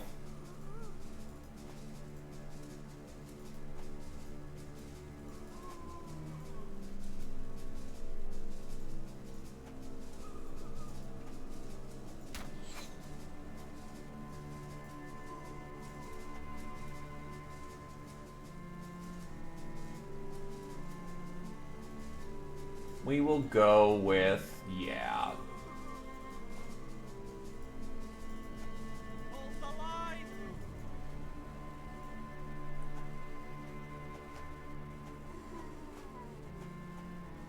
That guy's got a sackcloth, but unfortunately, if he gets shredded, as I'm gonna predict that he does, that's gonna be nothing for, Badass.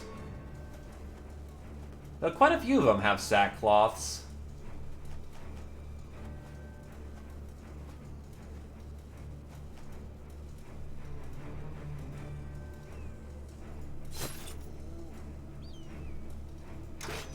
There stands a good chance of getting oh, there's another necromancer alive. Whoops. Actually, since we're just going to move first next round, we probably want to get people into position right now.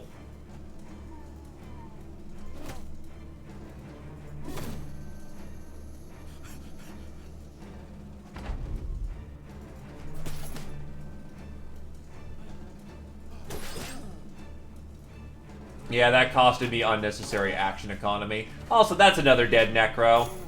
Gee, standing at the front where I can shoot you? Do that more.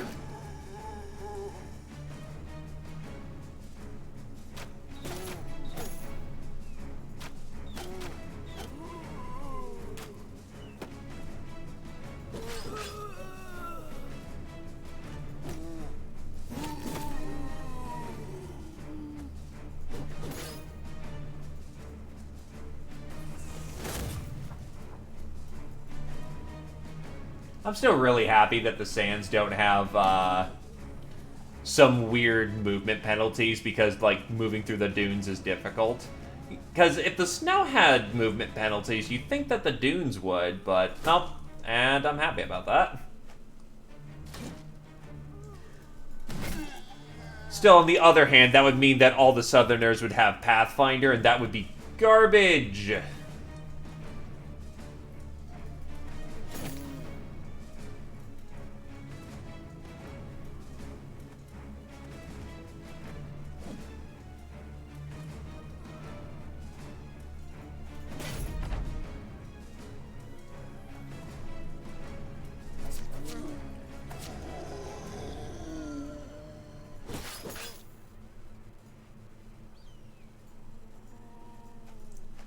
Line up.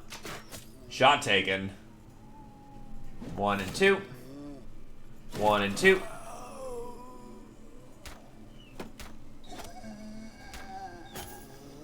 It's not the zombies that are the hard part about Wordagangers.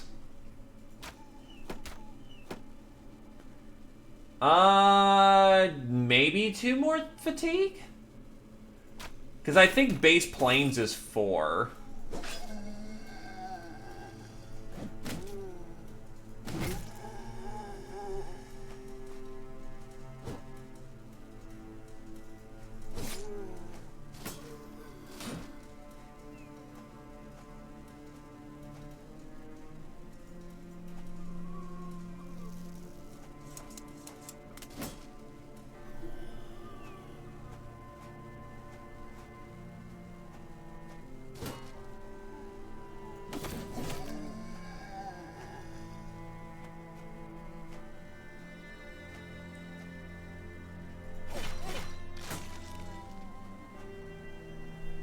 Huh, a lot of people trying to outflank us right now.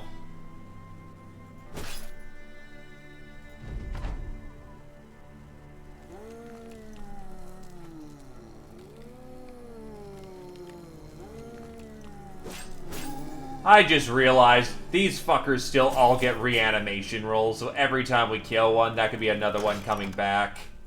This is gonna take a bit.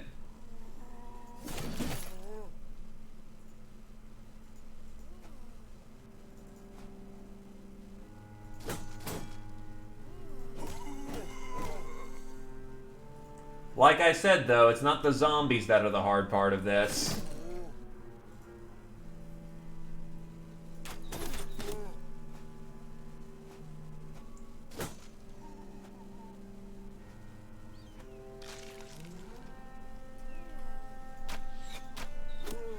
And thankfully, they still die when you shoot them.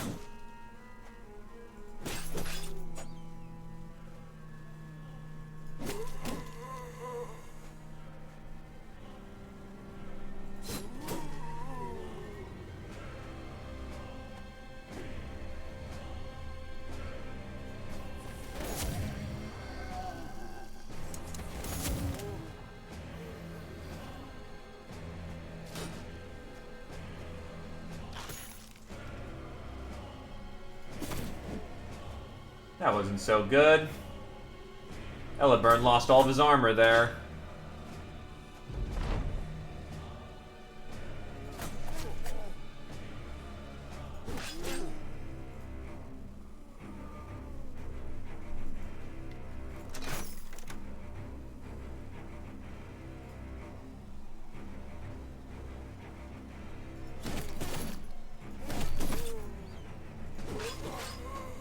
I've got others to help me out right there, or rather help those guys out there, so we're gonna get some other people to tear up that hero.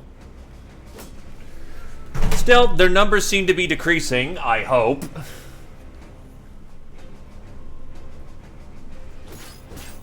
Or Lumi failed to deliver the 2 hits and needed to drop that kill. And I just shot my own guy in the back. That's not good.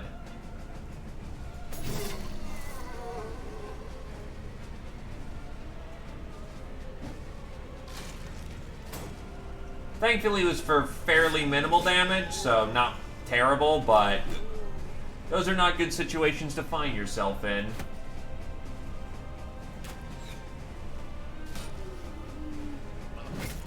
And he needs to get out of there now that he's taken just too many hits.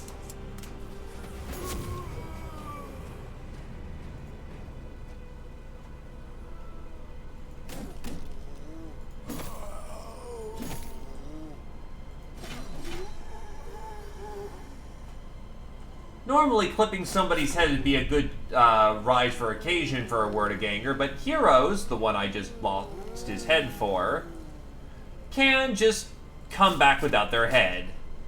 It is a tad annoying.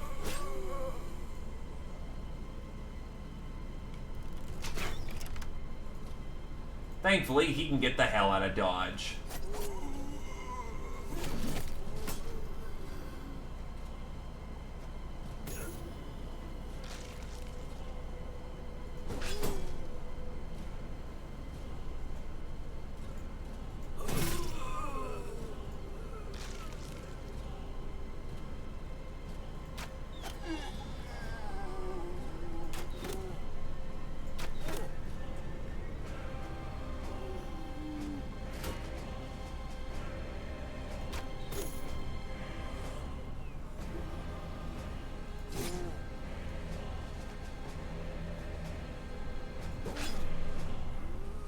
And Lumi's lack of stamina is really hurting her right now.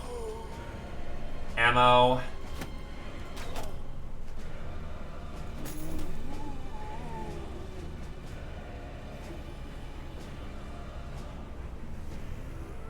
Oh yeah, I could be using prayer abilities if I really wanted to.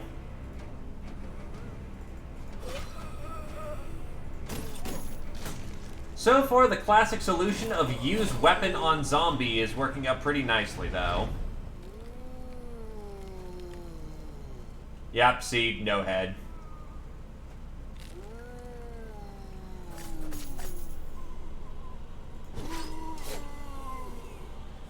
Though I swear some of these spawn locations for the Rising Dead are really wacky.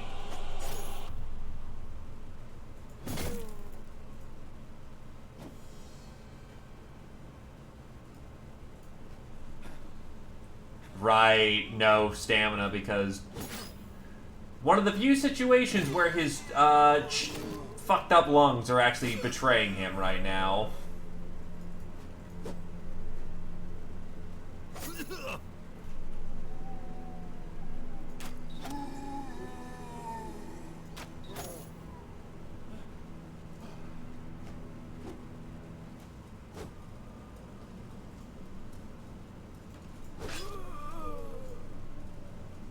Wow, Britt can't actually whip through 14 shots with his first load. Okay, sure.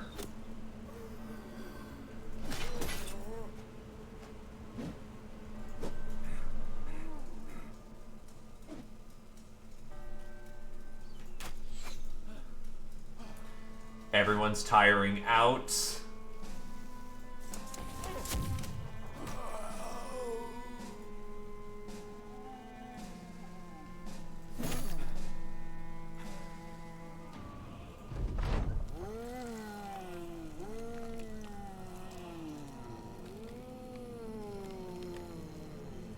Fuck off. Oh, fuck off to the extreme.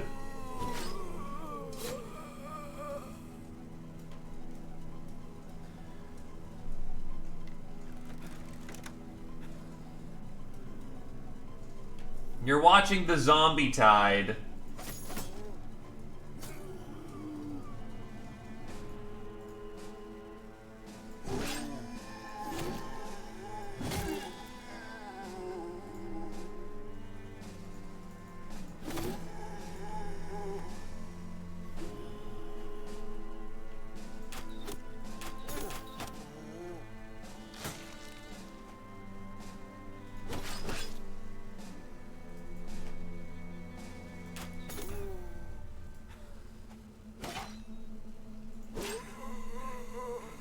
That was not good.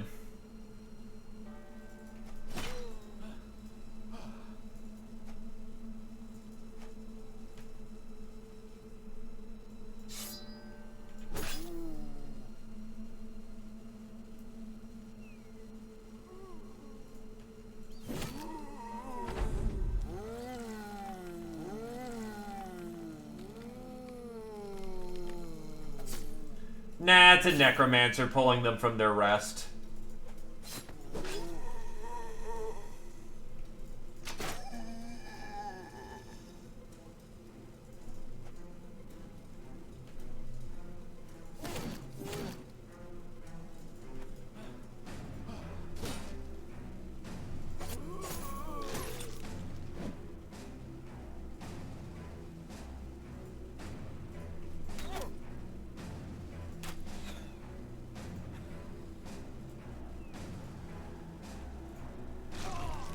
And our historian is just dead. Well, fuck. Alright.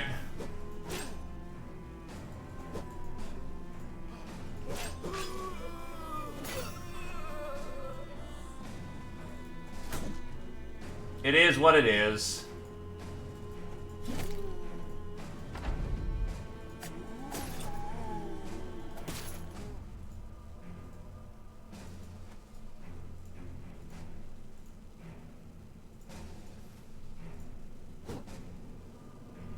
On.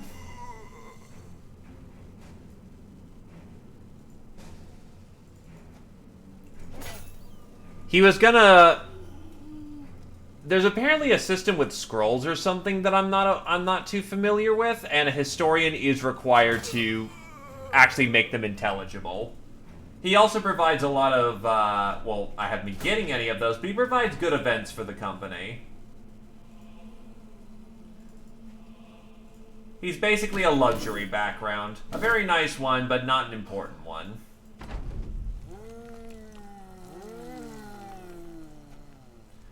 Oh, wow, they brought him back from the grave, too. That's rude.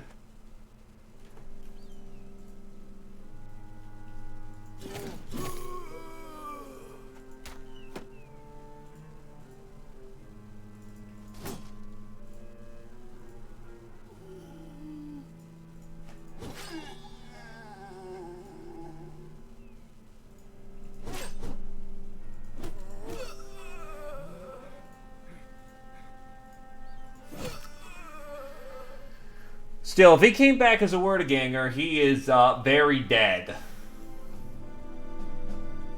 Champion's Bloodletter. A short and hardened dagger, masterfully crafted with a pointed blade for piercing through the smallest gaps of armor. Has no weight, and it even uses less fatigue to swing around. Metal joints. Rotted helm is still a helm. Good fast neck, too. Nice.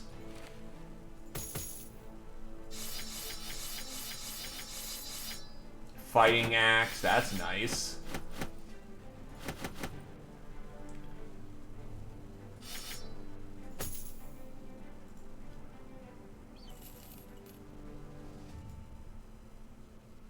Yeah, it's pretty much a dagger for carrier once it gets fixed up.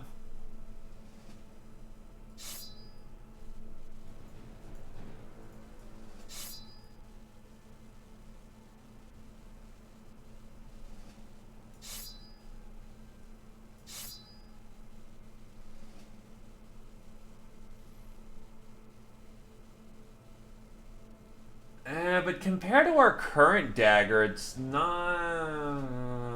I'm not liking it, actually. It's just slightly more effective against armor and has a little bit less weight, but it doesn't really do terribly much. Like, truth be told...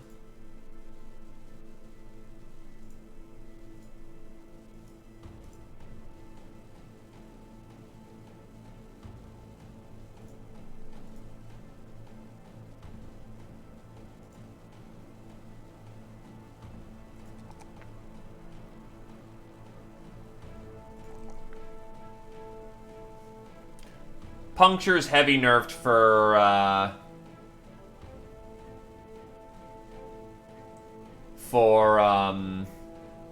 Legend, so not very good for that either.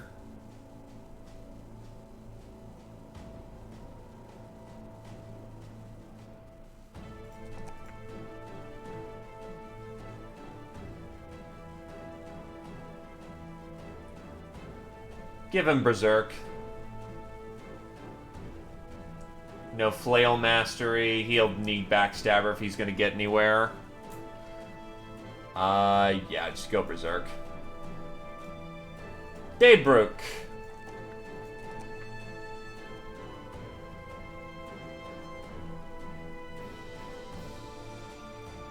Give him Resolve. He needs it. But I will take full advantage of that muscularity and get him, like, Apex level something. Also, there's beasts running about. Hey, serpents! That means more snake skin. Sir Hemlar! He turned out to be quite the, turned out to be quite the individual after all.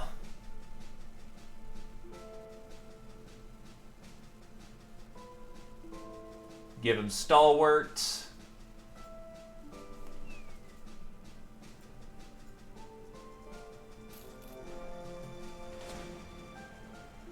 And a big-ass nomad camp, and I'm not being paid to take care of that right now, so, not on the to-do list.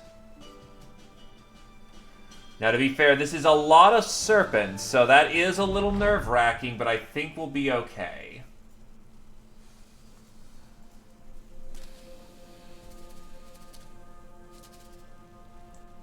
Bastards being smart.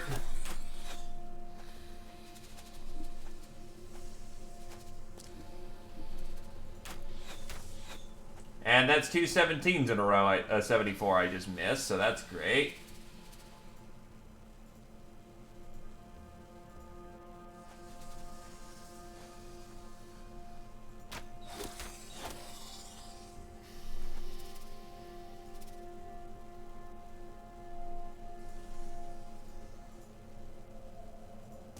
Fuck it.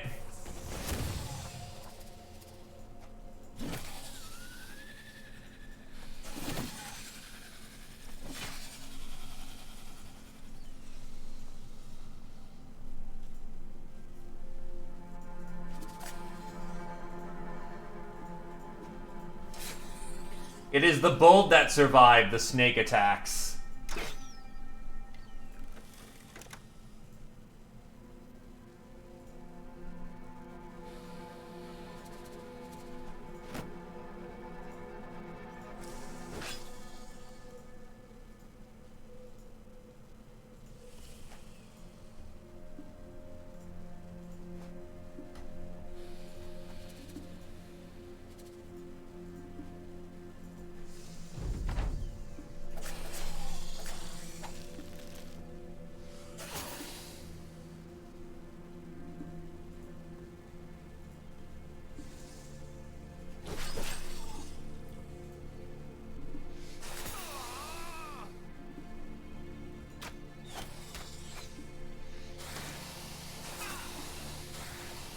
I don't think Jacob's making it through this.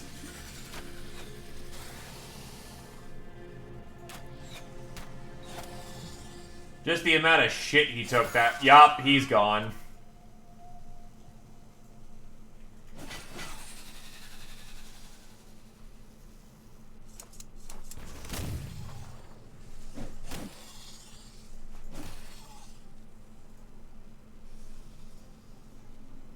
To be fair, that is the snake strategy, divide and conquer.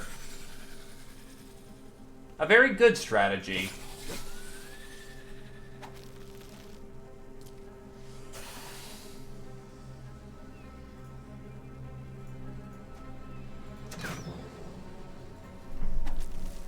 And now my gunner is deep in. But they also pulled my snake in Fuck, they do not miss. To be fair, they have like a shit ton of surround bonuses right now.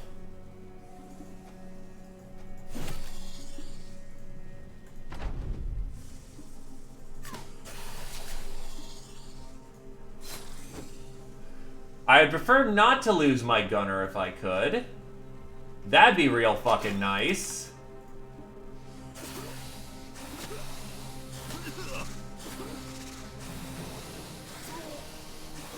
Nah, he's gone too. These fuckers don't miss. They probably all have universal fucking backstab or some bullshit like that, but oh well.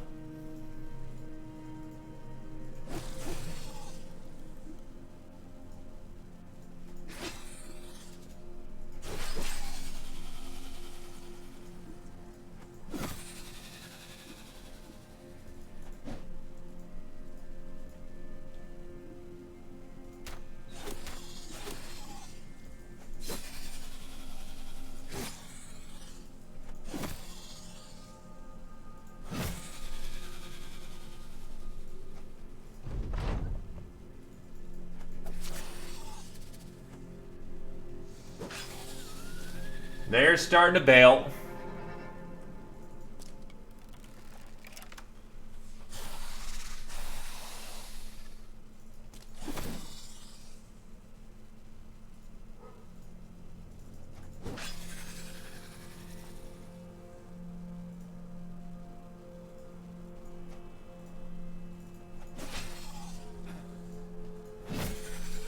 And we're good to go. So I am surprised at how hardy snakes can be in Resolve. Alright. Okay, no, he lived. He's actually just missing a finger. Neat.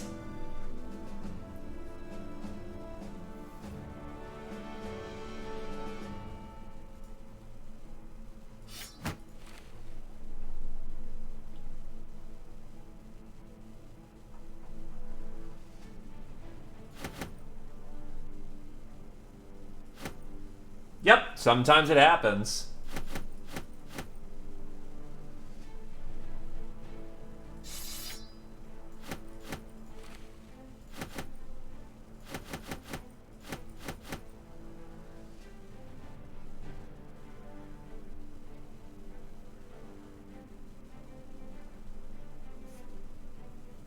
Missing finger makes him slightly shittier at combat. Emphasis on the slightly. We're talking like a neg 5% to his stuff. Oh no. It is basically the most non-harming injury he could get his hands on.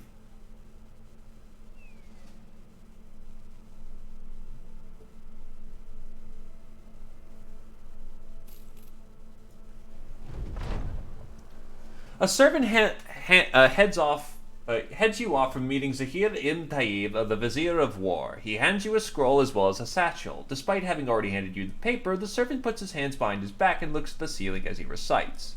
The crownling is awarded his crowns as per prior arrangements. Having taken his reward, he is dismissed from the property post haste. The servant looks down at you and nods. Leave. He says.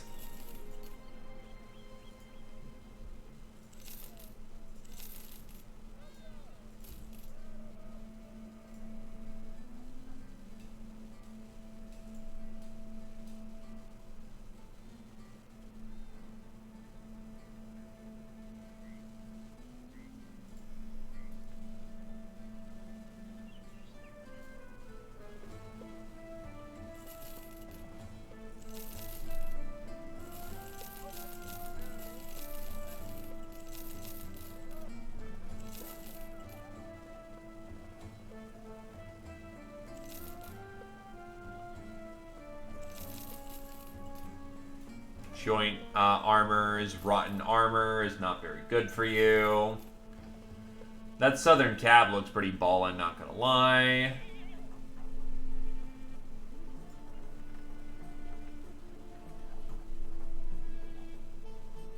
That's gonna have rotten mails.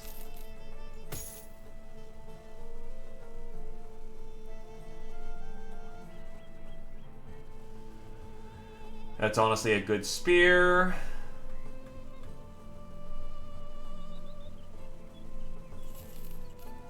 Starting to build up a veritable armory of stuff.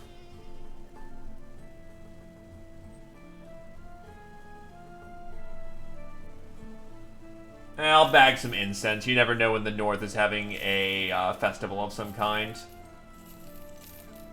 And if you can find a place where they're burning incense specifically for those kind of goodies, oh boy. Oh shit. Nice! I forgot I just took field repairs on the tailor, which means we can get the blacksmith. Repairs all armor, helmets, weapons, and shields worn by your men, even if they're broken or lost because the man died, and increases repair speed. Mercenaries are good at getting arms and armor destroyed, but not at maintaining them. Promoting someone to blacksmith role will take care of this tedious task quickly and efficiently, and mend even equipment otherwise thought lost. And the retinue is now fully completed. Anyway, what are we fighting? Oh, look, the arena's giving us more nachos to fight. I'm not fucking surprised.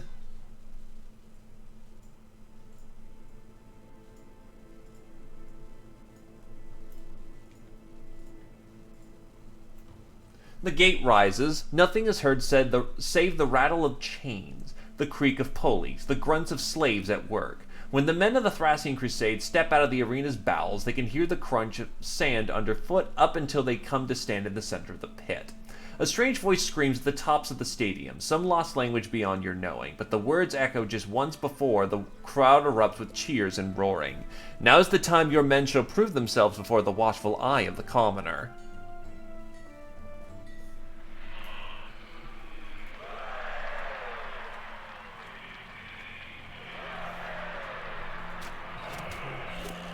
Tighten the ranks.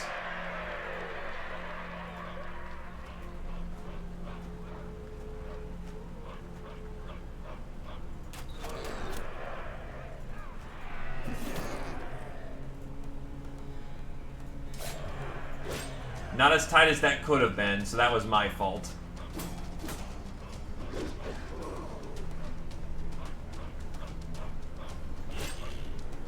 Oh, he's broken, so he'll try running.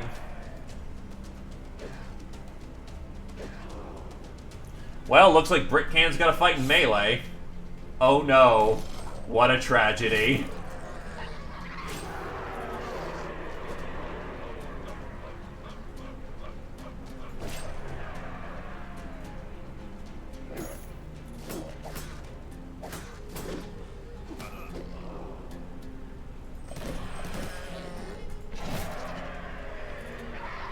Yes, yes you did. You've had that thing for ages.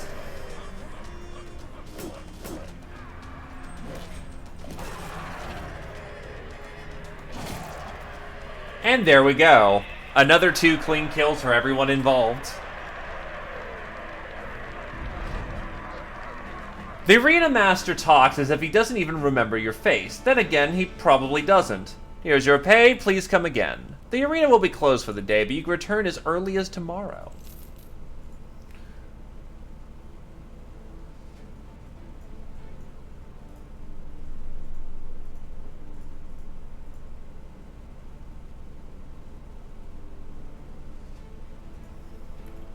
And where are we going from here? Grubenfest. Grubenfest is actually not terribly far away, all things considered, so yeah, I'll take your caravanning work. Pays for the salary, but more importantly, it's a contract for the city-states.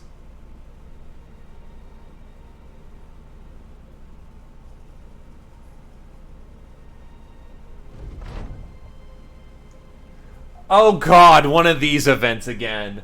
Marching through the countryside, your feet are still tired from the strain of the last few days. Your marching is interrupted by a lean, young and eager-looking fellow. "Stop right there, rabble!" He shouts to you in your company. Slightly confused, your mercenaries throw glances at each other, raising their shoulders. The Lord Commander replies, slightly amused. "What in the hell do you think you're doing, little wanker? Those rabble you're talking to will cut your throat for fun. Didn't your parents teach you any common sense?" Carelessly, the young man proceeds. "My name is Sir Kuno. It looks like it is I who will have to teach you some common sense. It is I who decides whose throat gets cut. One more insolent comment like that from any of you, and I will have you all hanged." Your mercenaries start to fall in with laughter. Lumi of the Zumi replies in an angry voice. "Ah, you? I don't see your army. Or is it the Lordship himself who wants to do all the dirty work, Come here and try me." Sir Kuno answers, "It is not you I want to fight, it is the Lord Commander. I hear he is a good fighter. I want to beat him. In the glory of my name, I demand a fight to the life or death." The haughtiness juvenile raises his weapon, pointing it towards the Lord Commander. Despite the fact that a couple meters separate Sir Kuno and the Lord Commander, you can feel the tension in the air. Alright, let's fuck him up. He's got a mace. Fuck.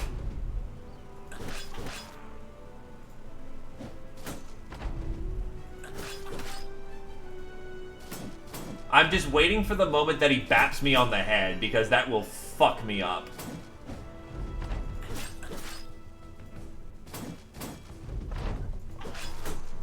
He's not doing so hot. What's his hit odds? 5. Fucking 5. Okay, he's screwed. You get the fuck back here.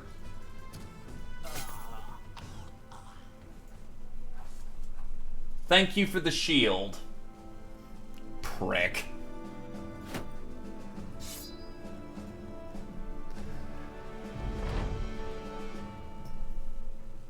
Oh, shit. The Lord Commander stands victoriously over the badly wounded Sir Kuno. The defeated nobleman can barely catch his breath. Every gasp of air comes with a great deal of pain for him. Bleeding and shaking, he is soon to depart the world of the living. The duel was meant to be a death for the duel was meant to be for the death, but the Lord Commander does not deliver a final blow. The rest of your mercenaries gather around the winner. Most of the company is cheering for the now glorious Lord Commander, but there are some more concerned about the unfinished business laying on the ground in a pool of his own blood. Sir Himlar speaks up with a strong contempt for the loser of the duel. What are you waiting for? You think this whipster would show you mercy? The Lord Commander responds, I will take his equipment as a reward. He is no good use to me dead. Hey! +1 permanent weapon skill and renown. Shit, yeah.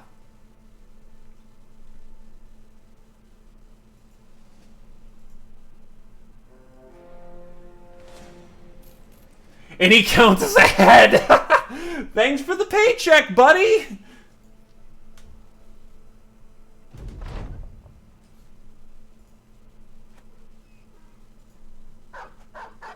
There's only there's only three people guarding this fucking caravan.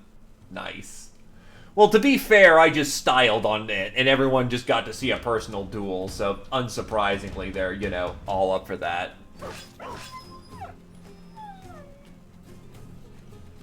Okay, so there actually is quite a few caravanners here. Trying to not get them killed to increase our paycheck would be ideal. Which means, yes, we have to run them down.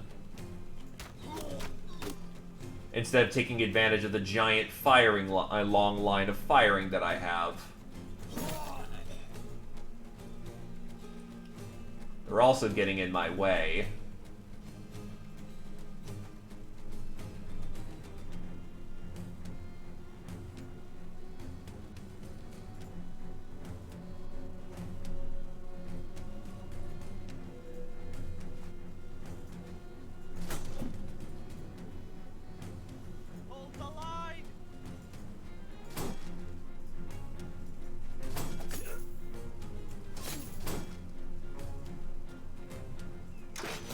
Boink. Boink.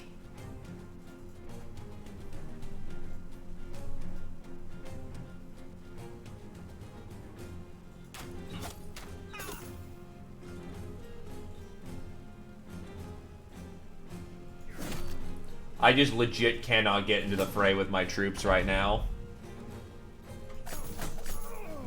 Wait, that's a long axe. Oh, that can hit us from the back line. And he also has a Nito Spaghetti-O dagger. Maybe this one will be better.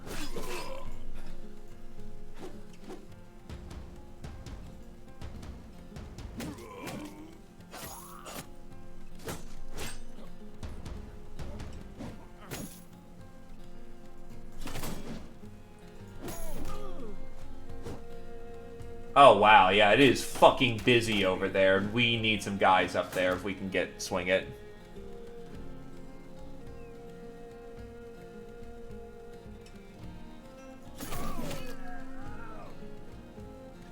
Probably should have stalled that. His headgear will be fixed here in a bit. I just forgot he was still on deployment.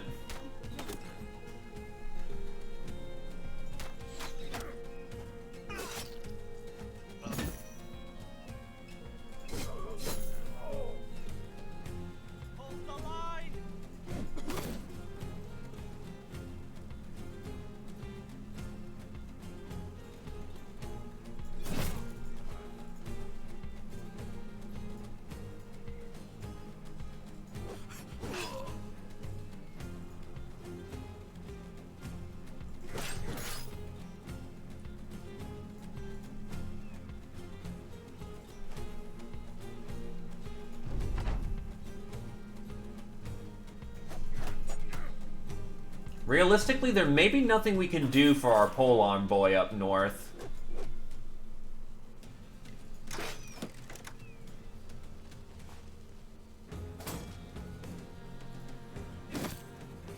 He is just in a bad position to receive support.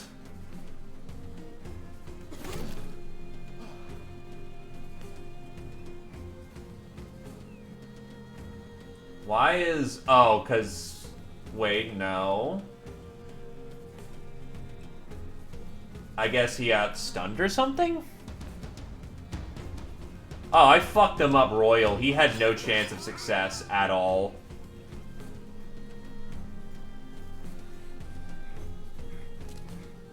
Like, he has had a 5% chance to actually hit me. That is not even remotely close enough to what he needed to, you know, not be dead. Try to get him with proxy fire. Can Lumi do a clutch? No clutch from Lumi. Okay, that helped out a lot, actually. Because that clipped his shoulder and prevented him from... Alright. Sorry, I'm kind of in a thought process here. He's going to have to survive another round of combat without being able to dodge. Let's see. Oh, well, he's good. By the time I get over there, he's dead. Well, I mean, I still got the asshole right there, but... It's our favorite frickin' line. And Satori can't really do anything this round.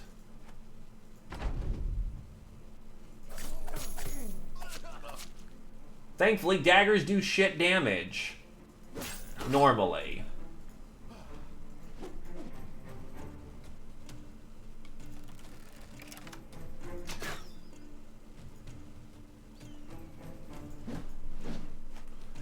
He's got like one more round of life before he's just gone. So we need to do something about that. I'm actually surprised that he is still not taking any morale hits. Hold the line for the moment. God, he is just not giving up.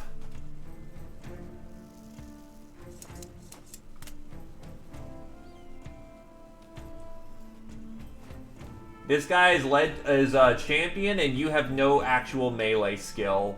It ain't gonna work out how you hope it does.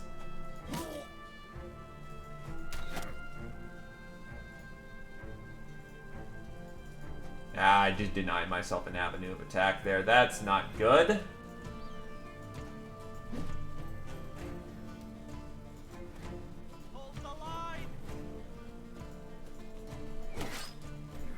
With so many people with a surround bonus, though, that may actually do some good.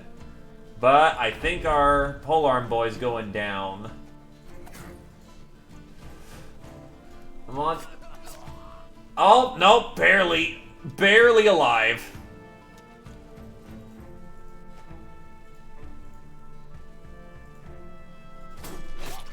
That's a hit. And some bleed.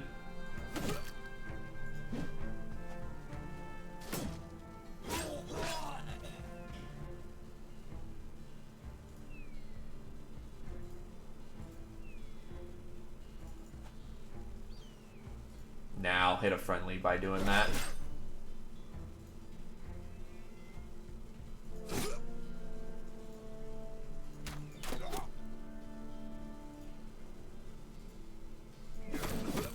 Nine lives proc.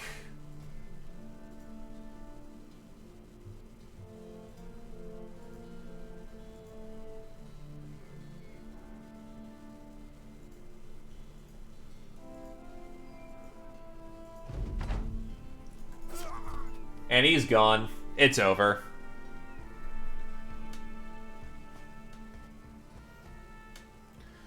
Close. Very close, but no cigar.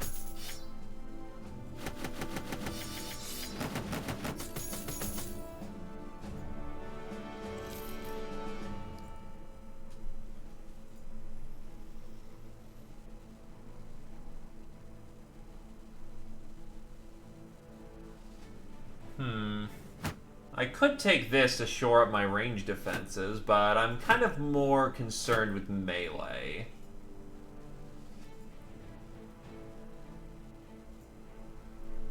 Lumi of the Zoomy levels up.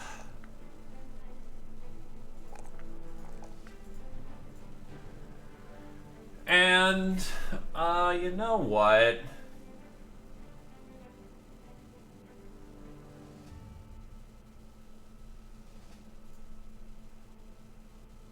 Since Lumi's kind of building nicely into getting...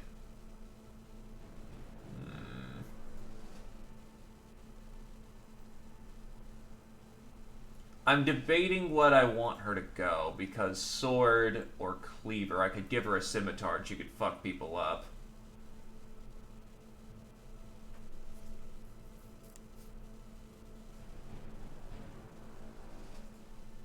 You know what? I'm gonna go bold and give her cleave. Like, does she have at least things like bloodbath? Okay, she's got bloodbath.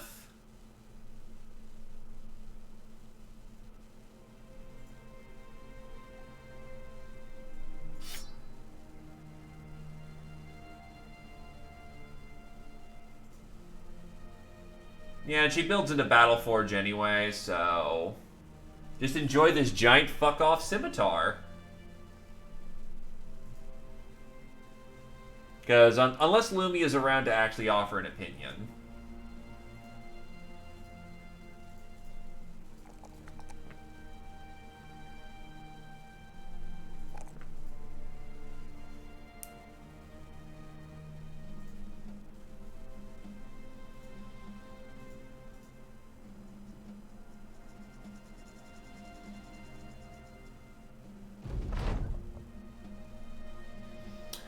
Okay, sure! Well, here's the crisis, and it's not greenskins. You enter Sonnenfels and find a group of laymen standing about a wooden platform. Thinking there's a hanging to be seen, you quickly push through the crowd. What you find instead is a queerly dressed man barking out the news to the townsfolk.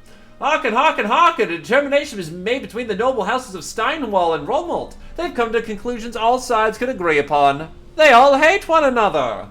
Nervous whispers wrinkle the crowd. As the volume builds, the whispers crescendo into hushes. The minstrel continues. That's right, my friend. That is right, my fair, fair folk. War's upon us, and yes, that fickle beach which lies dormant in all man. A sad affair, a righteous affair, an honorable one. The old man standing in front of you grumbles and spits. He leaves, shaking his head and murmuring to himself. The minstrel presses on, his excitement not matching the terrified faces before him. Let's not dwell on ceremony. I've been expected to speak thusly. Men, take up arms where you can, plough the fields while you can't. Women, raise your sons right, lest they may raise a sword all wrong. Finally, the minstrel takes a great deep breath. And to those among you whom wish to earn a good crown or two, the noble houses are looking for the fine services of any man who can swing a sword. Those among you of lesser honor, you bridle loosers, bride stealers, leech sellers, smell smocks, ne'er-do-wells, vice-obsessed and run amok, brigands, bandits, thieving graduates, you sickly and poison moisted, the cursed and the rabid, the cured and the vapid, the sell swords and poets selling swords.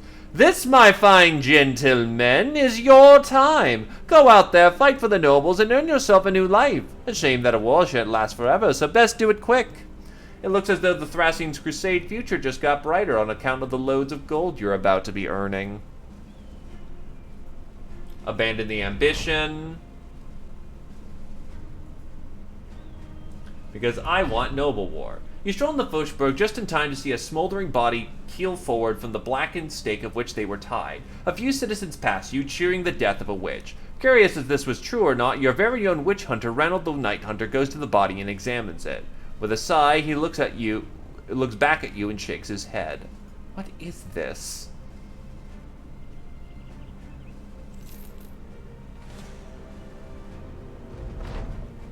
Reaching Grubenfest, the caravan leader strikes up a conversation as if you two might have something in common. He talks of his younger days when he was a spry young man who could have done this or that. He apparently missed out on a lot of fighting. What a shame. Bored of his talk, you ask the man to pay you so you can get out of this wretched place.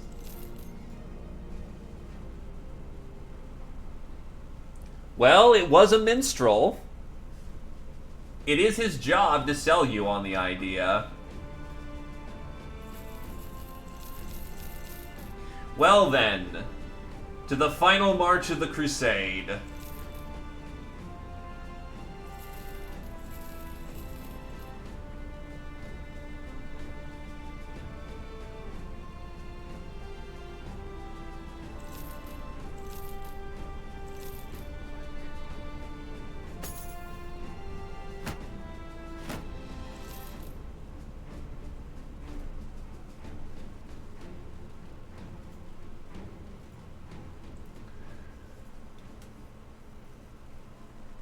didn't sell for as much as I would have liked. Anyway, if we handled the South with somewhat pain, the North is going to be extremely easy to handle.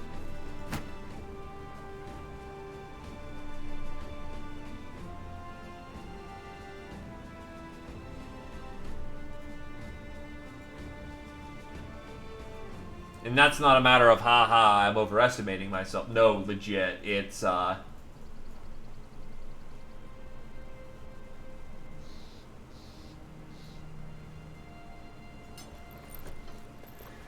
gonna be a good time. The Noble War is when all the noblemen of the North decide that they really don't like each other and try to kill each other.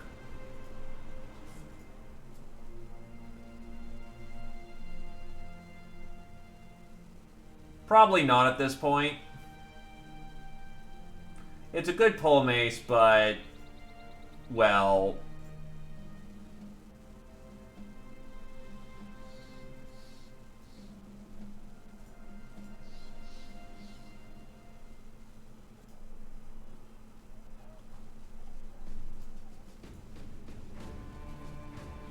oh. Oh my.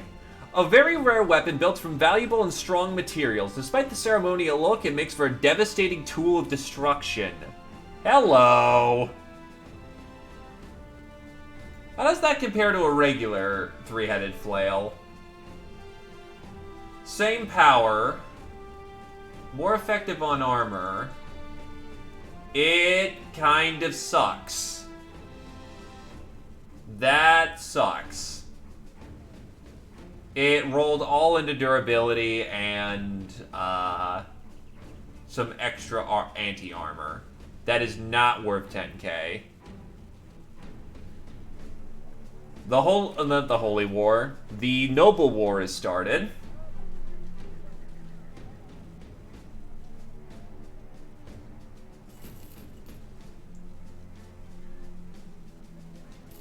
Sell that off. The Greenskins decided that you were a threat and decided to end you rightly. Count Ferdinand von Steinwell welcomes you into his room and points to a map stretched across a table. Did you know that one of the very best ways to fight a man is to ensure that he is unable to fight at all? I read that in an old book. A very artsy view of war, but true. You nod. The man continues. I want you to head into House Romalt lands and tear up as much of their territory as possible. Destroy caravans, burn farms, you get the idea. Do as much damage as you can in 5 days and head on back. Oh, and one last thing, be wary of enemy patrols. They will not take kindly to your excursions. 8,160 crowns. Fuck up the place. And what is our enemy? Romalt is of yellow. So we're gonna go fight the House of Yellow. I can do that. Let me just head to the taxidermist first.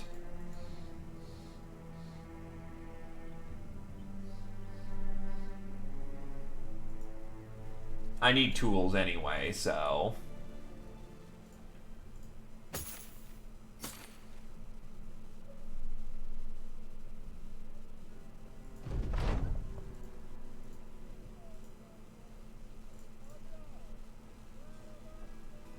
Oh, serpentine mantles required not chair horns. God damn it.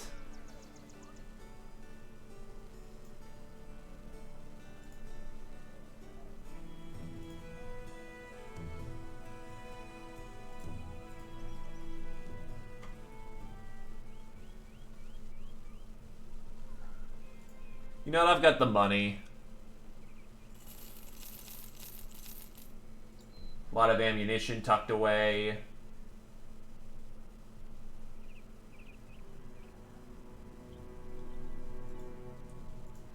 I fight in the name of the House of White.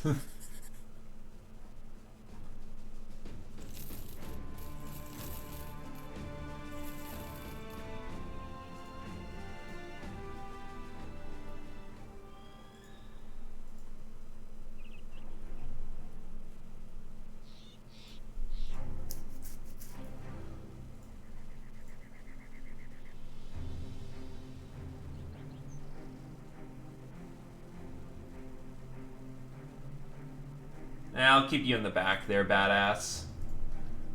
Actually, a little too early for you, and you do not have the right armor to not get completely screwed. To Stormfest. Because unfortunately, I can't take their ports anymore. The House of... Why can I not go to, like, Seedstrat or something? Well, whatever.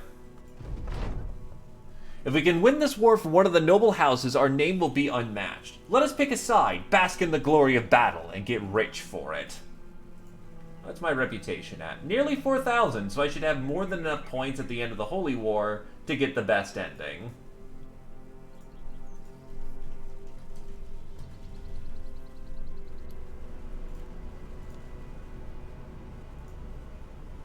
Oh, I need 6,000. Alright, whatever.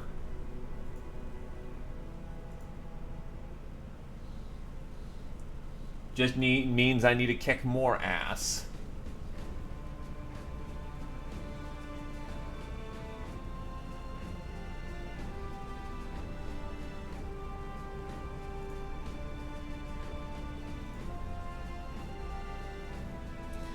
Yeah, one of these days, I'm gonna need to crash that party. Just one of these days.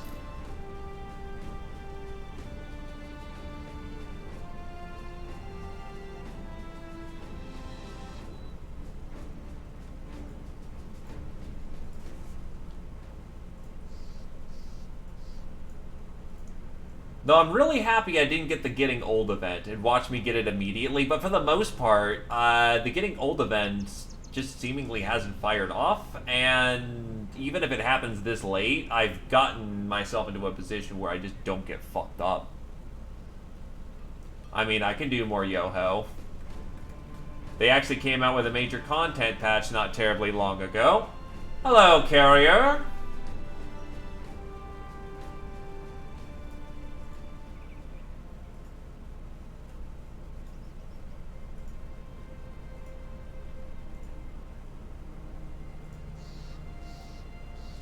Nope, still alive and kicking.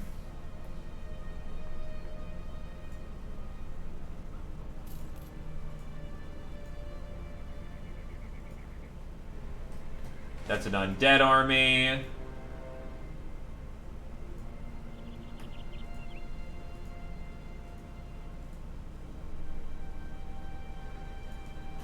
Hey, a trade caravan. Yoink.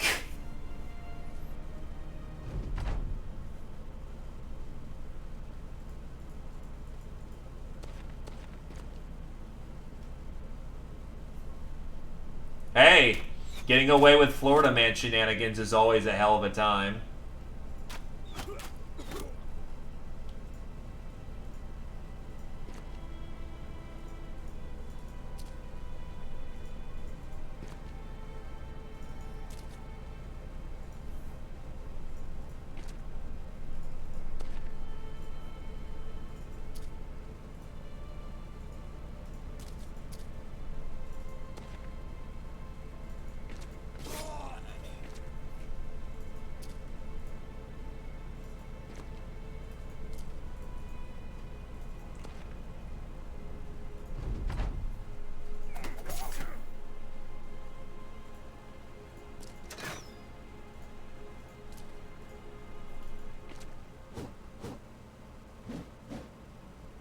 The pain will be over soon.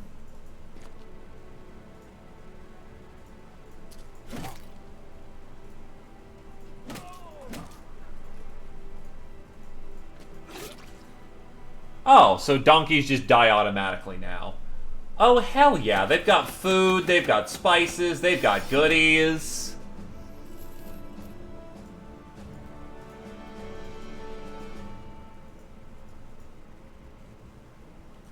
Billman, Arbalisteer, Standard Bearer, Slinger, Fencer.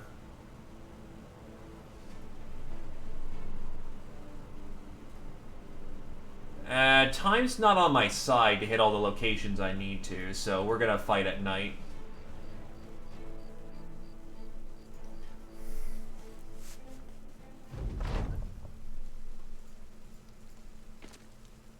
I'm assuming that's the enemy Fencer.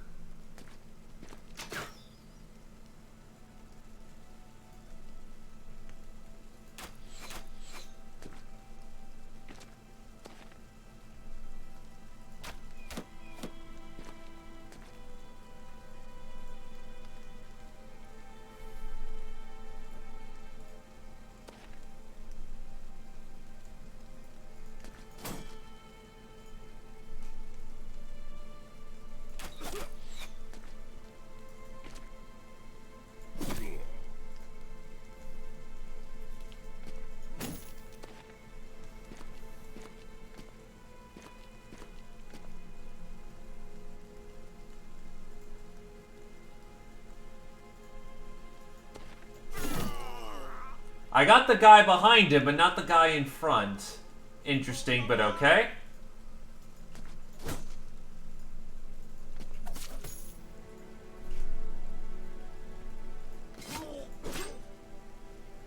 He's got nimble, so he's juking a lot of damage he could be taking, but that won't hold out forever.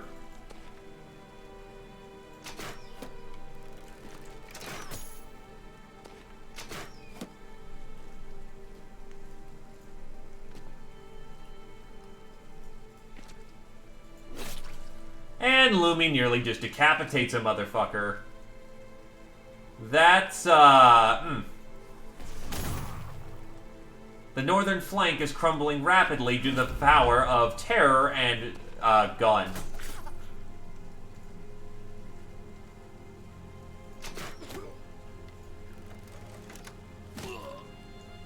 Ow! Slinger.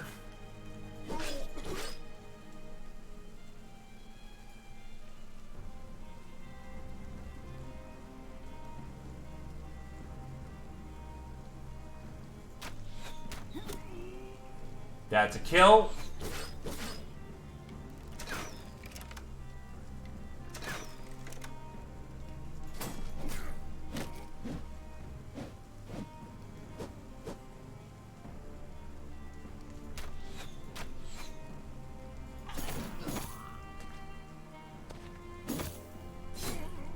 Z Opposer's getting rapidly fucked up.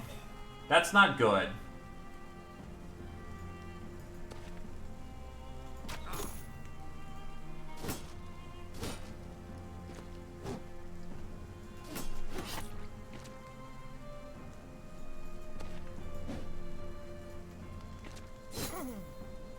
And Folkward lost his hat.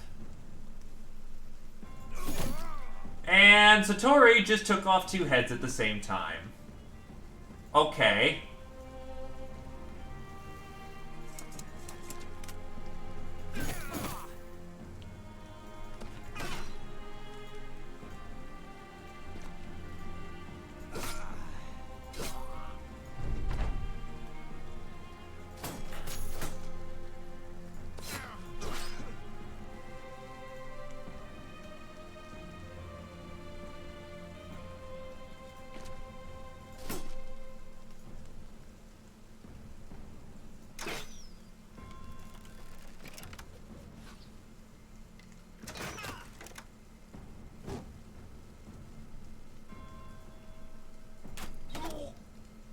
He's gone.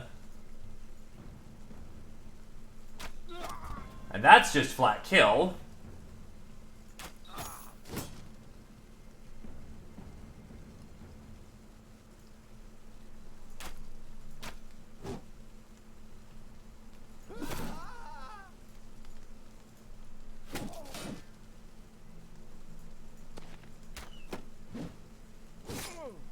And Folkward has now officially lost his armor. Firing gun.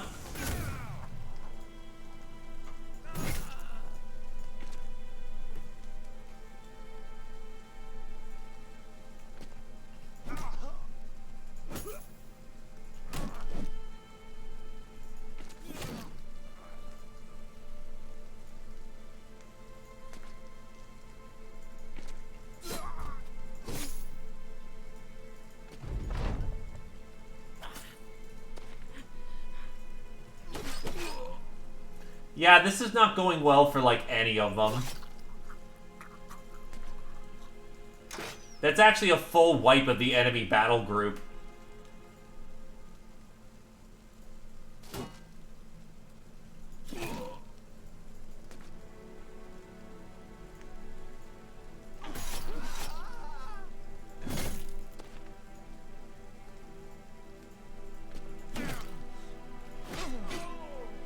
Now, don't get me wrong, this wasn't a clean sweep. I mean, it was, but we took some hits.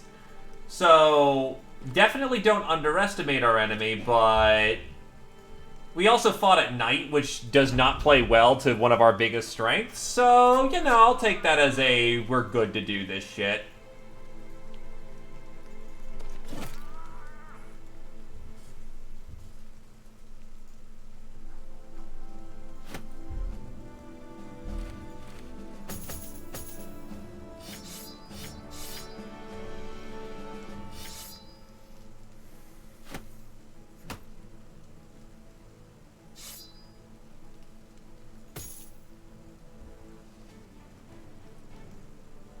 It did, but we have better... we could punch through the front line quicker if we had our shooters more accurate. So while it can work both ways, at this point in the game, it's less beneficial to us.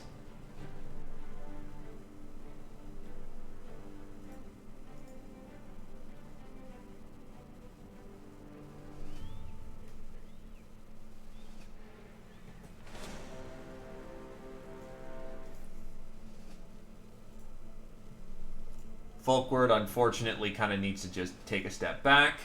Flips actually levels up. Melee skill, range defense, and some more armor. Or more fat. And then we will go with full force at this point. Brickcan reaches level 15, and because he's main character, or rather a starting character, he gets another perk.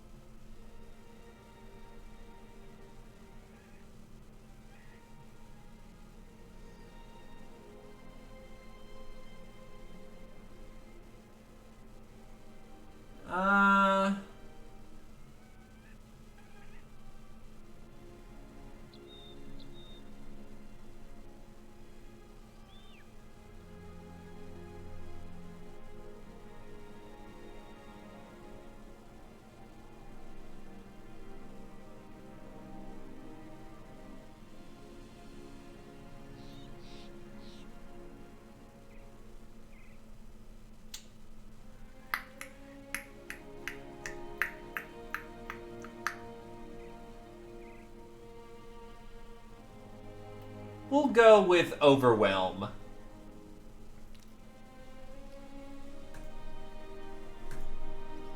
Just dumping attacks on people and reducing their ability to kill us is very powerful.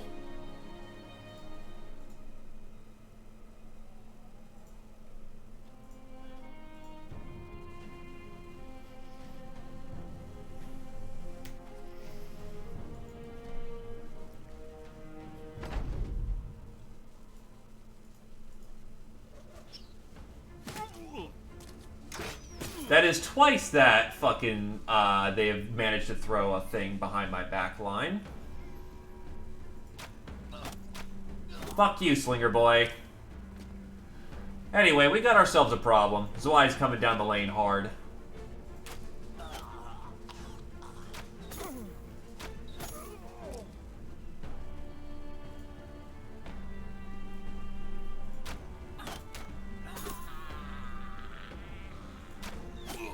Nice hits.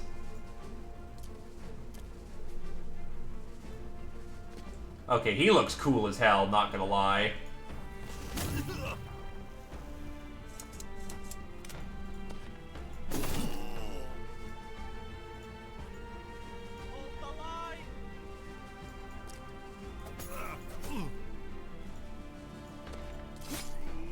And there goes his Y. Oh, that's a knight? Huh. Would have assumed Sir Wighart up there was him. Well, whatever.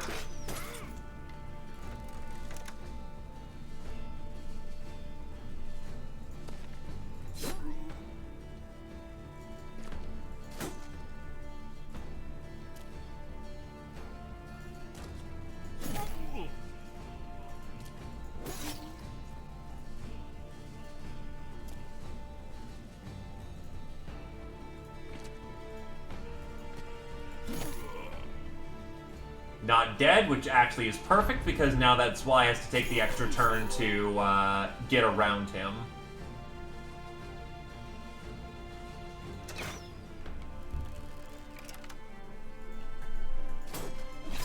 Hey, badass killed somebody.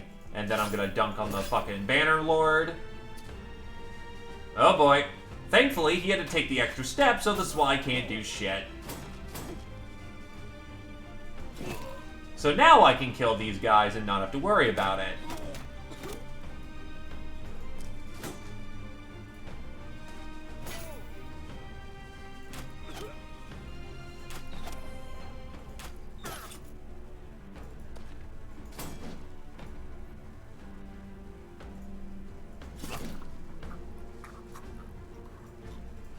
Yeet. And they've given up.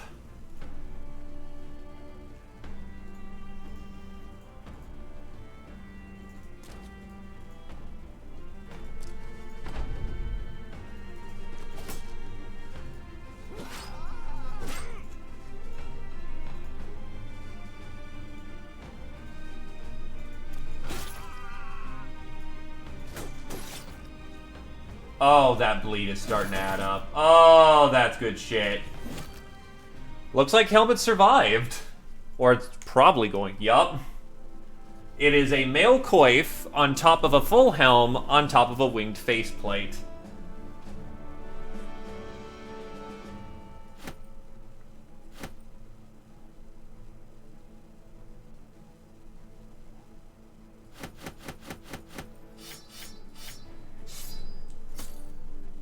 Ooh, iron breastplate too. Cheon Halberg.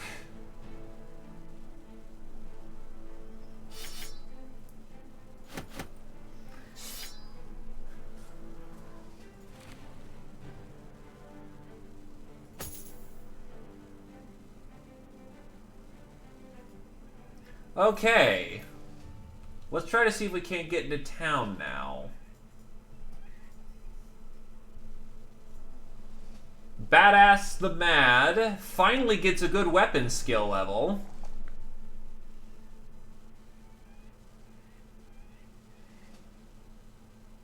And we'll give him an HP level. And then we will give him Backstabber so he can actually participate in fights.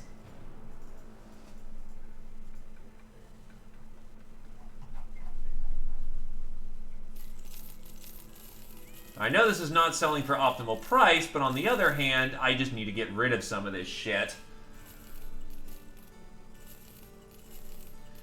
There is more loot over yonder.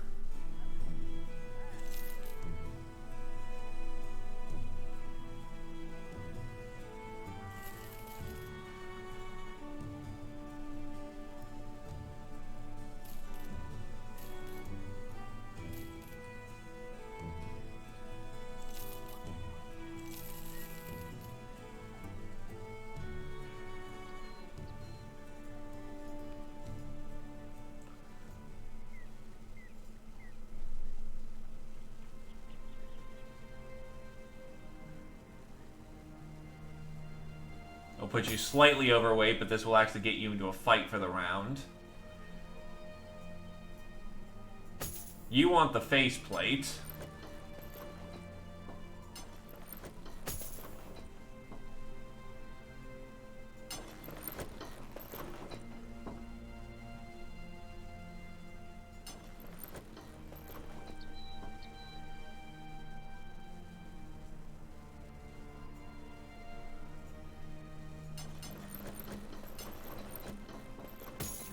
Actually, what do we have for... Because that may just be fat...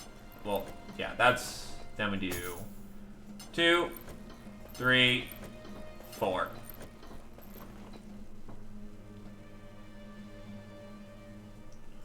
And then the fucking breastplate is a... Fixer-upper. But you already have gold laminar plate. But this is... wait, but yeah, That's going to be way too heavy.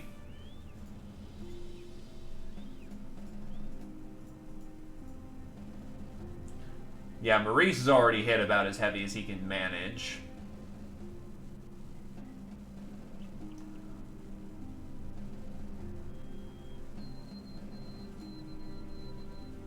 Don't think I have any other battle... Okay, you've got a Battle Forge, but you also have Gilder. The chain is a potential option for some people, though.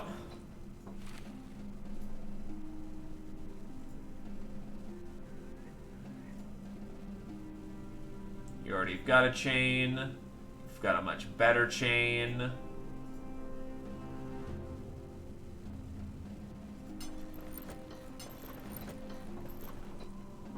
That gets him even heavier. But I'll set that to be repair instead of anything else. Cuirass armor actually may just be better suited just to being sold or something. The chain halberds, though, are very good.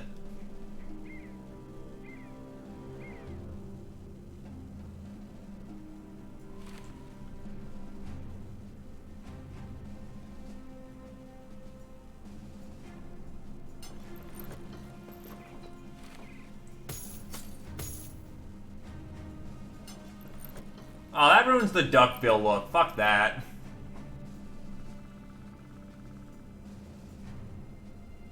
I guess, yep. Oh, no, that...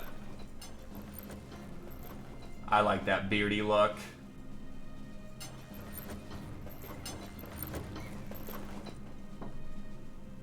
You can take some extra chain then, why not?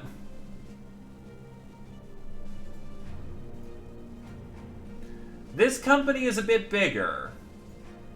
So we should be a bit more concerned about this. Now, you have no flag. We have no flag.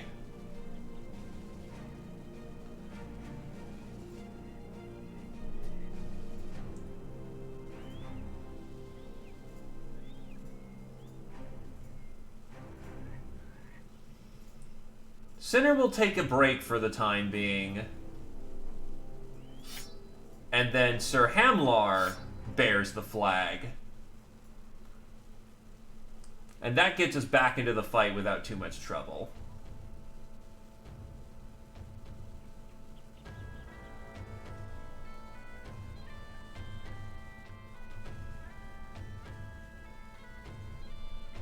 Lumi will take a noble sword setup again because she's kind of fucked up. But let's get to fighting.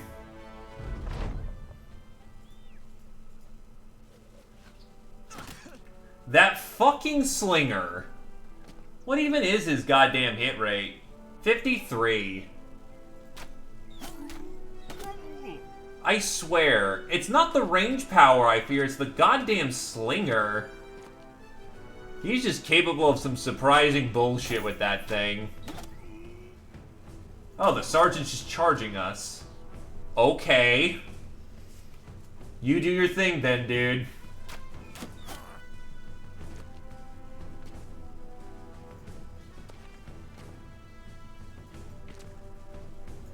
Bonk.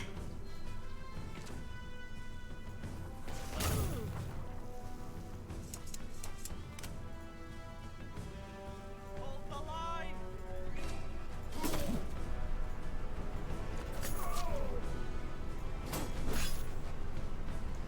He's out of action. Tie them both down.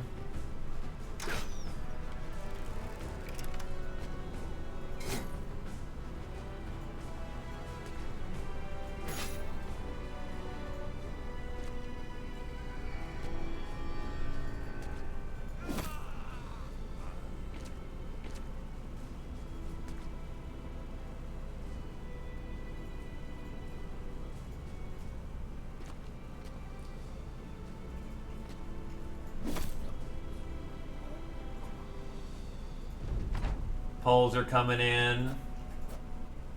The sergeant is not dead. Probably dead in the next round, though.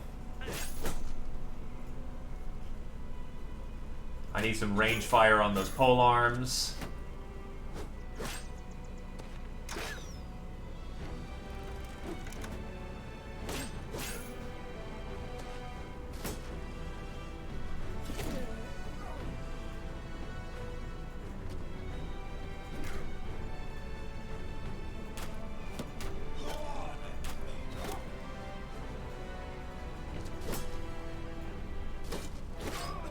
And he dies by bleed. Nice.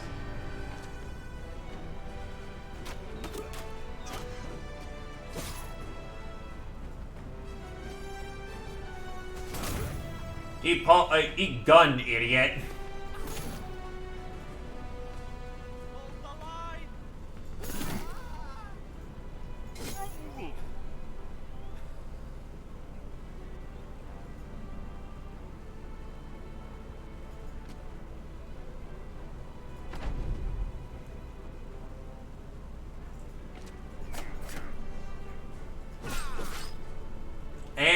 he just failed his morale.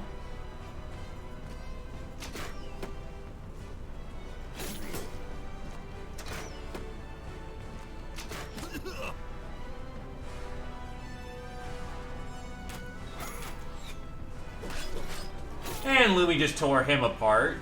And Carrier just got her face torn open, which is not good.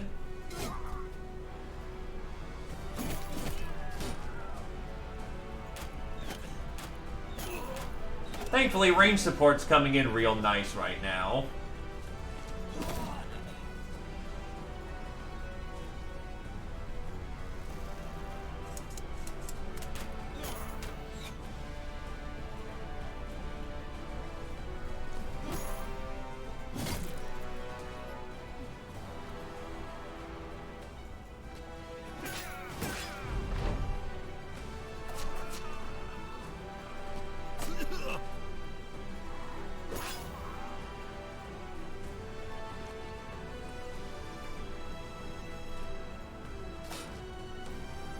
Your dagger's not gonna help you.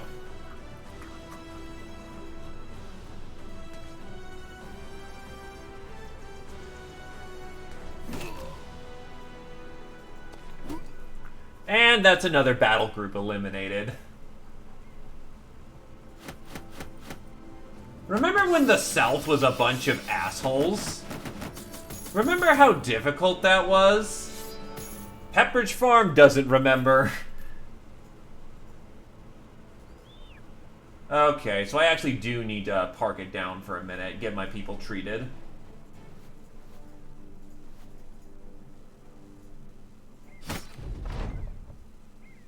You notice the mud a few miles back, and a few miles forward he's still there, bobbing and slinking in and out of sight. A Mongol such as he doesn't follow a band of dangerous man for no reason. Maybe someone's feeding it.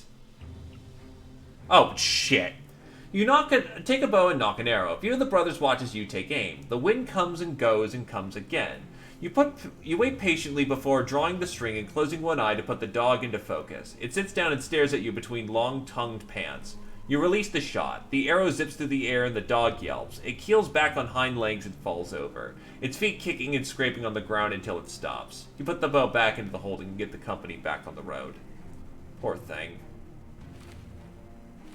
I meant to bring it into the company, though that is an alternative way of dealing with it, because the dog can actually maim you.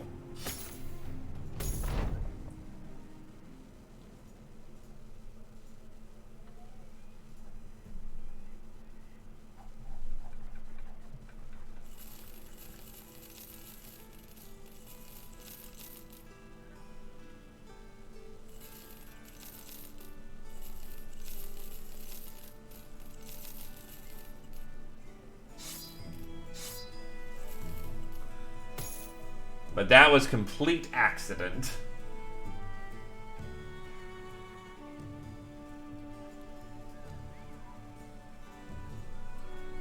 Anyway, chain. You're already chained up. Alaptavo. Hi, yes, I'm just going to become the deadliest fucking sniper known to man. With 114 shooting skill.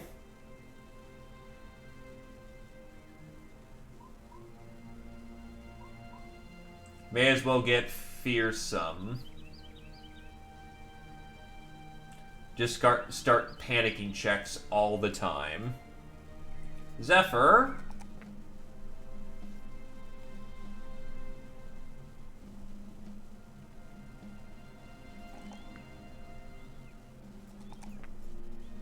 No rebound, but I will instead take Tumble. Make use of your acrobatic skill to improve your movements. Halves the fatigue and action point costs of footwork, leap, and lunge.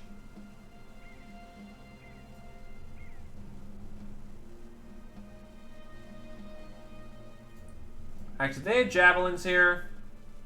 They do.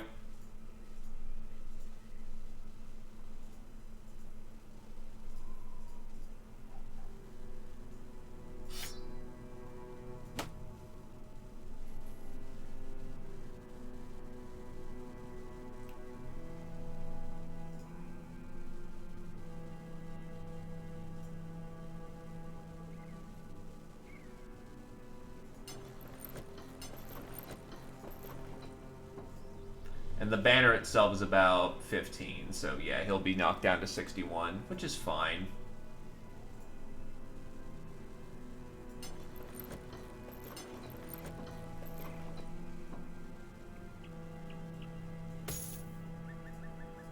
Remove these light chain layers.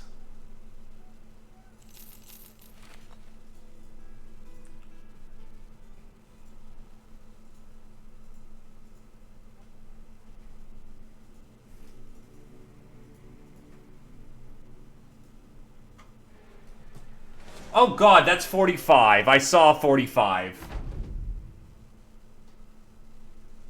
Oh shit.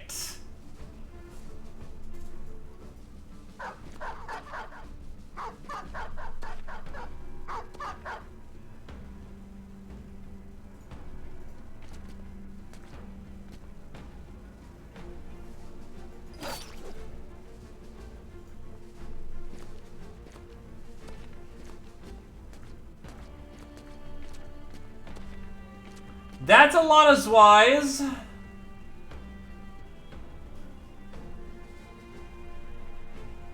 This is not a good situation. This is a very bad one.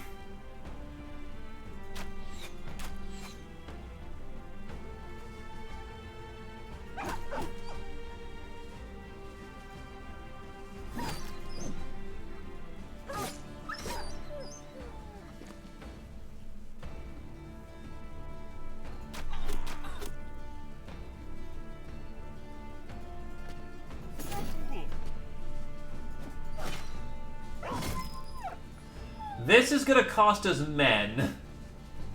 Oh god, and Zixian has no goddamn weapon.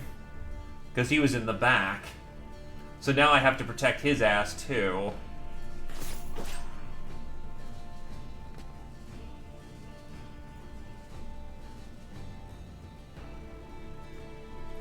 Oh yeah, no, they're absolutely here because I was fucking ruining things.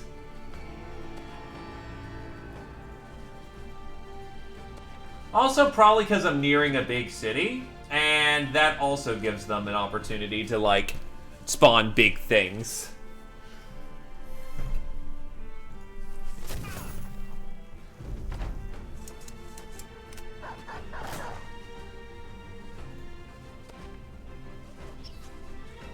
Ah, motherfucker, they've got a slinger too. What I'm concerned about is the giant amount of goddamn polearms they're about to swing at my ass. And they've got Zwei's in the line now.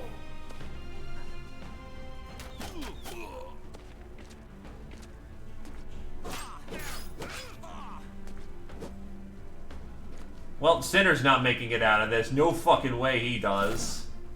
Really? Probably hit him in, like, the head or something. Armor just barely saved his ass.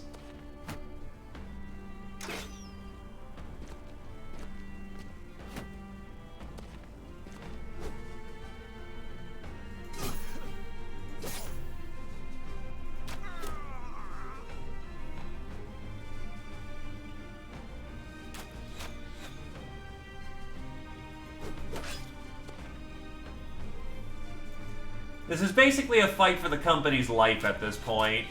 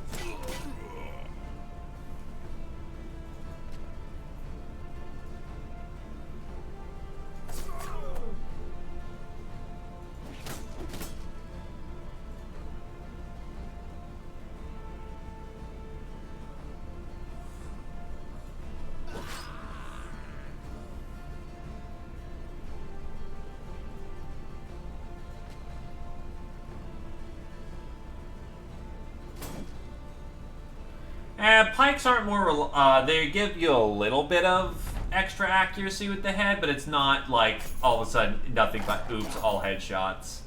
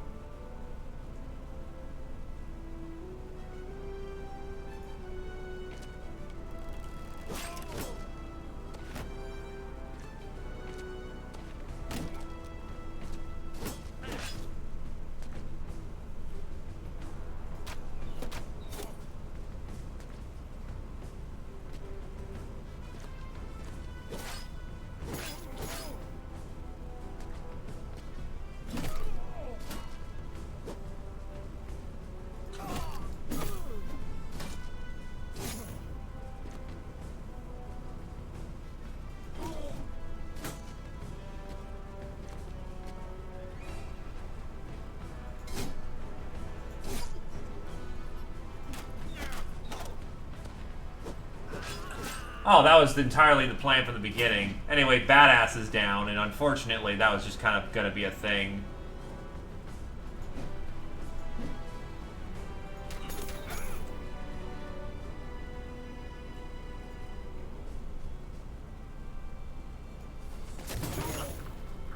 Looks like I got somebody in the blast. This direction.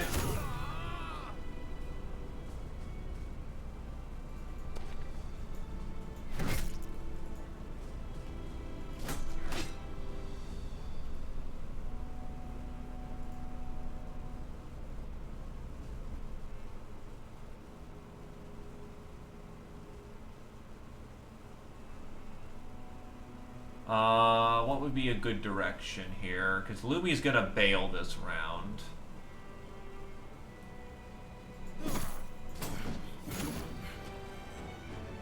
And there's nothing I can do to stop Lumi from bailing this round. And Lumi's down for the count.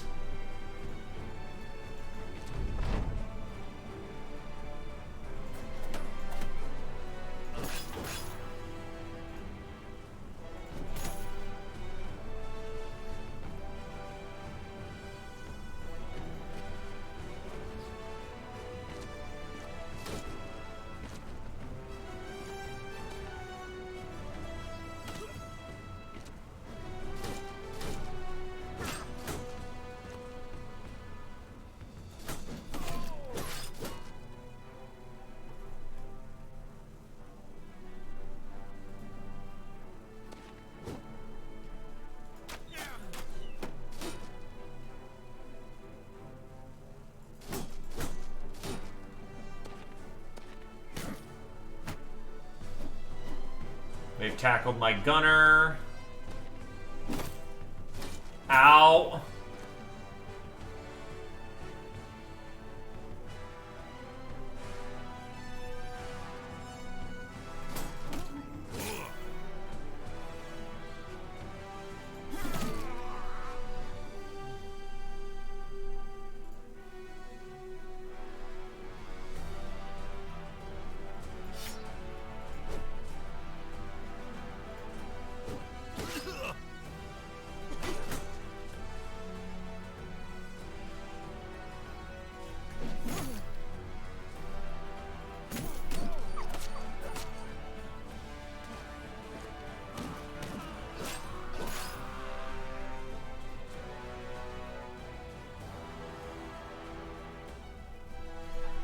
Try to see if there's anything I can't do to fix my impending doom situation.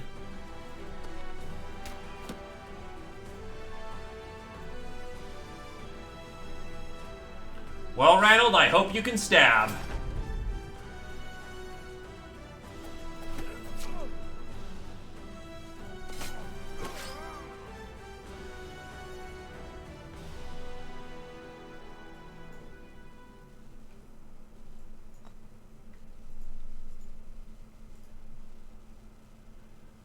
If I could have gotten the firebomb earlier, ready earlier, I could have done a lot more damage, but unfortunately that was just not the case.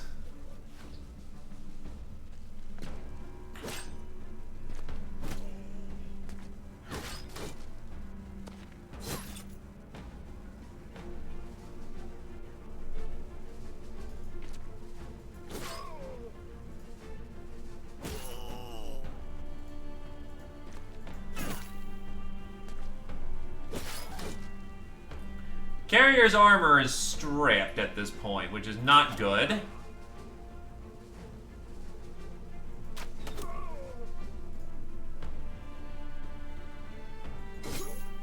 Alright, so he's broken.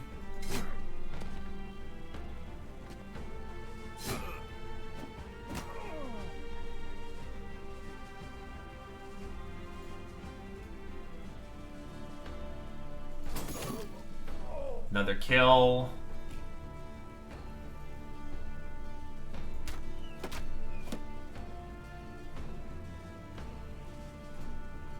Hold fire for the moment. Push up, come on.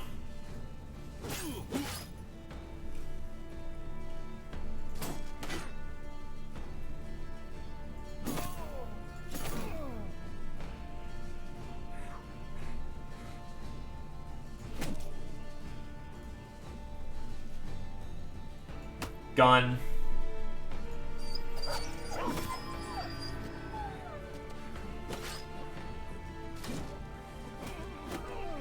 Some men are rallying.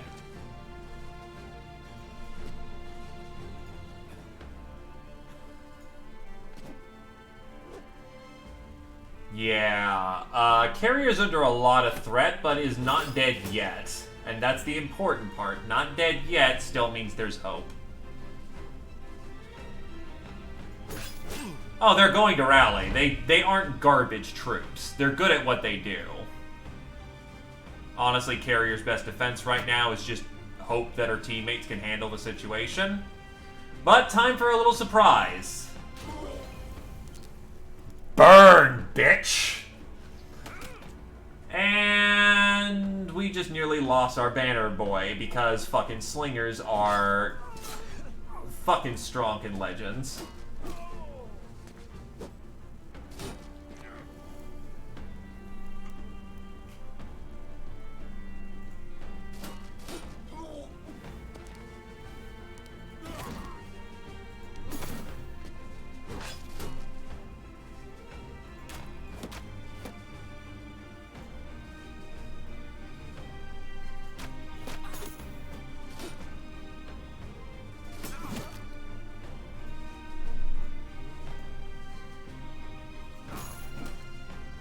Hey, Air Todd. I do indeed use hotkeys.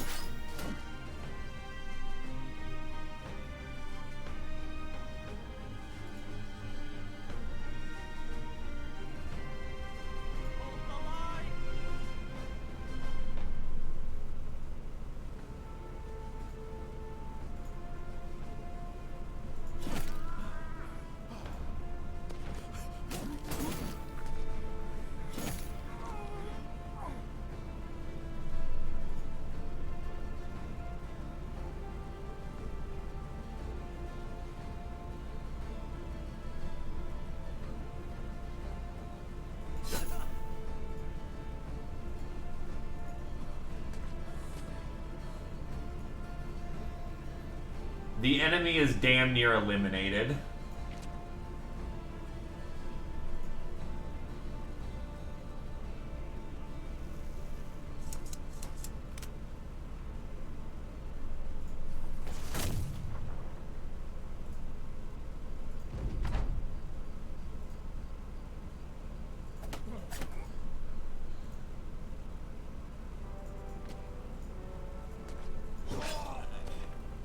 Yep, they're pulling back.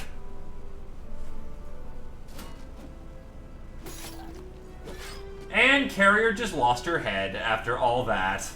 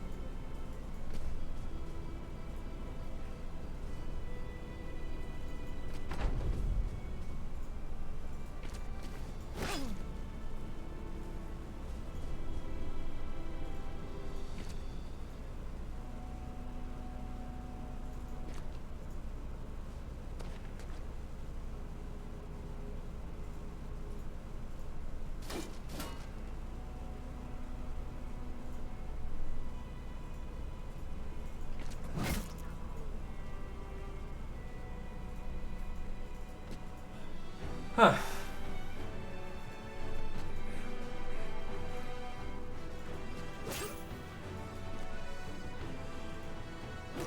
I'm planning to do some extra stuff for the fact that I want to get through lobotomy.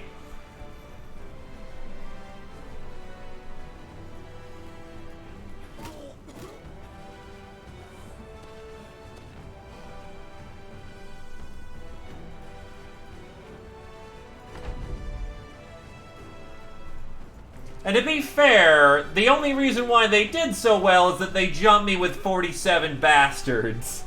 Like, normally we would have punked a smaller battle group, and especially if it wasn't at fucking night. Oh, Lumi lived, except her knee got fucked. So she used to be an adventurer, and then someone popped her kneecap. Badass the Mad and Carrier are very dead.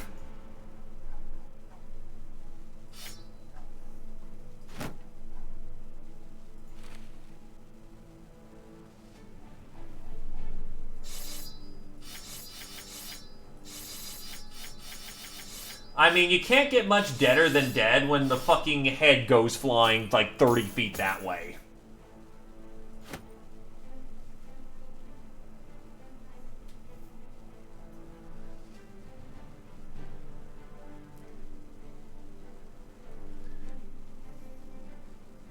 I mean, how the fuck do you live from... Yeah, I just removed my head, it's fine.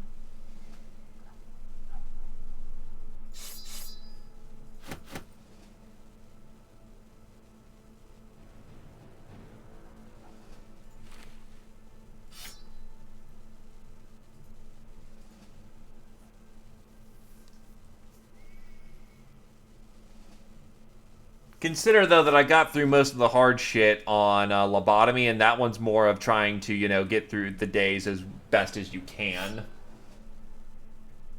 Also, the fact that I want to play Ruina, and it doesn't feel right to move on unless I'm able to,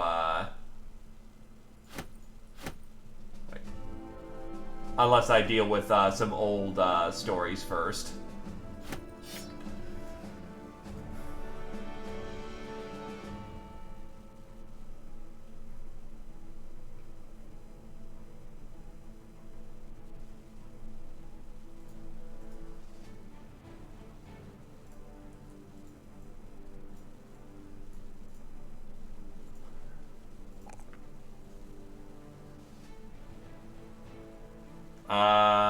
Actually, his weapon skill level was garbage, so we'll do that.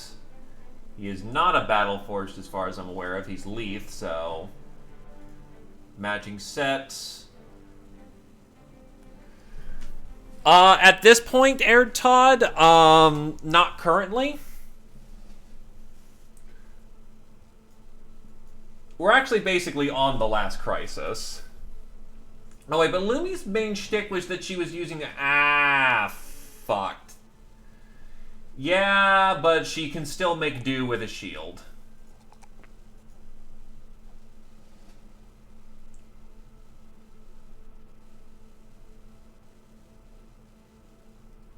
She'll get most of her stuff from shielding, and she still is very capable.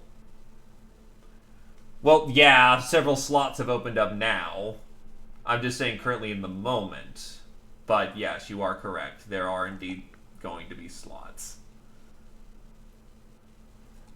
And I'll go with Resolve 90, Fortified Mind to get 112, so we have a backup Bannerman. And you know what? We'll have... Oh, wait. Oh, I thought he had an extra perk point. Well, fuck. Oh, well. I will take a halberd, though, because these things are fucking deadly. And unlike a sword pole, these things are made to Shrek armor. So, yeah, no, just flat out better.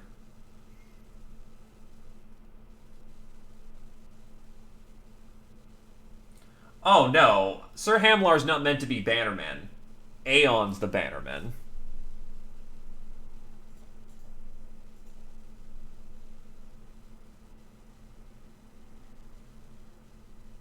We'll go with Berserk.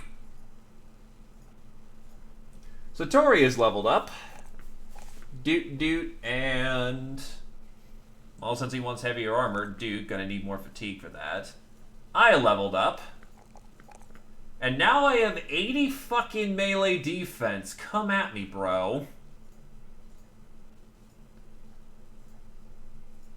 Still, this basically pushes us out for the time being. I'm gonna need to head to Holinus and recover.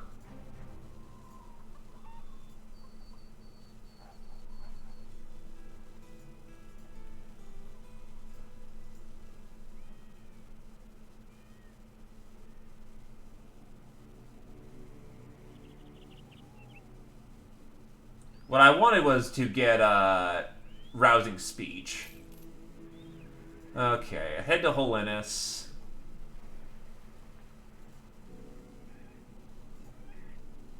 Why can't I use the fucking boats? Unless it's supposed to count me as quote-unquote, Oh, it's absolutely gonna hit me on a 5. It's gonna fucking hurt when it does.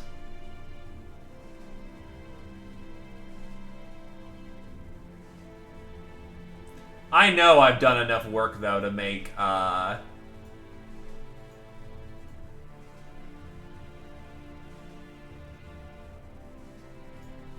make the contract happy.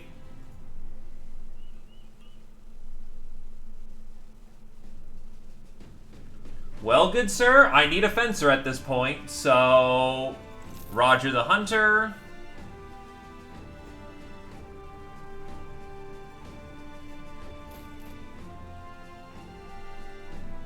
Aegis the Learner.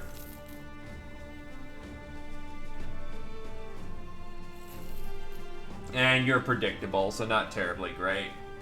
But I should be able to sell off my goods here. Yeah, you know what? I'm just going to sell off the incense here and just break even.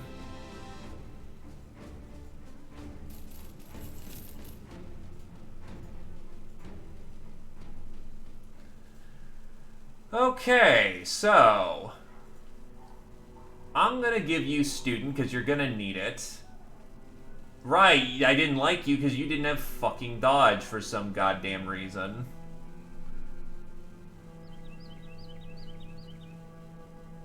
Yeah, you're just non-congruous with it, what you wanted to do, but, nah, well.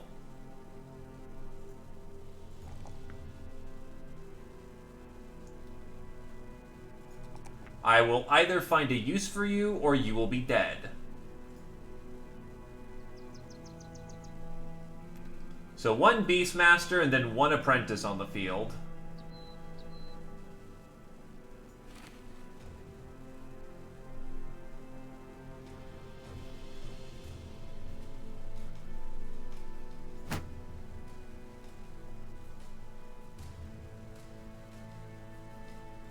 Get the opposer's helmet back because he is absolutely the cloth man.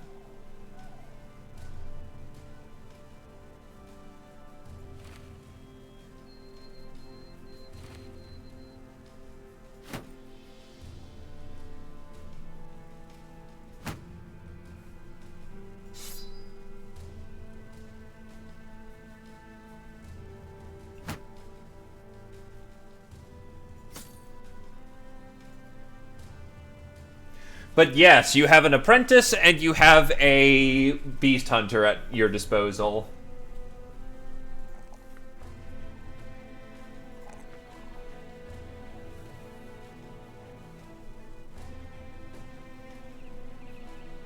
I'll go with melee defense in this case.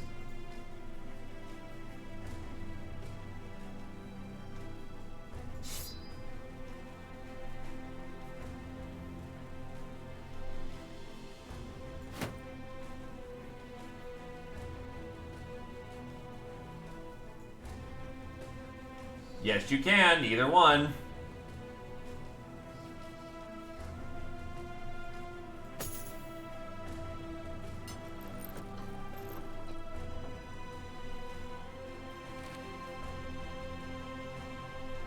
Too heavy at this point.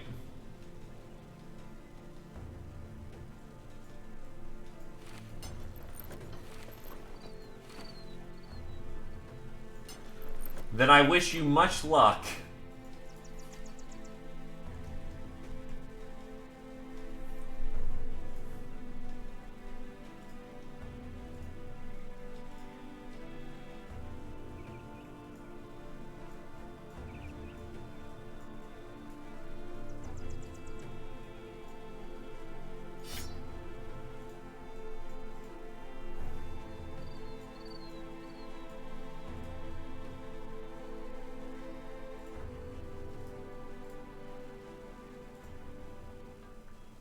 Because that ambush really did hurt us. Like, significantly.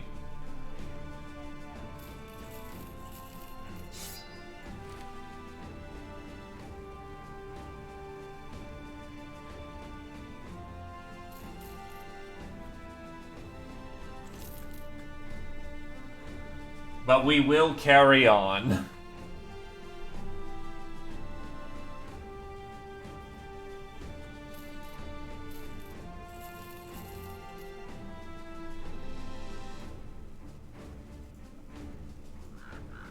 Okie doke. I'm going to consider my contract for the most part done.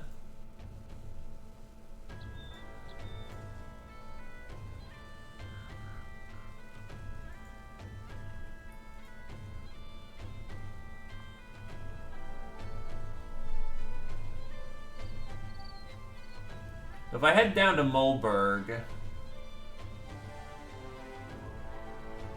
Nah, I'll just head down south and just get back to, Friendly Lands.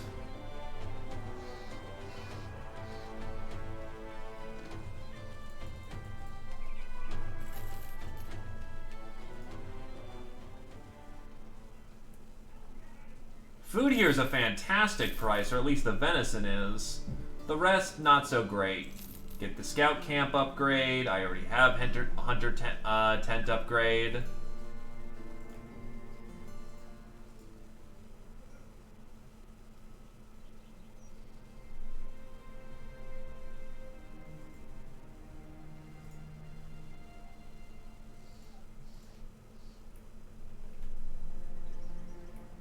Oh, I can use their boats and get to Homewater. Interesting, but I'll take it.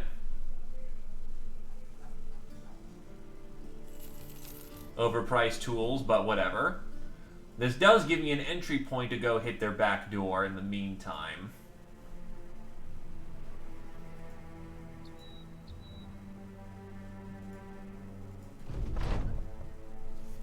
A well-outfitted man approaches with a self-confident swagger in his step. You put a hand to your sword and order him to announce his ambitions, all while keeping your eyes peeled for an ambush. The stranger takes a step forward and you can see his well-manicured facial hair. I am Panoff. Fear not, peasant. I am here to help. The noble houses are at war again, and while they bicker and plot, the towns are not safe. You take your hand off your sword and ask him of the nobles. He nods and speaks. I am related to most of the houses. I know a thing or two about these feuds. The man gestures to your weapons, enough to know the safest place is with good blades by your side. Hey, I've never seen the noble hanger-on.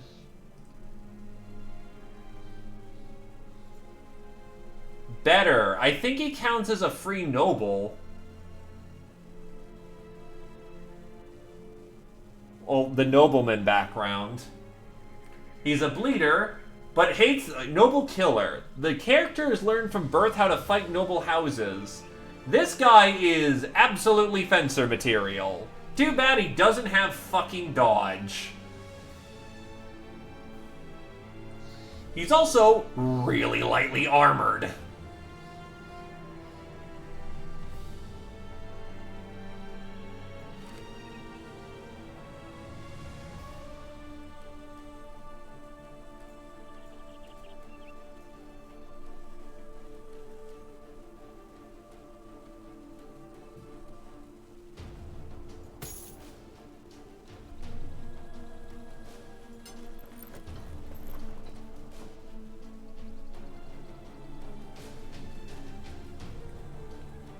Yeah, basically. Also, this guy has no capabilities in,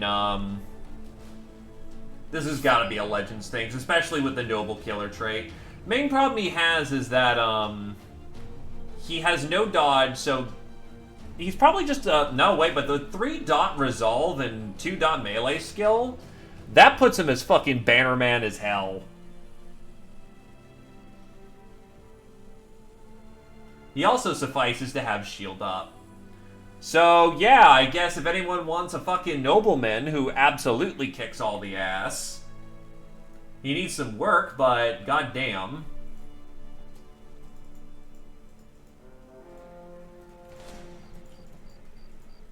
Company of 32.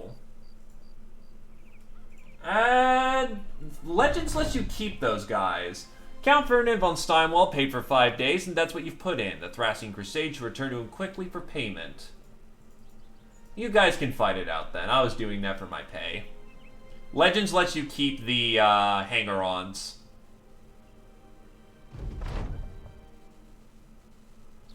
Count Ferdinand von Steinwall sinks into one of his chairs, hands limped over the rests, his feet kicked out.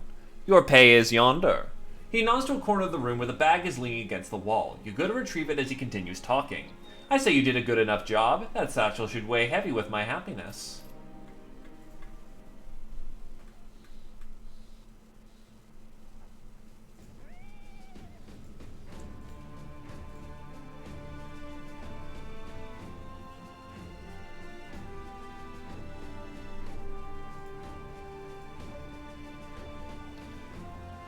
Still, that does replace all of our immediate losses. So all we gotta do is find another noble job.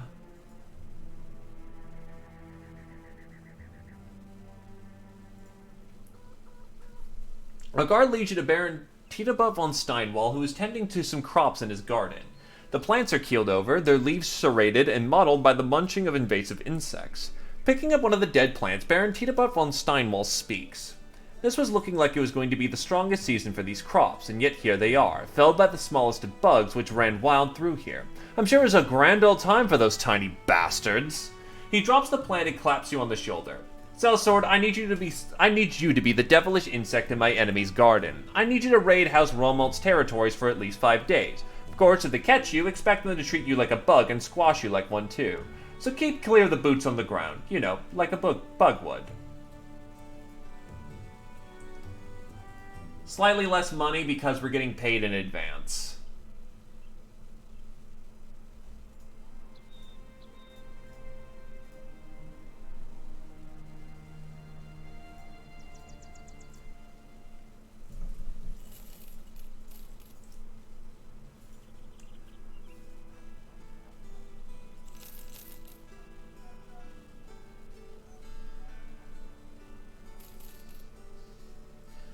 But, well, let's continue to fuck them up. If this is what we were born to do, rampage through a nobleman's territory, then who am I to say no? I just need to be careful not to get jumped that hard again.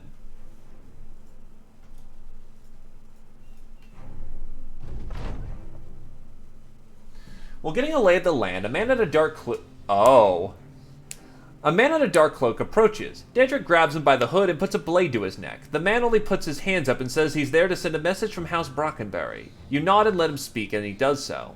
We have an offer. Join us. Abandon these noble families who are serving and come work with us. You'll be given the best contracts and the best pay, and best of all, you'll be on the winning side. As a token of good faith, I am to give you this fine weapon called the Ominous Clobber, if you agree, of course.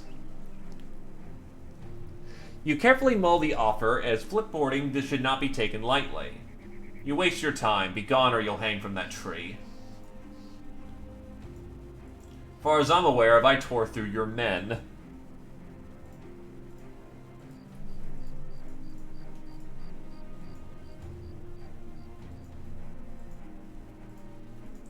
Unfortunately, I am a crusader. Hey, if I chill up with my buddy, maybe that'll help.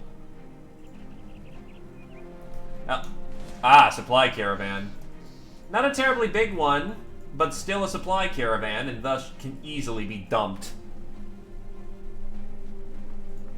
Let's get them.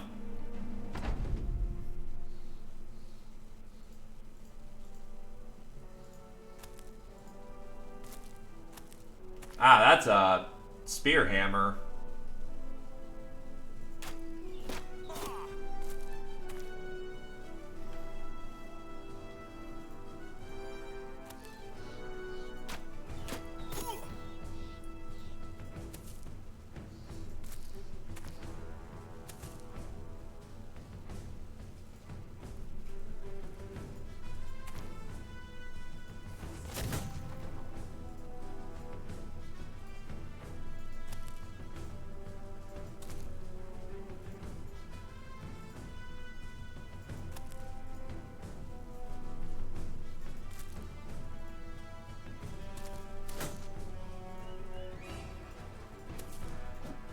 Yoink!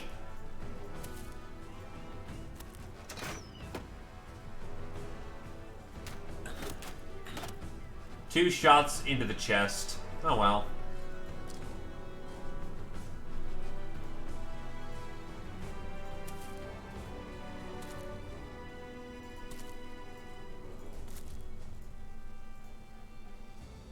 And now you're kind of...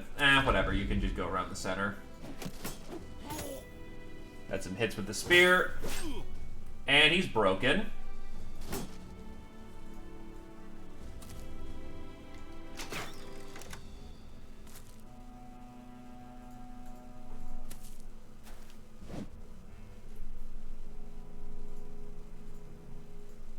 Oh, I put my gunner up front.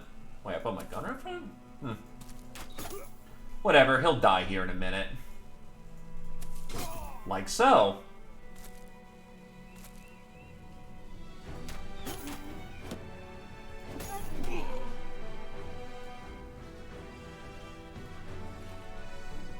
Right, because I moved him up to take advantage of positionals.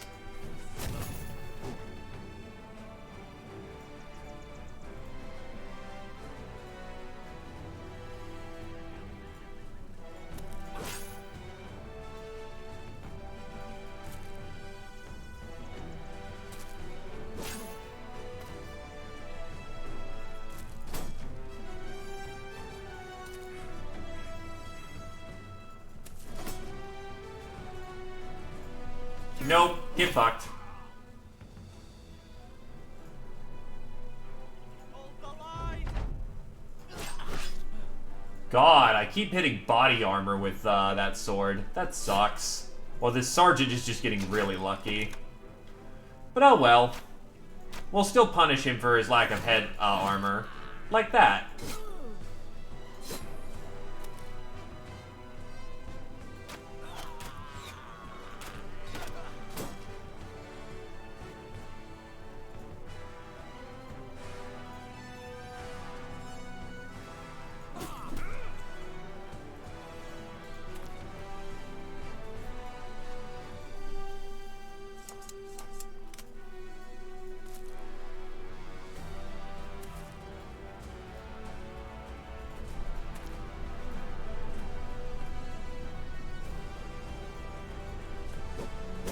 Oh wow, he's fighting.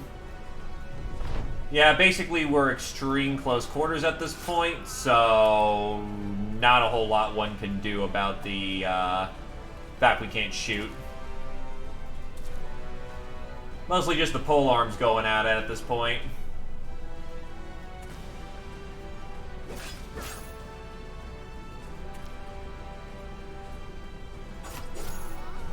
That's a kill for Erd Todd.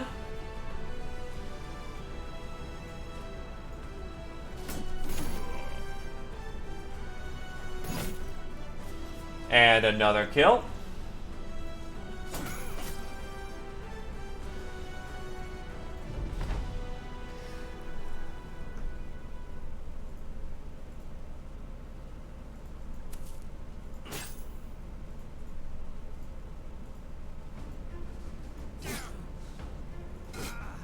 And we have killed the enemy. A good start to the hunt. Apparently we stopped the fucking bread wagon.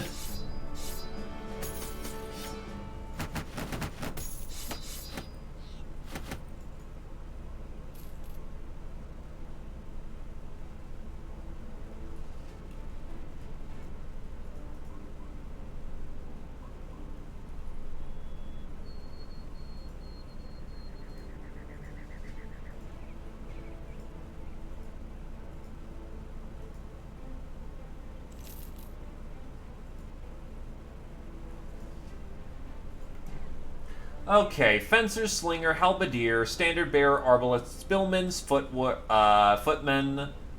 This should be within the range of our capabilities. I just need to fucking body bag that goddamn slinger. Because that fucking slinger is a jackass.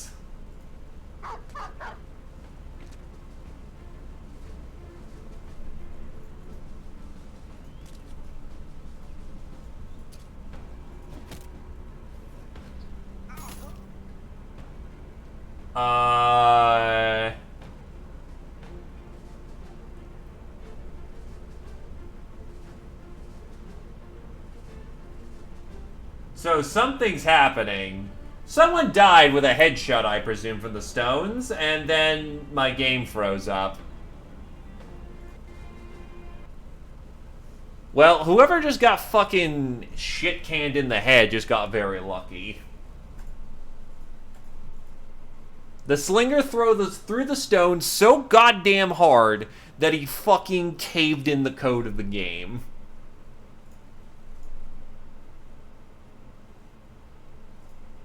Yeah, slingers hurt. Slingers hurt a lot.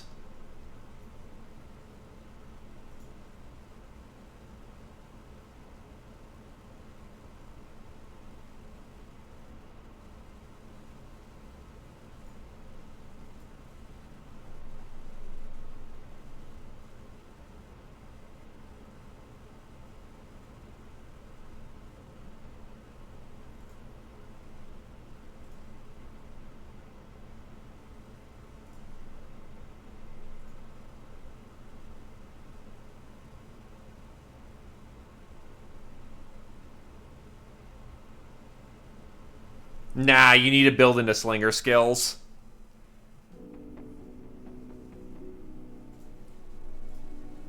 Also, you can only shoot off one stone around, I believe. You have unlimited ammo, but you only get one, and there's a reason why those guys are on the front line. Because their range is limited. The Satori comes down running one of the hillsides. He sees up next to you drawing for air. Sir, He straightens up. I need to exercise, but that's not what I came to tell you. There's a very large group of enemy soldiers coming right our way this minute. I think they know exactly where we are, sir. You nod and tell the men to prepare themselves. Be on your guard.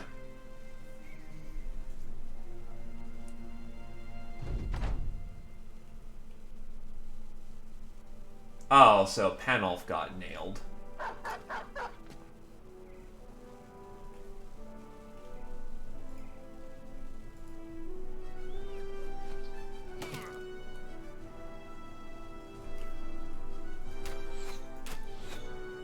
Fuck.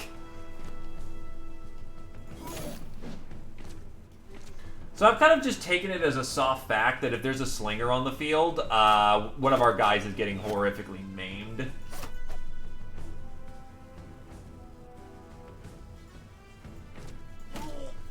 Usually that doesn't end up happening until later into the quote-unquote raid, but yeah, no, apparently this guy came a bit sooner.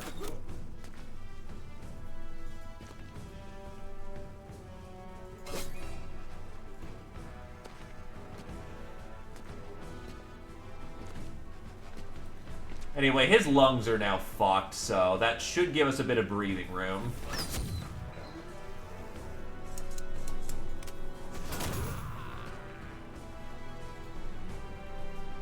Hold the line!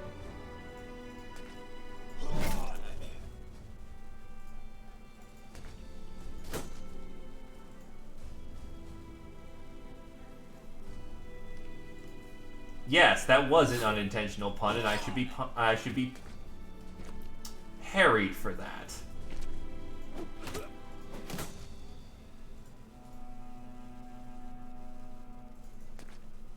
Anyway, Todd, you get the fuck out of here. You are in a bad spot.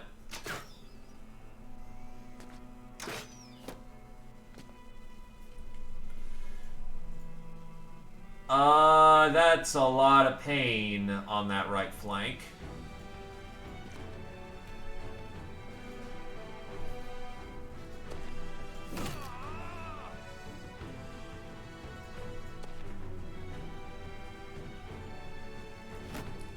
That's a lot of just pain in general with all those fucking halberds coming in.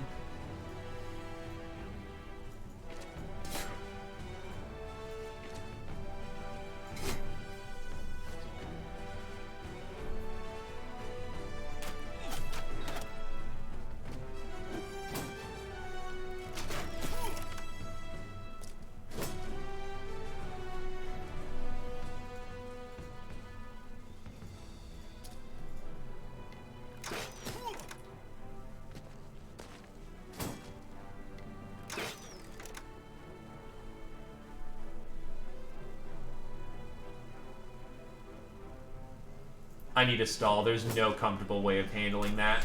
Fencer Boy needs some shots in the brain, though.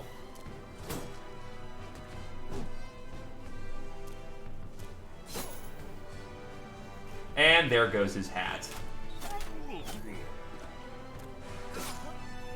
And the noble guy was just one shot. Damn.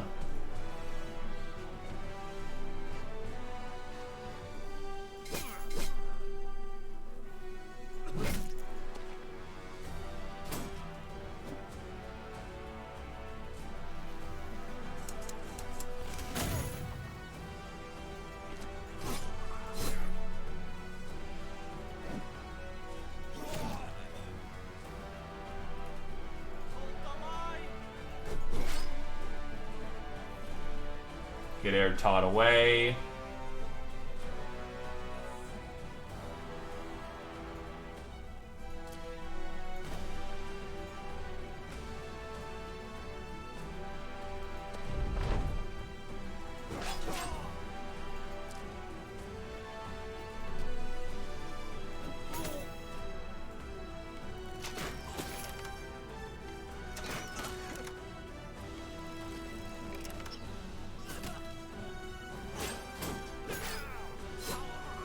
And there goes the Beast Hunter recruit.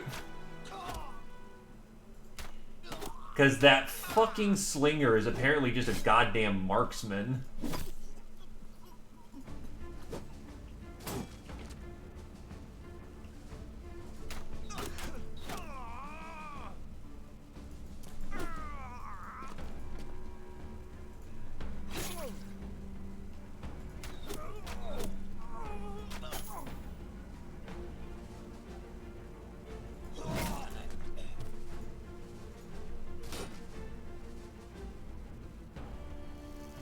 Firing.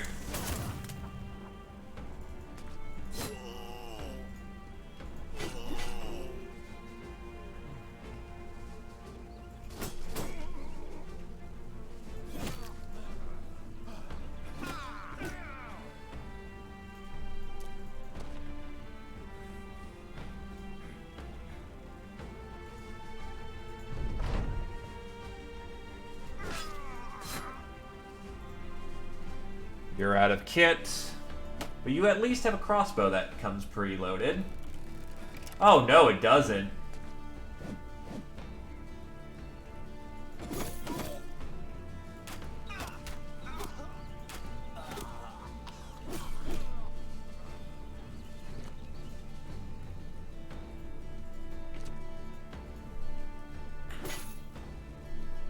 He goes down.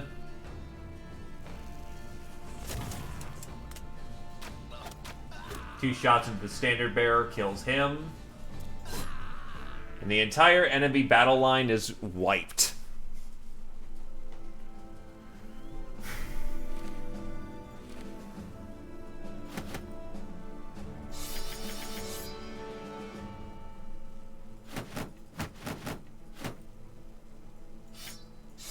To be fair, they were also both level 1.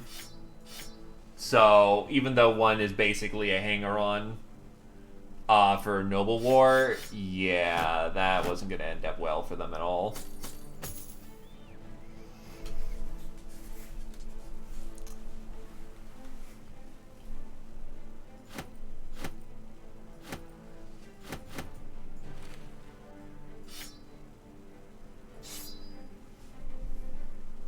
Huh, that's a light blue Gamberson. First I've ever seen of that variety.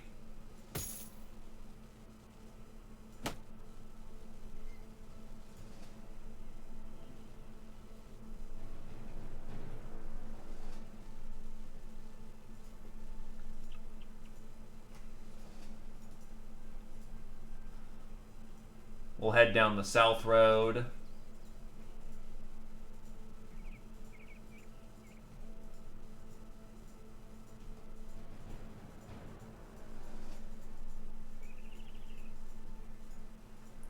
Actually, good time to sit down and start scrapping again.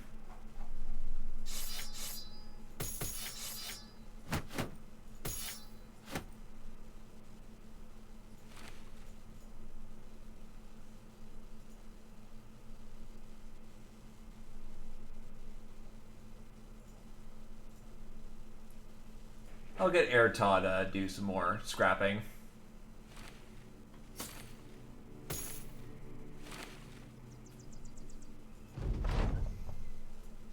How much gear space do we still have? Not as much as I'd like, so we're heading down the south road.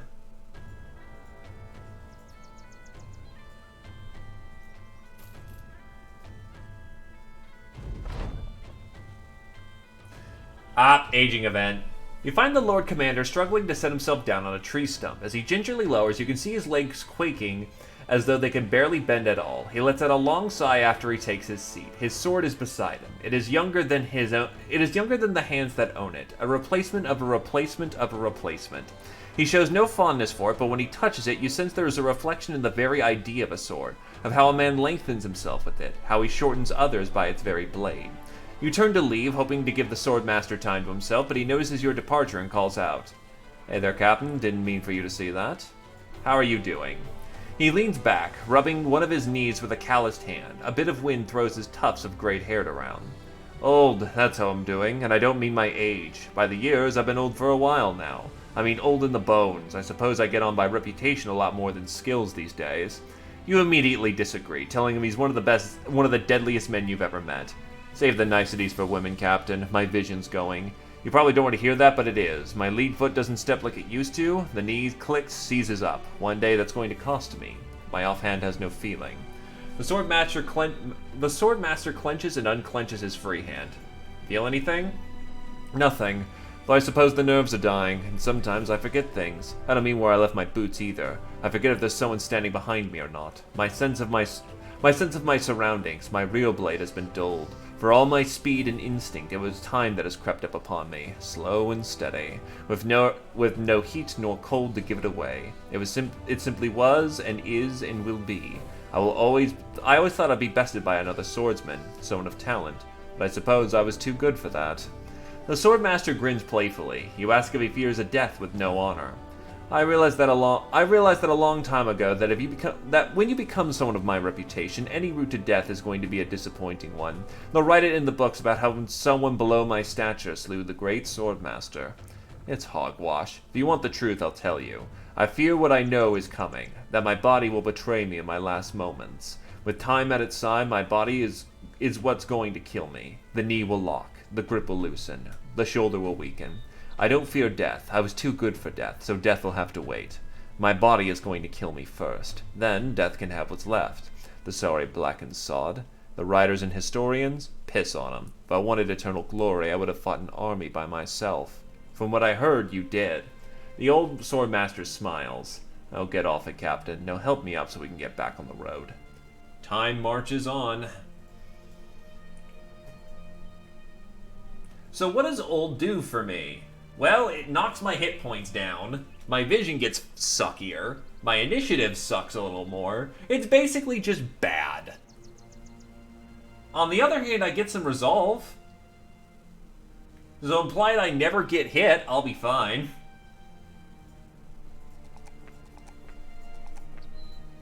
However, there is a way to cure old age.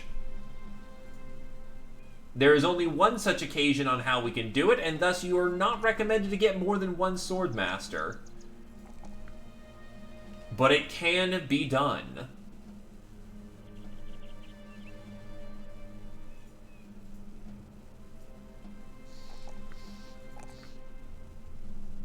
No. That's a more permanent cure, and I don't want that.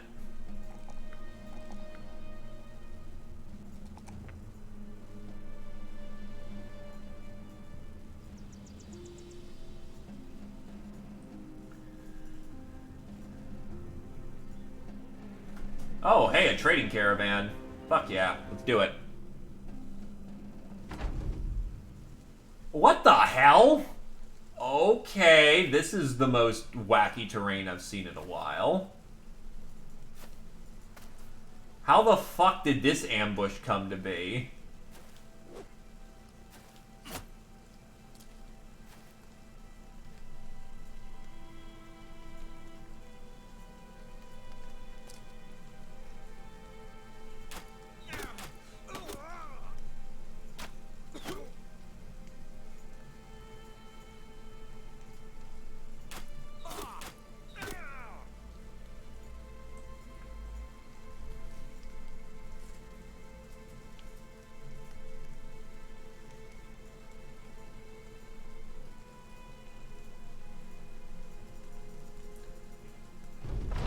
Well, I guess I have this one.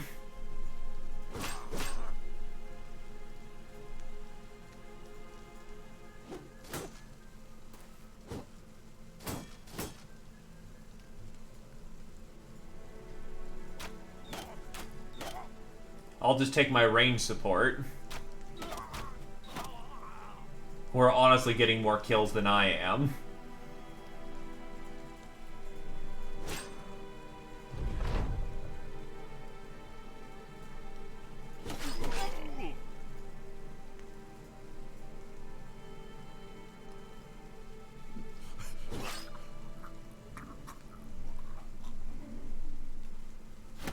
It's stuff.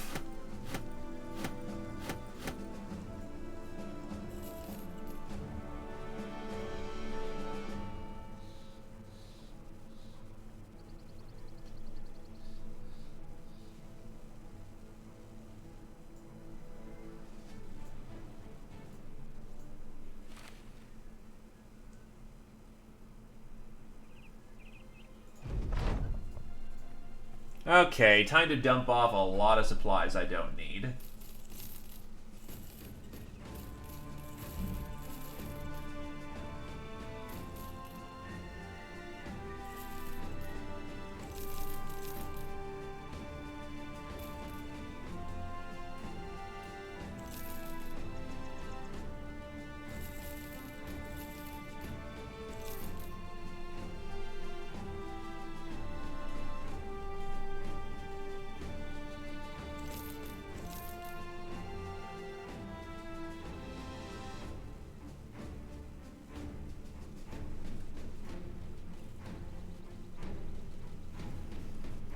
Well, let's see if there's anyone else who... Okay.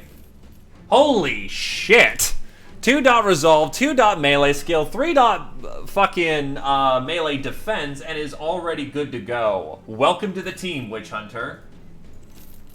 And this raider is not bad either, but he's just loyal, so not a good person to have on the team.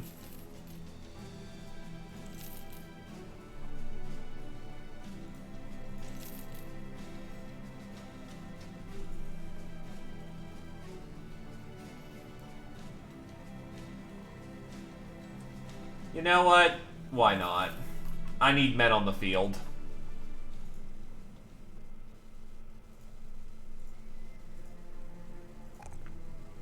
Oh, fuck yeah. This is where we're going with him. I am gonna be more than happy to field him.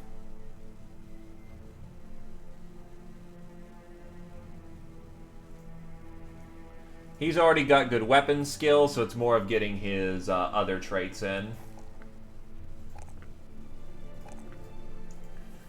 Because he is a heavy armor boy, and thus that should be a priority for him.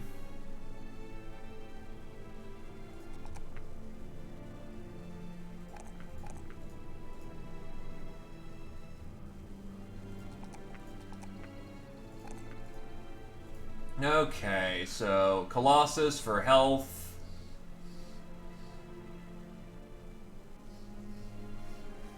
This is actually as close as we're going to get to a raider at this point, so Nit Nat the Generous.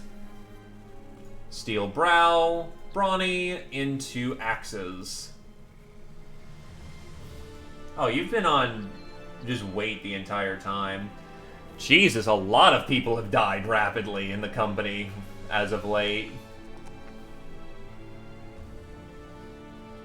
Does he have mind over body? He does. He also has rousing speech and fearsome, so absolutely wants to build into resolve if he can help it.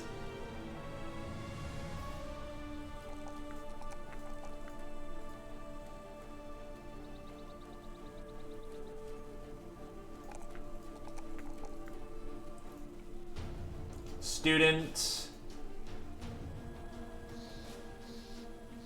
into Backstabber to get some extra hits in, and then rotate. Yeah, now get him Fortified Mind.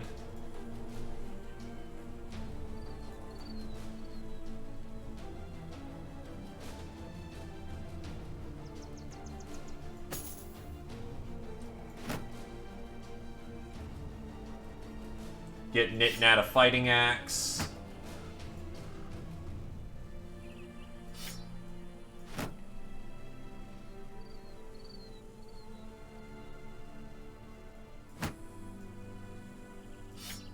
And you can take the old robes.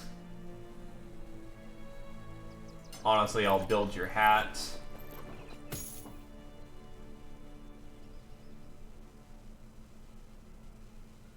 Aventails are fine, honestly.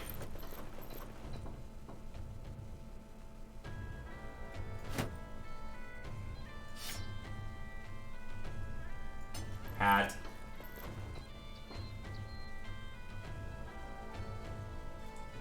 Deodirk has reached apex level. And now, oh, he already has muscularity. That's hilarious.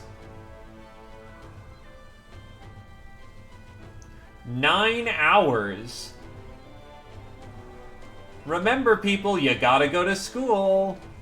You know, fucking that goddamn shit with the whole, you know, just absorb information, you'll learn it, we swear.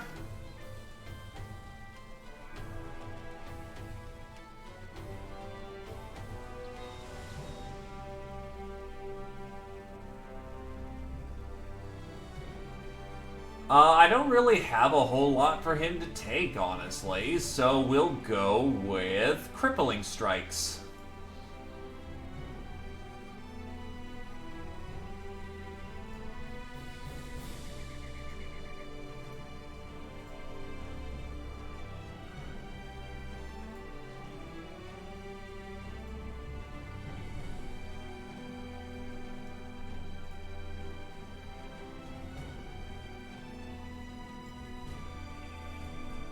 Todd actually needs to sit out for a combat.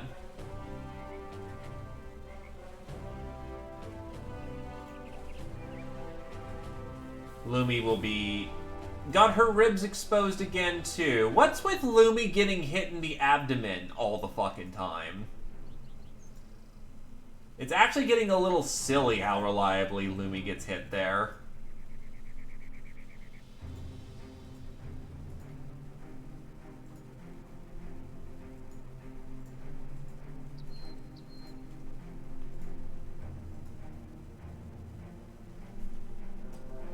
There's the Battle Company of 44. Can I handle that? Don't think so, not without backup.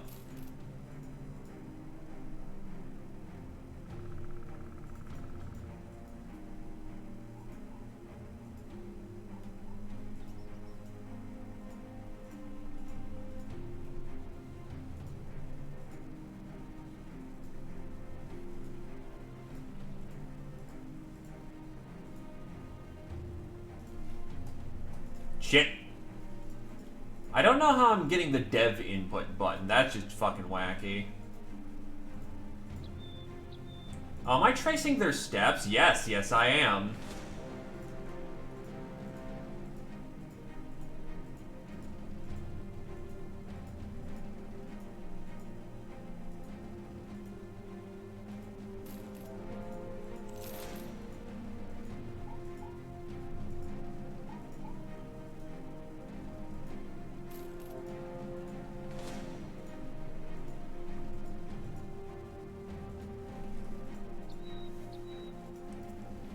hit their caravan. It'd be ridiculous to assume that they, you could handle 9 hours of shit on top of your other classes. Unless that they've made the classes far more dense so that, oh, you're just going to be home all day, so, we don't have to worry about that. Not at all. In that case, that'd be really shitty, and I offer my condolences there, Dragon Tamer. Speaking as a guy who never went to college, I can't tell you if that's, the positive or the negative.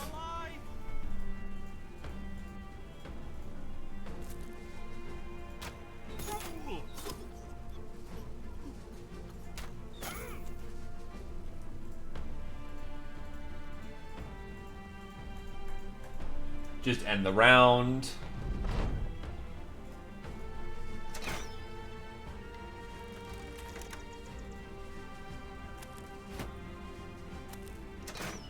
Oof. Thankfully, Lumi has a really good shield.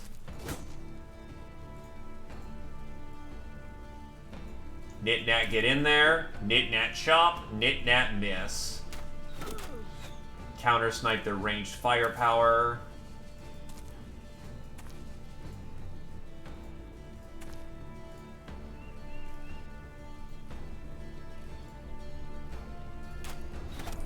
He's gone. Because Aloktevo is basically just short of having aimbot at this point. Bang.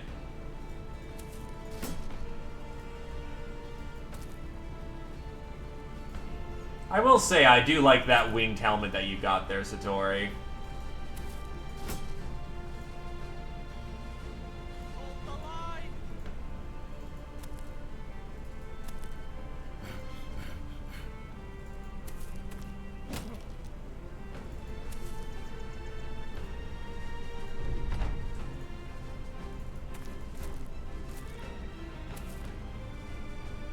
Get bap.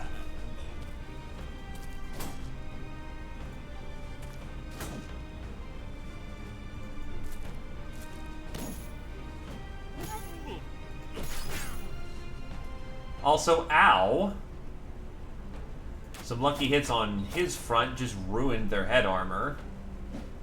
Not a good position to be in, but that's a much better one. Just the fact that I just YOLO sniped that guy from the other half of the map. Sometimes good things happen.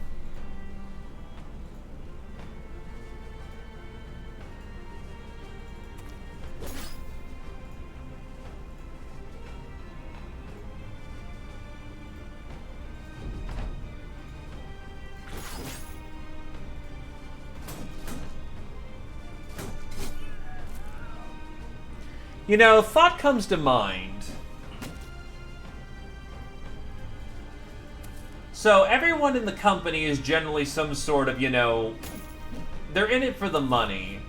But the Swordmaster seems to be kind of genuine in just being, repentful or otherwise just there because it's the end of their life and they want to do it fighting. It's kind of weird, like, what's his angle on all things? With everyone else being just, in it for the money. Just, the Swordmaster's there to just fight. And it in the only way he knows how.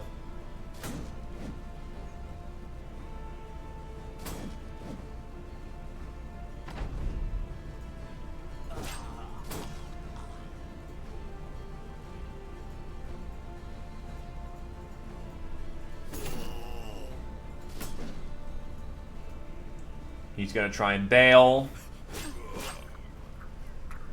And that's another caravan dropped. And they had more pudding.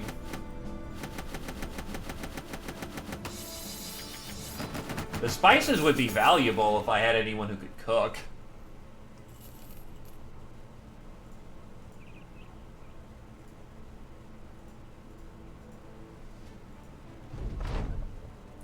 As you walk along the roads, a throng of ragged-looking men speed past you. They clear off the path and jump down into an embankment and hide behind a wall of bushes. Within the shrubbery, the shrubbery's still swaying. Another group of men soon appears. Before the first man even speaks, you already know it's coming. Apparently, some laborers had agreed in union to abandon a project over what the pursuing overseers simplify as, issues. They ask if you've seen the ne'er-do-wells. For this occasion, because I'm trying to mess up the, residing noblemen's, I haven't seen anyone. With your finger still pointing the wrong way, the overseers take off. The angry barking fades into the distance. When they are gone, the laborers slowly emerge. They appear rather surprised that a sellsword didn't sell word of them in the bushes. One by one, they take their hats off and bless you for your mercy. One even calls it justice, a strange word to mercenaries' ear. When most of them take off, one man stands idly by. He asks if maybe he can join your company if, you got room for him. Sure. What are you capable of?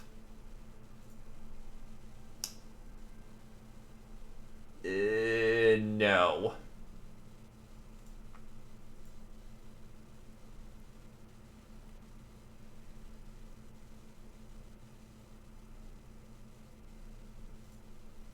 But hey, I'll take the sackcloth that's no longer useful for me.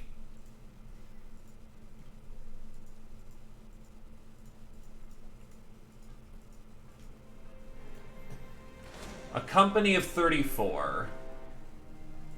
We'll top it off with that. Nope, not fuck. Alright, whatever. I can take on 34 of these guys.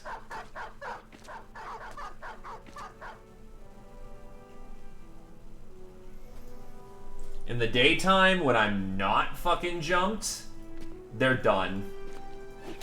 And I will slaughter every last one of these guys.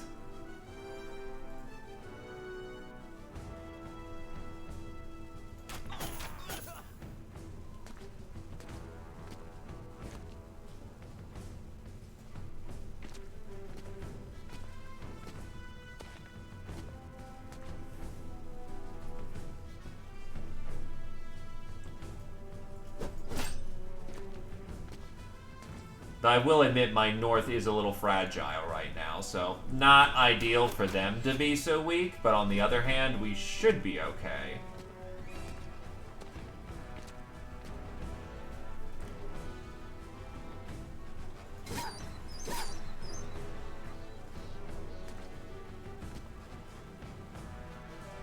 Oh, Todd's back in action.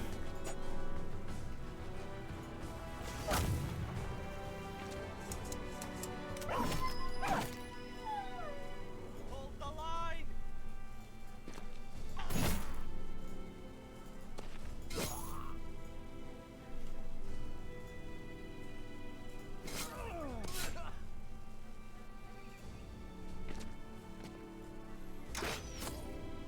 Lumi's taking a hit.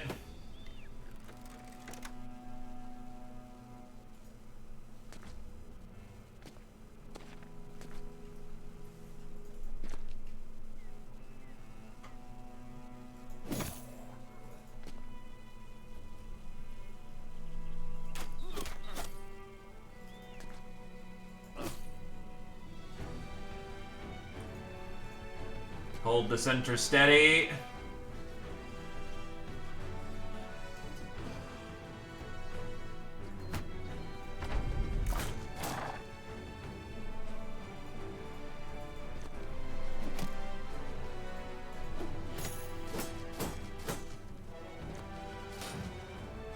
That's an uncomfortable position to be in.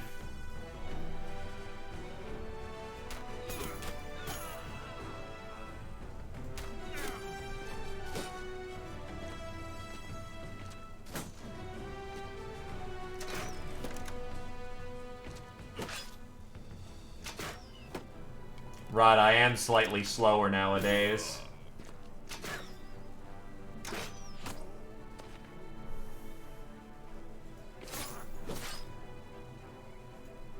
But I still have a shit ton of melee dodge, so...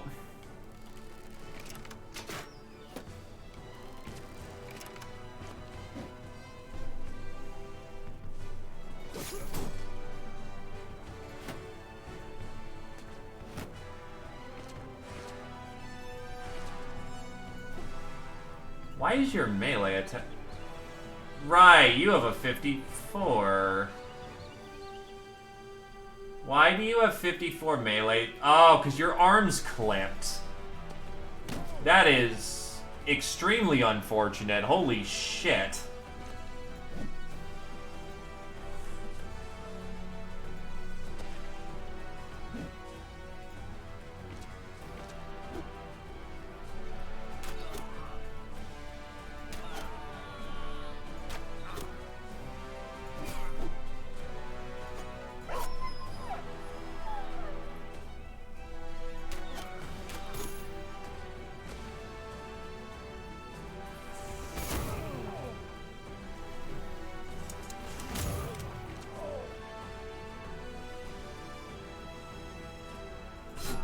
Needed him out of the way.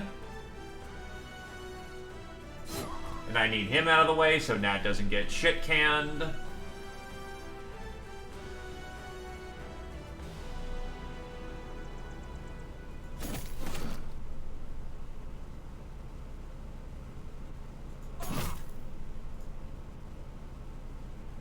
Hold the line!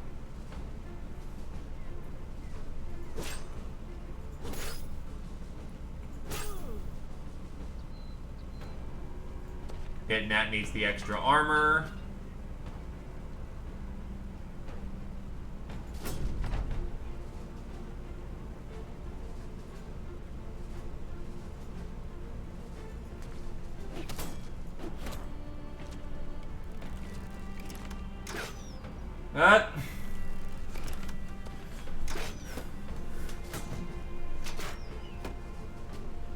Nat is thankfully saved by their shield. That fucking's why.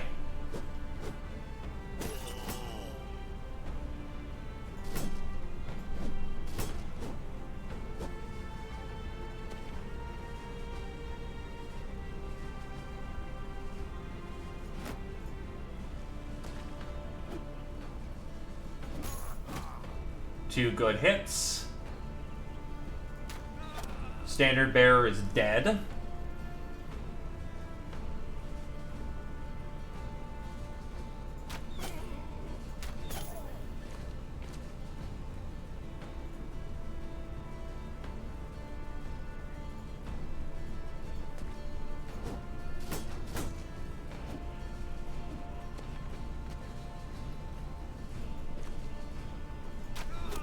Footman KIA.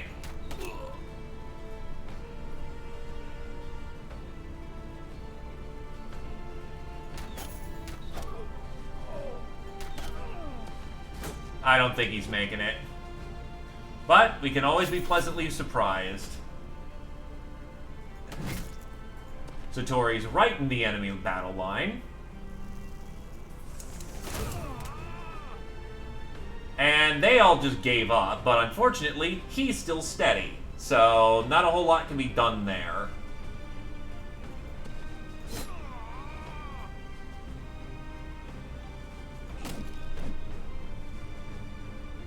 Hold the line! Nat's gonna get the fuck out.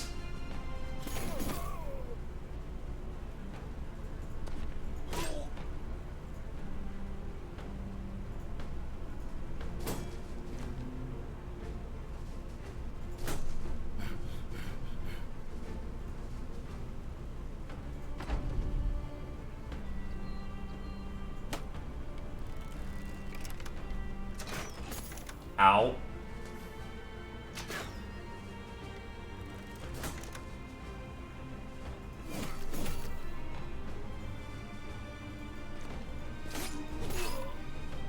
More important things to do in the moment.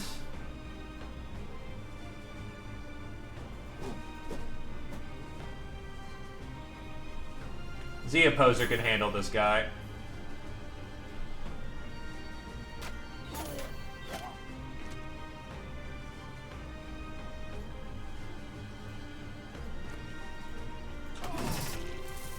And that's a multi-kill.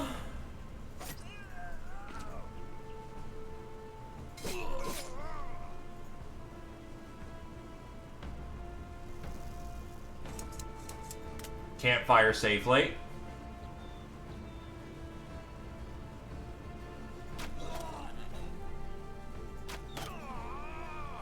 He's fatted out.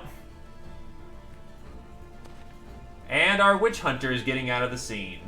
Nat is getting out of the scene.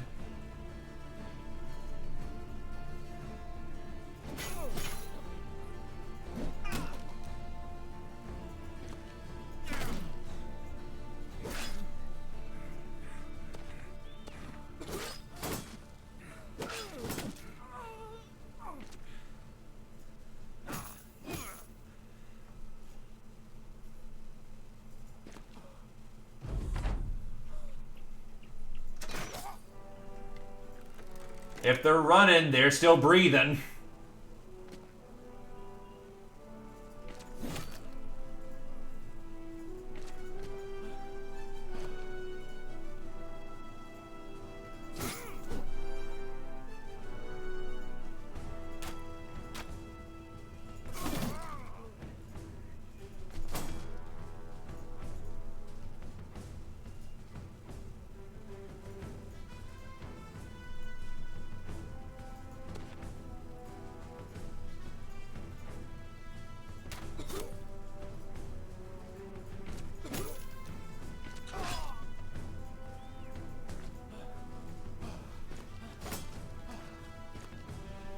Alright, let him go.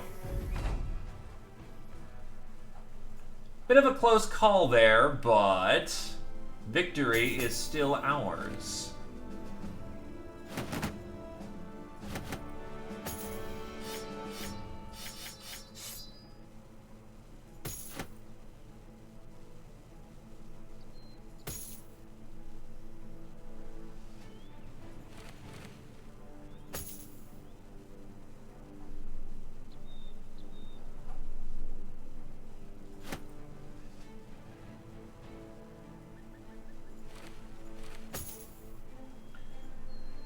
Now we gotta get back to town.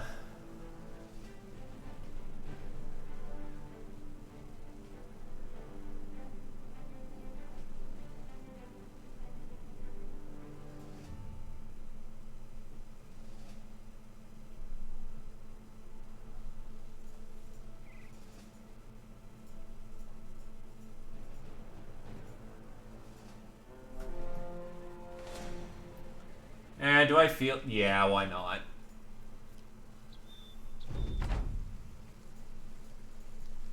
Just be a last-minute bother to him. Nothing our ranged firepower can't handle.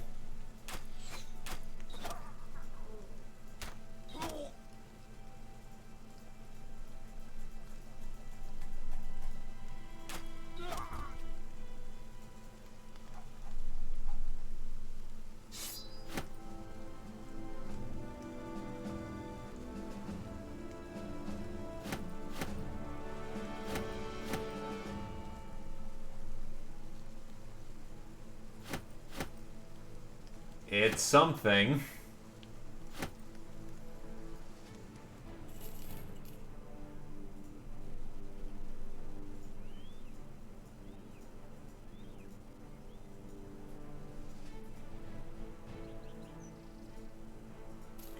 Gonna need to sit down and get all this banged out. So I've got a lot of scuff marks on this armor.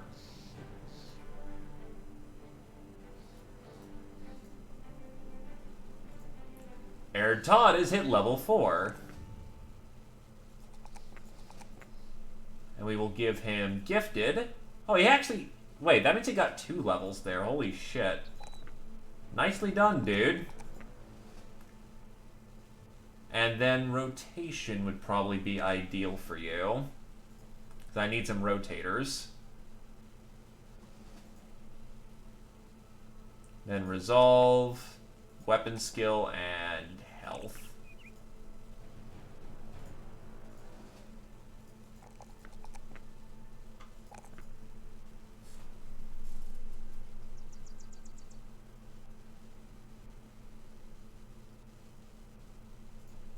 Freedom of movement.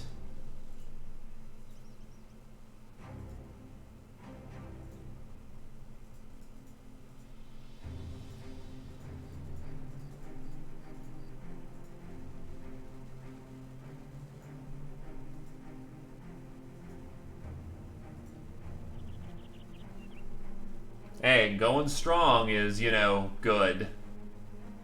Molkberg. Raiding is messy work, but you did good out there. Gotta admit, a part of me was hoping you'd bring the apocalypse itself to my enemies, but what you did is fair enough, I suppose. He takes out a finger and licks it before throwing you a satchel of crowns.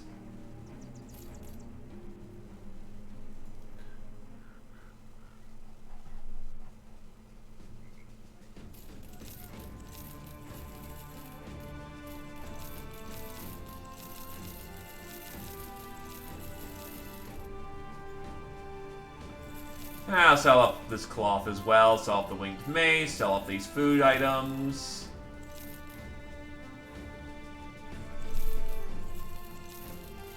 Get spare tools.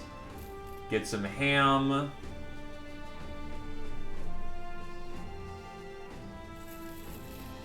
Sell off the food that's about to go bad. Restock.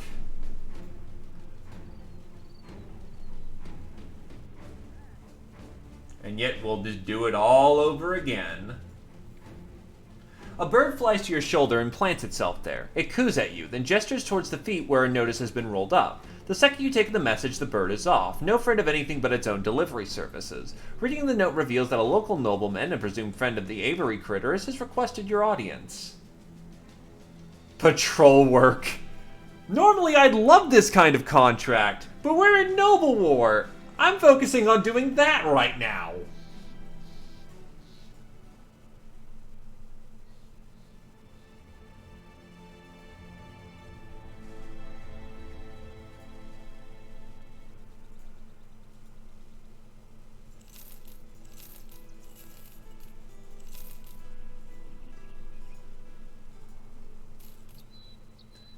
Still, I suppose it's good rest for the men right now, because quite a few of them got messed up. Oh wow, it's actually fairly cheap to travel to places right now during the Noble War. Interesting.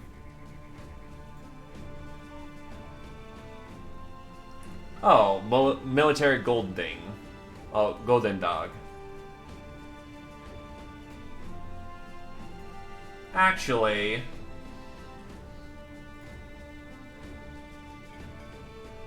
rigorous schooling for all the young. It is the only way how they will survive.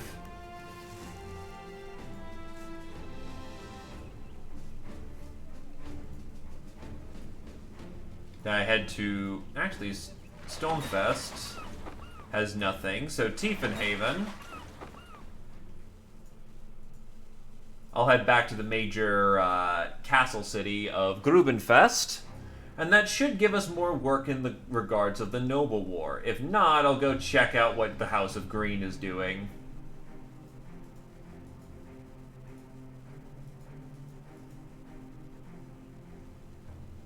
Wow, literally nothing going on in the Noble War right here. I'm actually shocked. Okay, well maybe Sattlesburg? If not, Sonnenfest is also an option.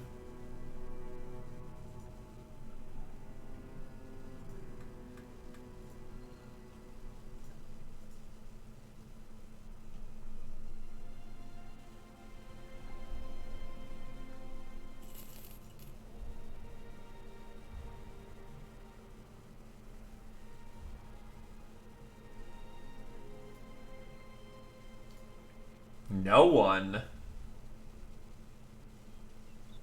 Okay. Then yeah, I guess we're heading into the House of Green's territory.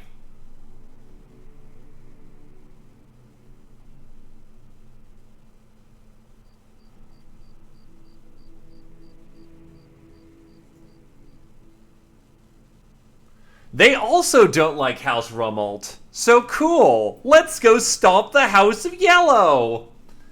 Baron Thrivelf von Brockenberry is surrounded by his commanders. He beckons you forth and points a finger as to accuse you of a crime you didn't even know you had committed.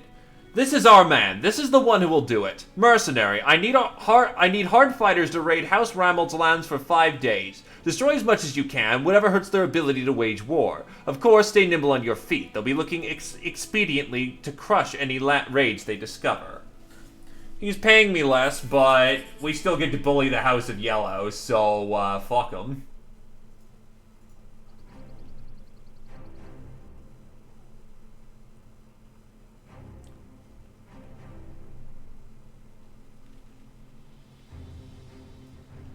I should be also able to take one of their bolts to Homewater too, so that actually ends up working out. Because they've got Seed Strut, which connects about here, Congus Mead, which doesn't do anything, and Holmeswater, which actually gets us to where we want to go. Unfortunately, their markets are a little fucky right now. Because disappearing villagers are fun.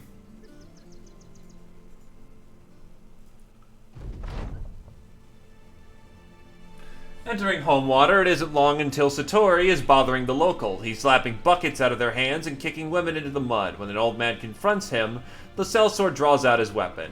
The other peasants beg you put him into his place. Grr, don't do bad things. Okay, don't do bad things. We've seen that event before. But Satori is not a happy person at that, and no happy pills, so, his mood will improve. He's just grumps.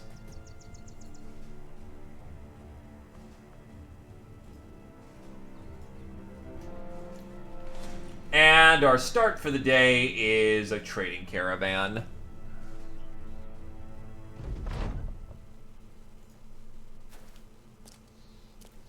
This is a job for ranged firepower.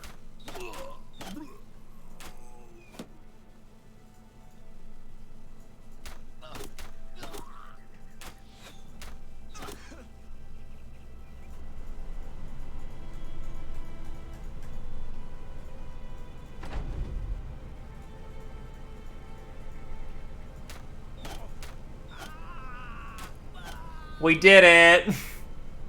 Oh wow, they're carrying iron ingots. Good iron ingots. Okay, that's just trade goods right there. Hell yeah. Into the wagon.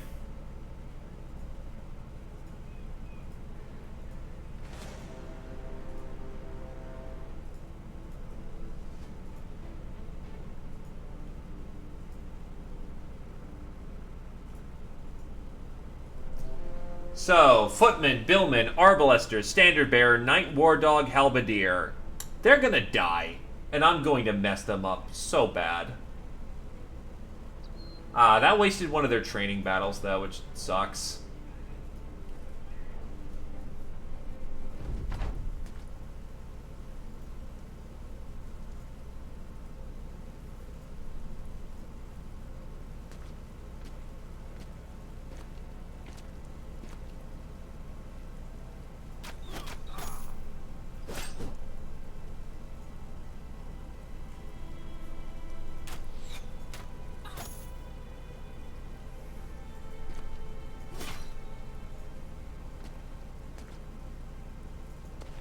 Bop. Nah, that didn't do nothing.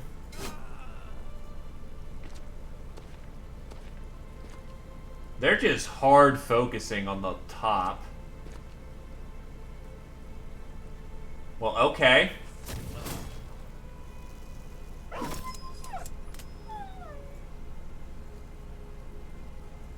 the line. Whap.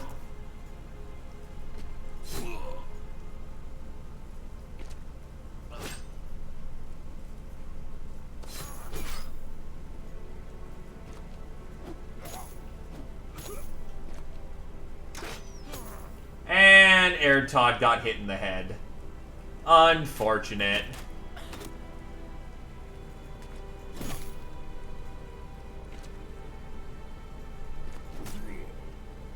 So you back out while you're still not dead.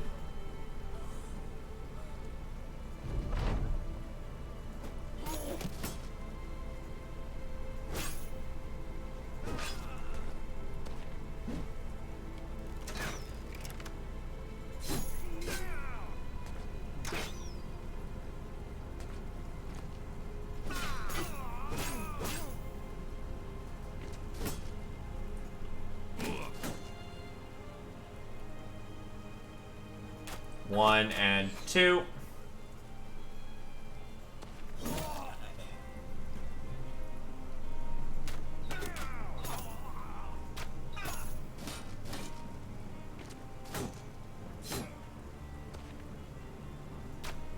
One and 2. 1 and 2. 1 and 2.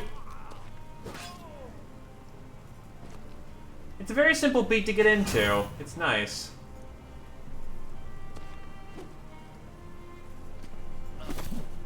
Wow, one dodged. Okay.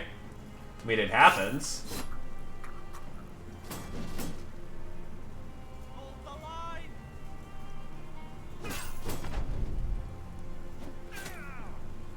And he is out of javelins.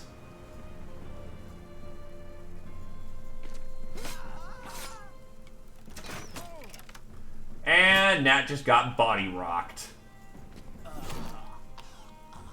Nat now needs an escape plan before he gets hit by halberds to death. One such plan is just punching past the halberds.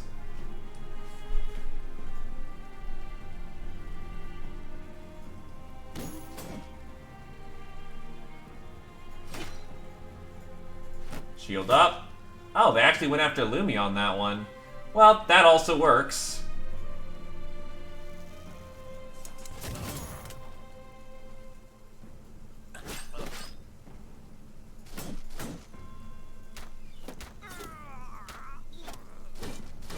Thank God for superior ranged firepower. Hold the line.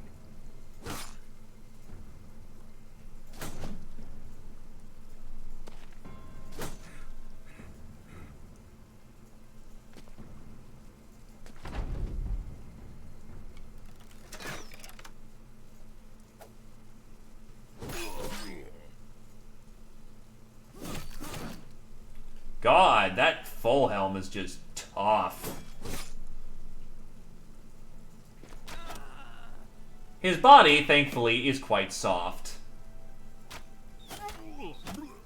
He's gone. Bap.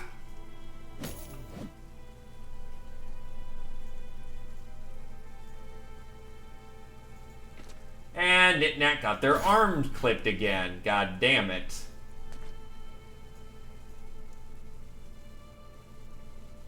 Oh, come on, game. It is not happy about something right now.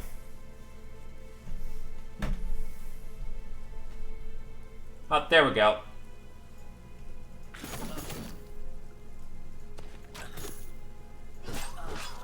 And it's dead, and they're dead.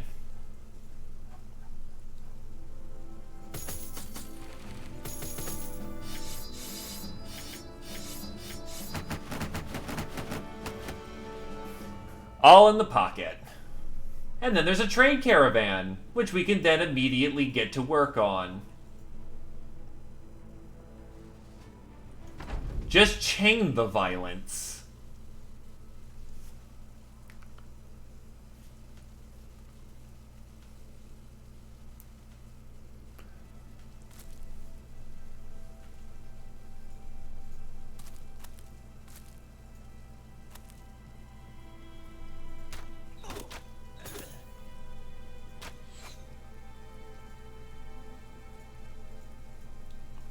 Let him have another round to get closer.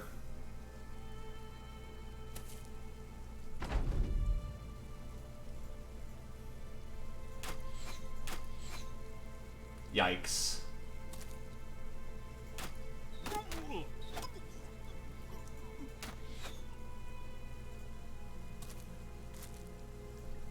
Well, they're almost in range.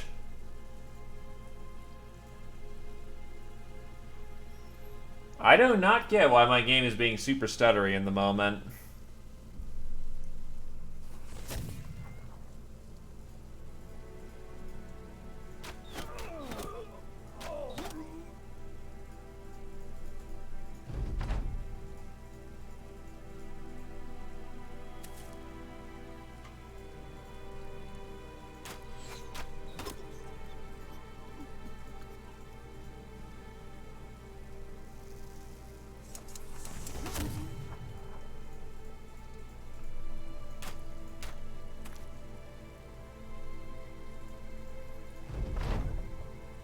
I will give them credit.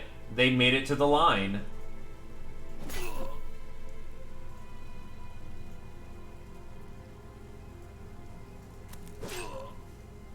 They are now dead.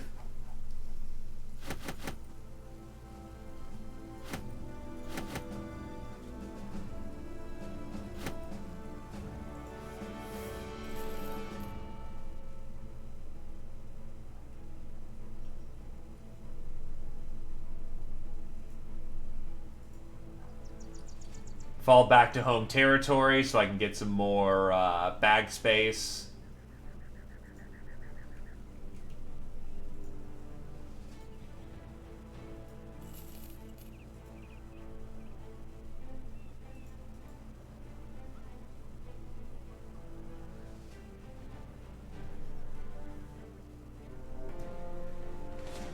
Second company. Let's take them out.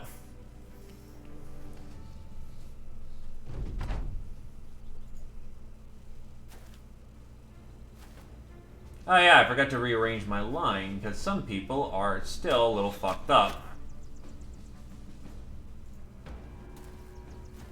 Ah, they're protecting him. Damn.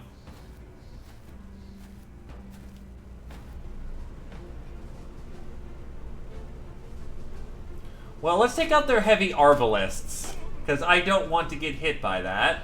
Knit-Knack can pull back on the line.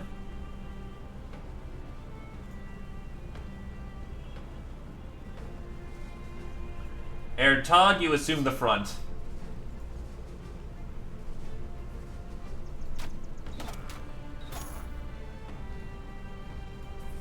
Bang! Pop and lock.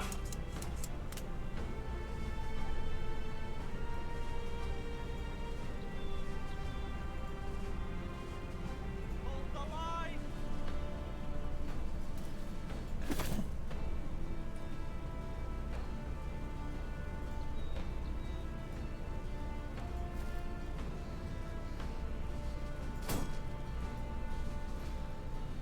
Not safe for Lumi, but throw up shield.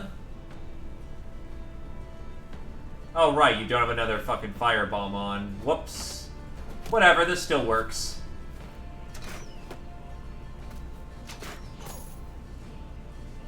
Man.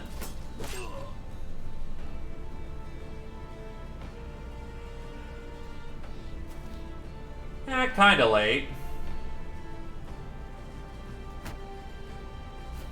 About 9. So, yeah, late for here, but not the first or the last time I've ever, you know, gone super late. But I probably should pack it up here soon, yeah. Bap. And this is why I wanted Lumi to push.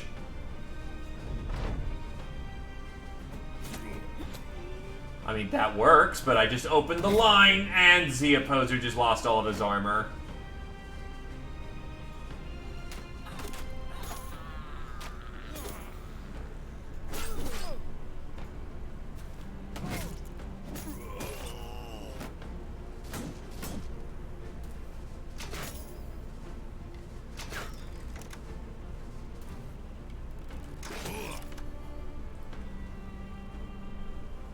Actually, I'll be doing some bonus stuff on Tuesday because I'm feeling up for it. So, hey, if I only see you Wednesday, have a good night, dude. But have yourself a good evening.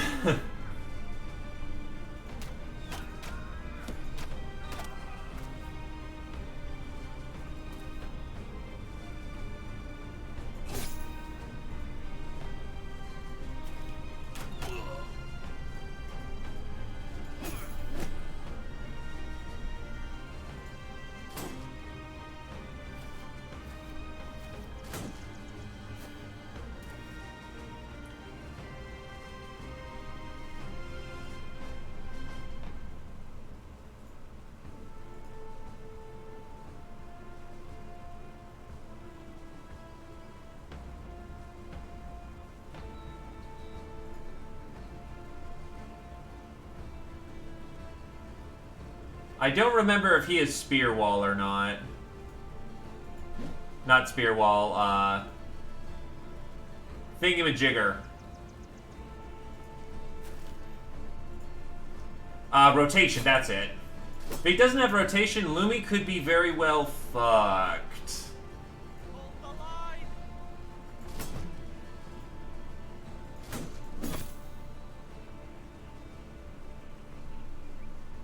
Oh yeah, I rotated the guy who had...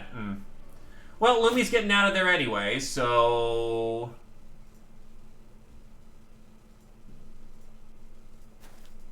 Away she goes.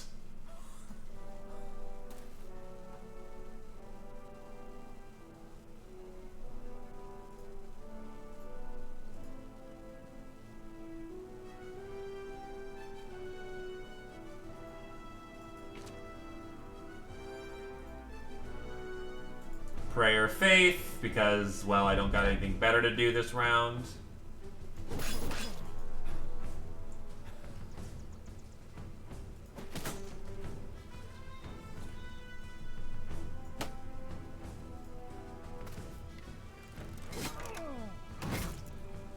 And that's a nasty hit from the fucking Zwei.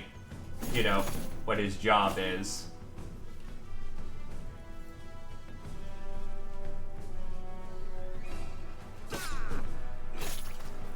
And there goes Air Todd.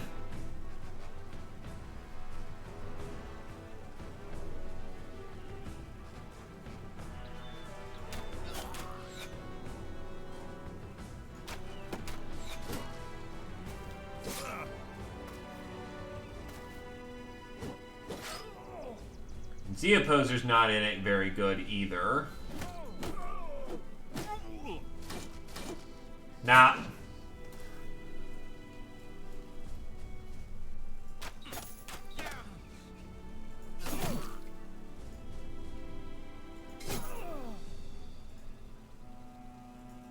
Nah.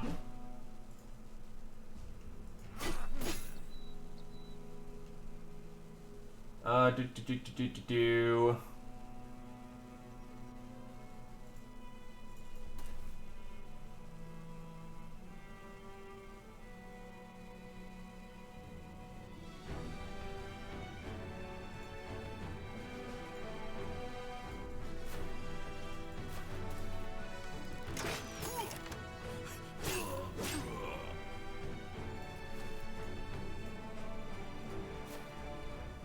There we go.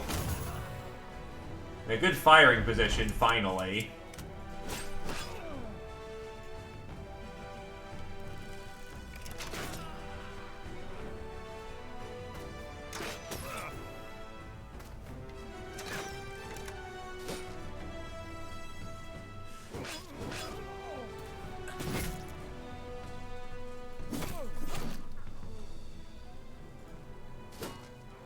Zia Poser is not in a good spot, but we are slowly getting him out of it.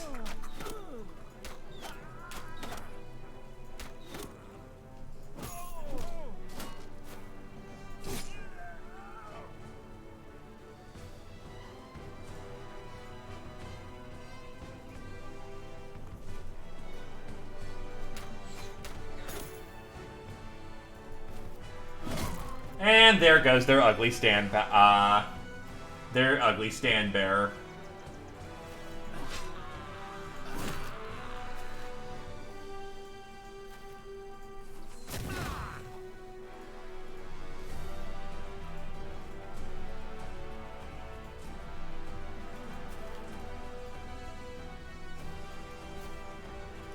Run them down, boys.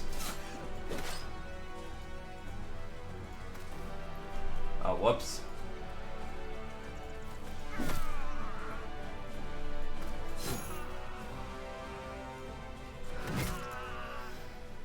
Oh, wait, no! He lived! His ear is just clipped through fucking chain somehow.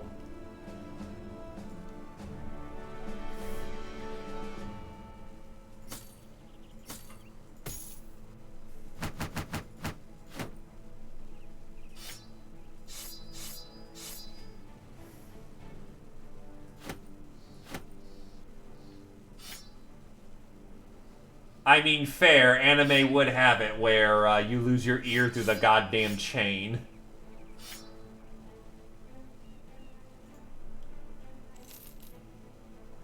In either case, how's Homewander's economy? Not the finest, but...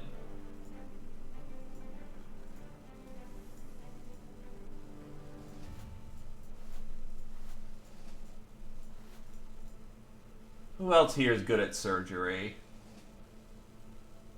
No one else.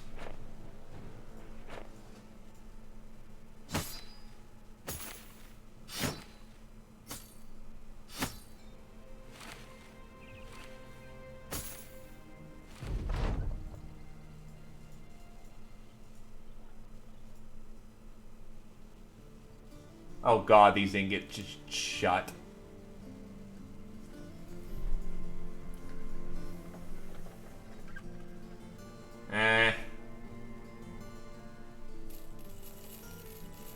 I'll keep the trade goods and the extreme valuables and sell the rest so I can get back into the fight.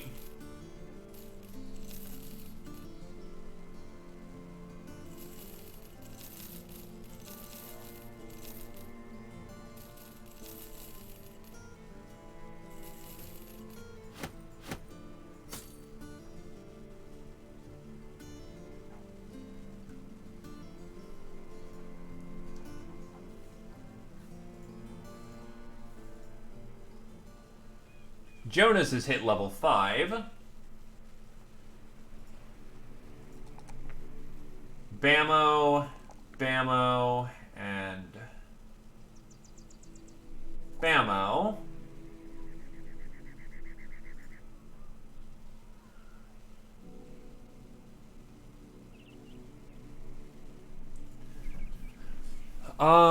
Already have too many people with poles. Which, by the way, Phillips has reached Apex level. I honestly didn't think much of this squire at the time, but look where he is now. Absolute lad.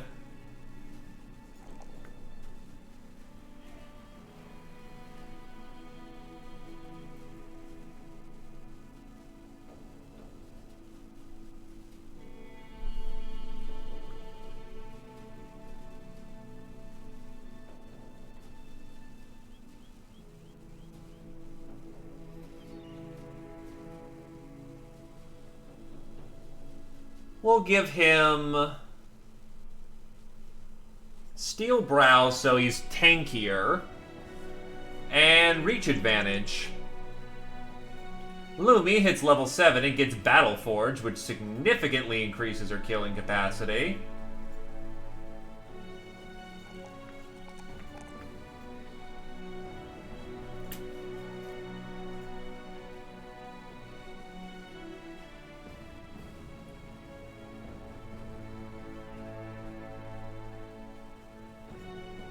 Jonas will pick up Cleavers. Right, he was going Cleavers. If only just to get another Cleaver on the field. Oh, wait, that's right, Lumi's also Cleavers. So actually, Lumi should take priority on that Cleaver. Alright, but I just gave him Cleaver. Alright, whatever. Cleaver...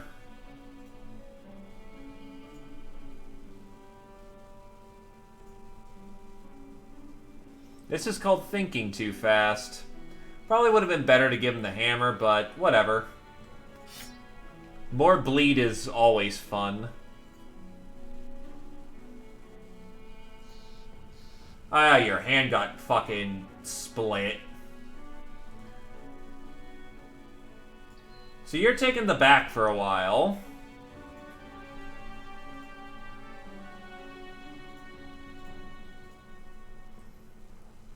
Oh my god, the price on these tools.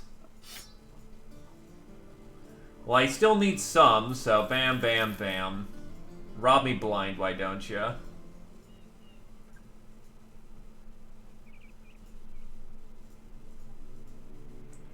Two more days of running rampant.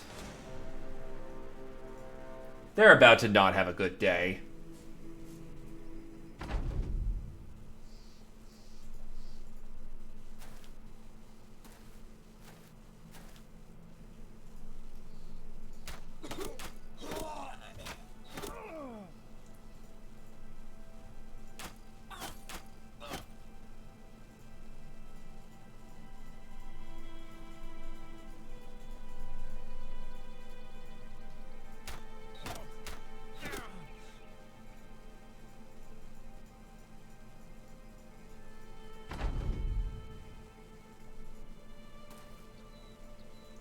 Oh wow, he's actually ducking into the brush. Just end the round.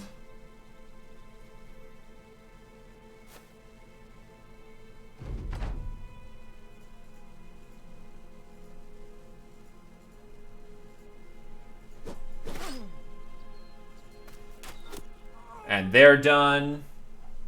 Ooh, lots of salts. Not much in the way of anything else, but salt's very valuable.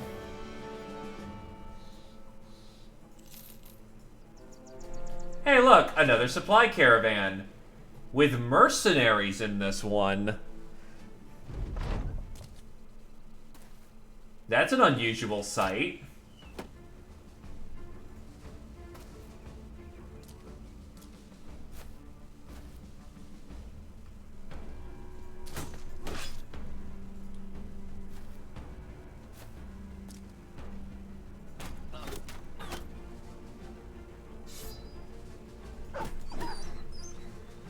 Now, to be fair, at this point in the game, mercenaries are not spooky at all. Especially when they don't wear their damn helmets.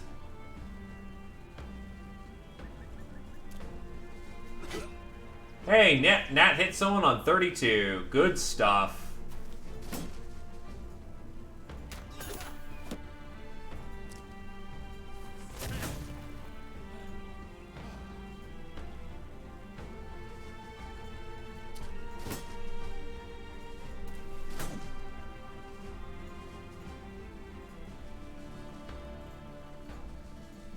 Actually, Satori almost has nothing to do because we cleaned up the front so effectively rather than just letting him run rampant.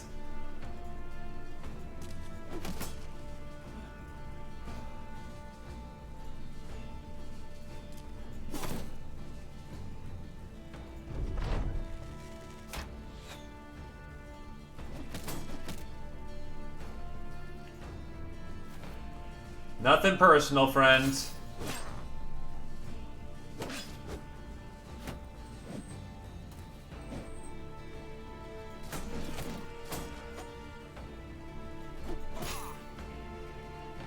A little bit of a Lumi Nat tag team down there.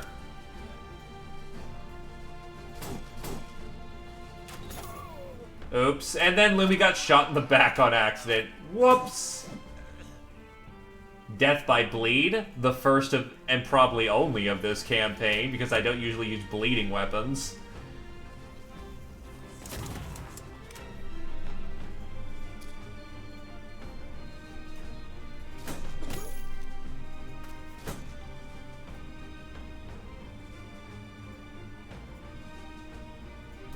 Hey, Satori, make sure he doesn't run away.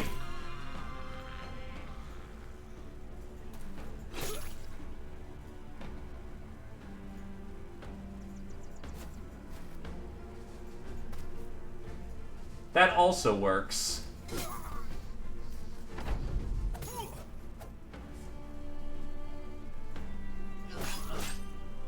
Remember when mercenaries were spooky? Pepperidge Farm remembers.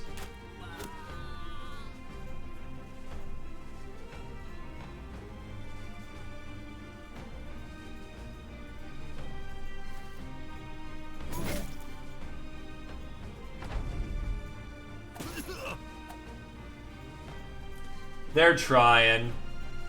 By the old gods, they're trying. It's not going well for them.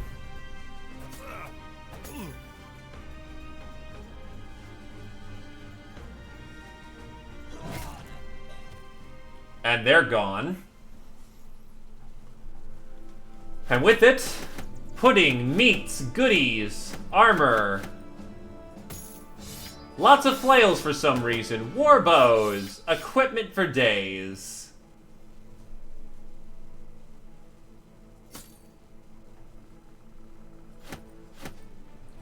Dump some of this junk so we can actually make more money off of this. As was always the plan.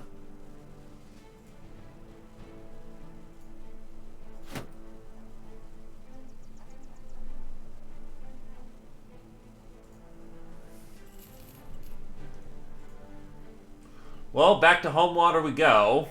With another full packet of loot. Oh, that's why prices are garbage.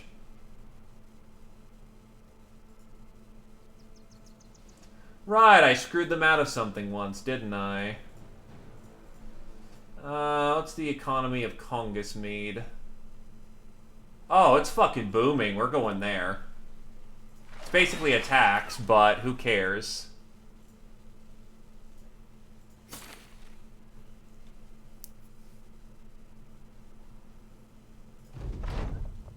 Let's get going. Or rather, let's get selling. Oh yeah, look at that. Money, money, money, money, money.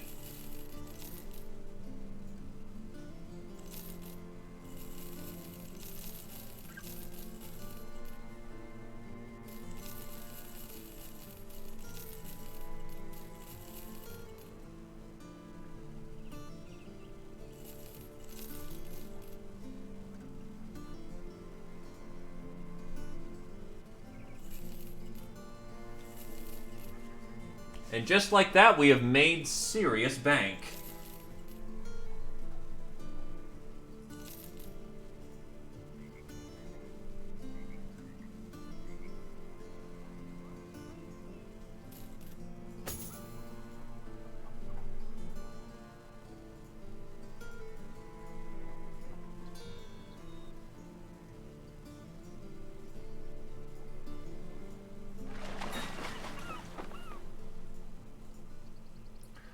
Well, we've got another day worth of pillaging to do. You near a farmstead when suddenly one of the shutters busts open. An old lady yells in a scraggly voice while waving a white flag around. Maurice goes to check it out, listening to her for a time before hurrying back. Sir, she said that House Reynold knows where we are, and there's a large contingent of enemy forces coming for us. And yes, she used the word contingent.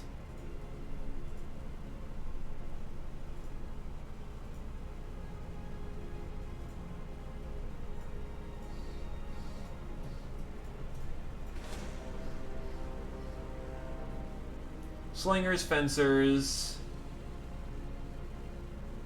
That's a bit heavy for what we're dealing with, or what we're normally dealing with. I'm pretty sure we could comfortably take them. Well, not comfortably, that's a fight.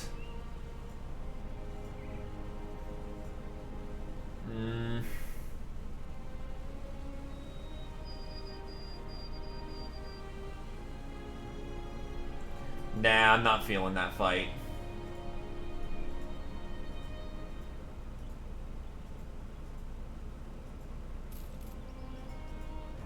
Hold on, can I get an allied company on that? Oh, yes we can. Oh, this is gonna be a fight.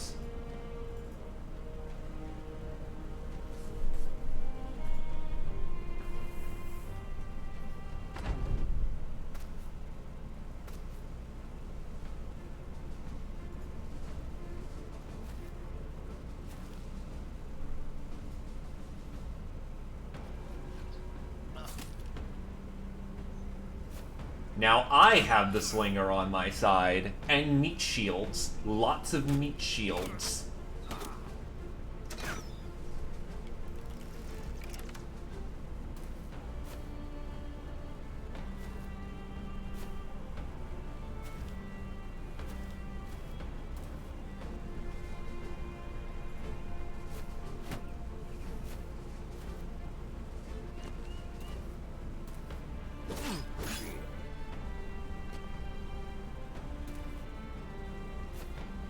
Now this is a fight.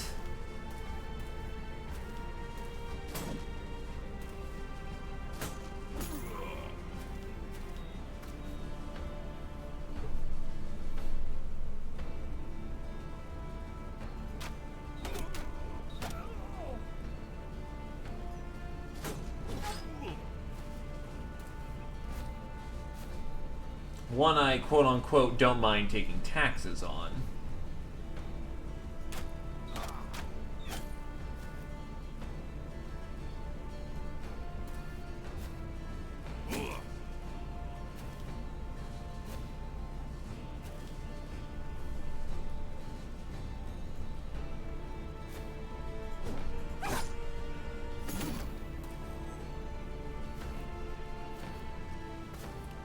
Wait, did they rotate my guy in? What the fuck, dude?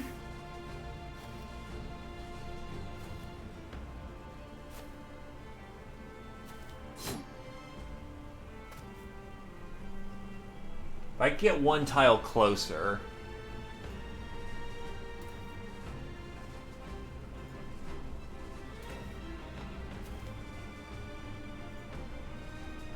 Yeah, I need to push in.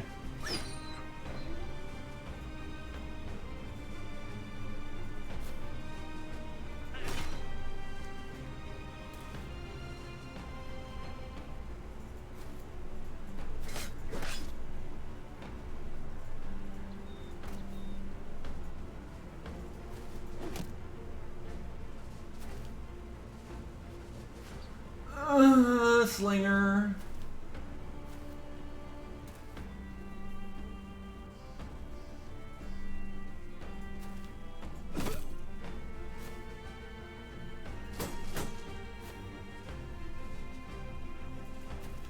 Shield up. Do not fear, Nat. You have ranged firepower backing you.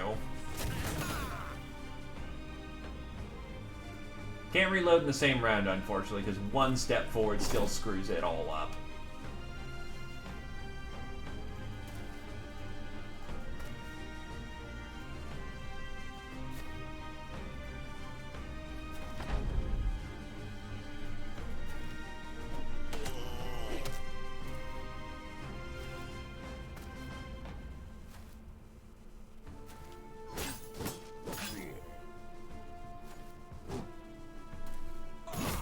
Ow, my hat!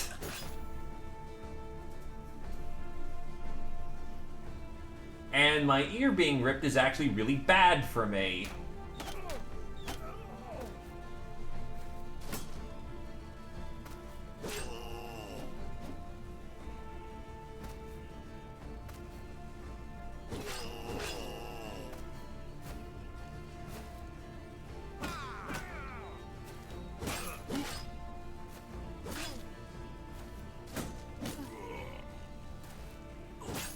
How are my defenses looking? 100, so I'm still in a decent place, but I should still be fucking careful or else I will drop. Fencer's stunned.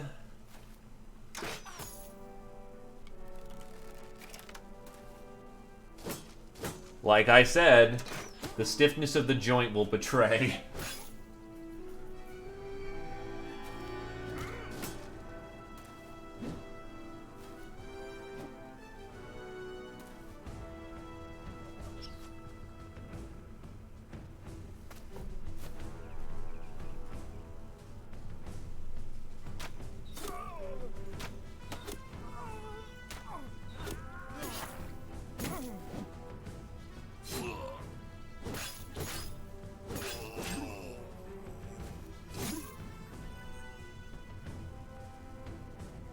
Oh, the witch hunter's dead. Oh well.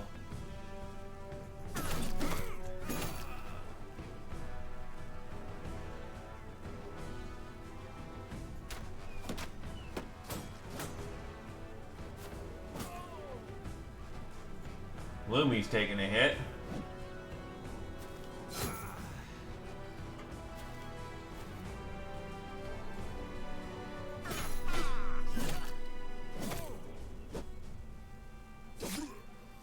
Lumi's taking a fair few hits.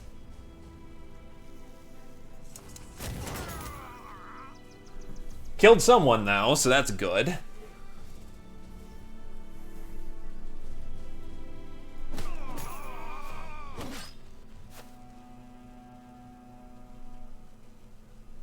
Hold the line!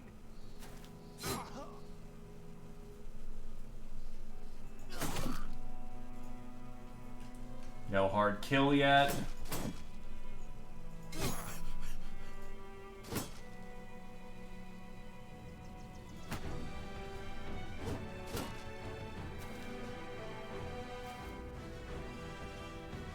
And the battlefield is so fucking littered with shit I can't get fresh troops in.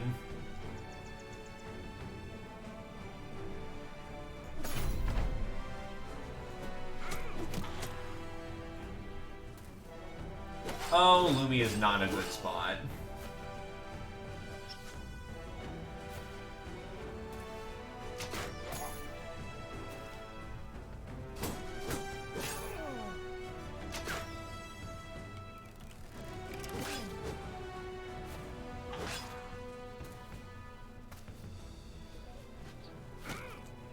And my polearm boy just got hit with a sling stone. Asshole.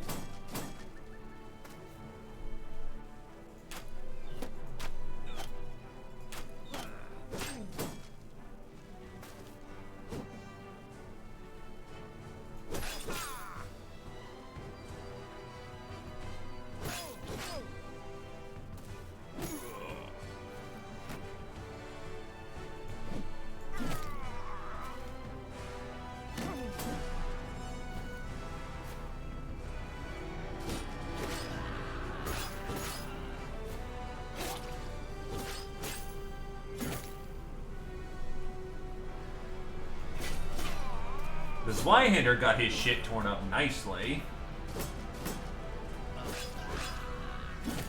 Friendly forces are pushing back.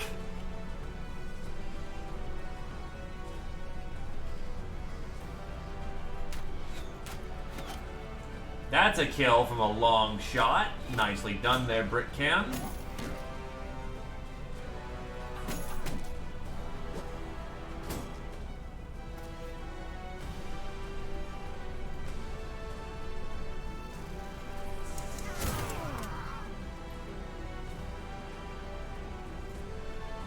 Thankfully, my Terror Gunner is doing his job.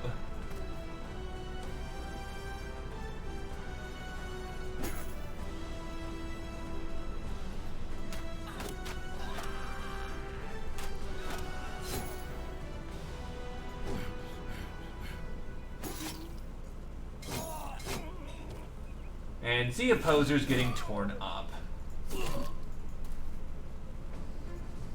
Not in hard hit points yet, though, which is what counts. Hold the line.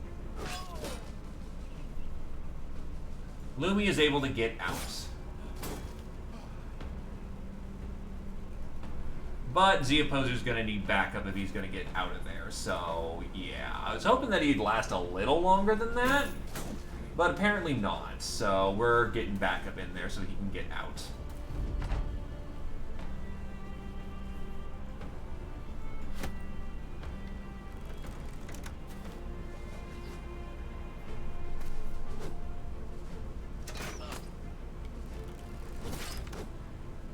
Thankfully, people seem to agree with this idea of backing us up downstairs.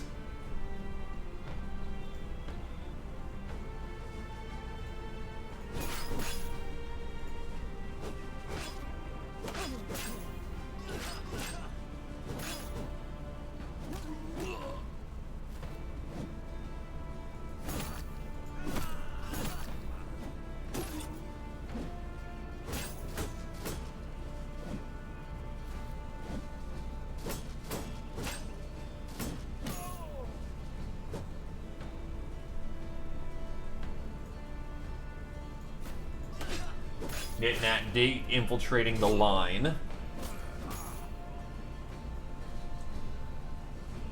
Can't take any shots, god damn it. Too many people in combat.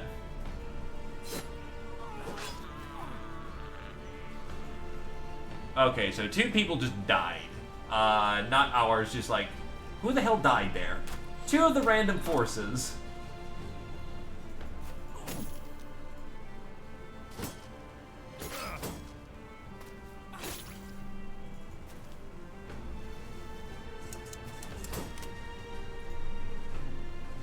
That looks like a sweet moment.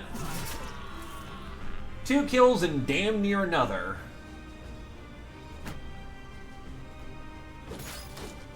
Straw Hat protects.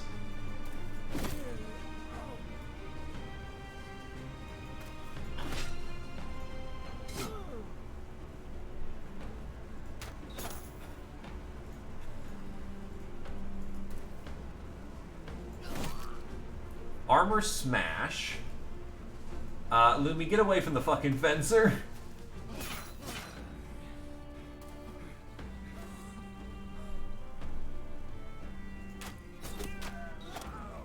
2 shots clean. Meanwhile, Air Todd, you're in protection.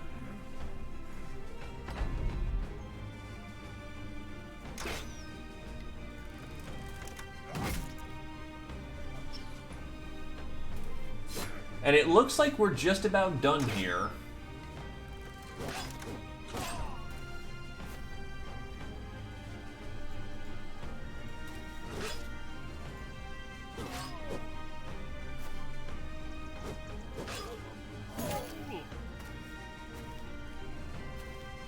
As you body block my own dudes from getting in from fighting that knight, you jackass.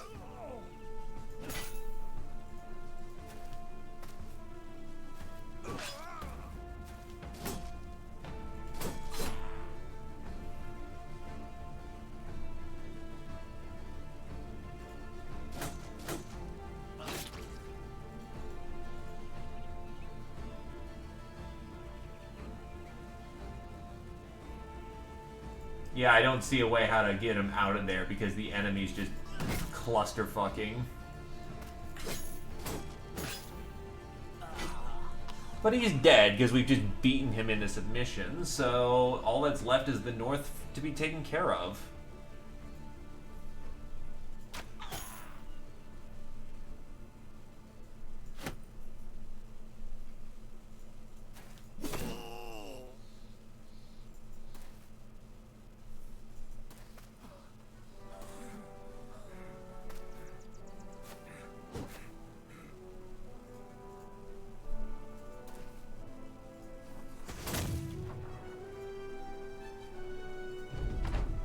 And the fight continues.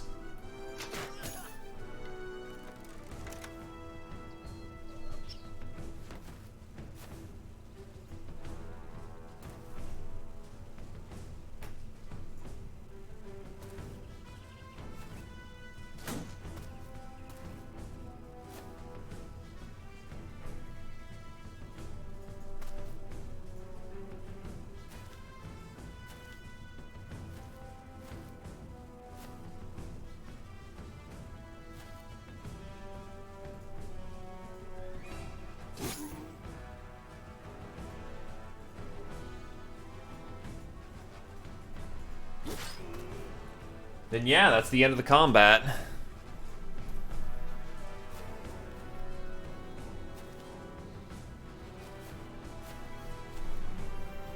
It's over. Poor Jonas.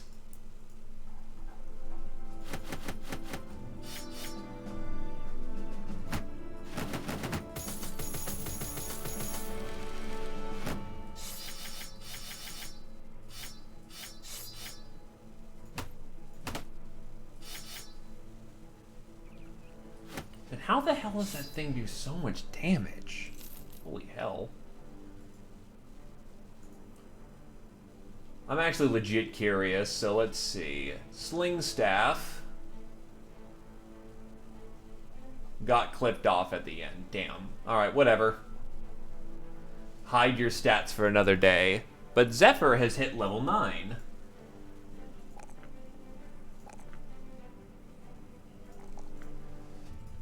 Air Todd has hit level 5.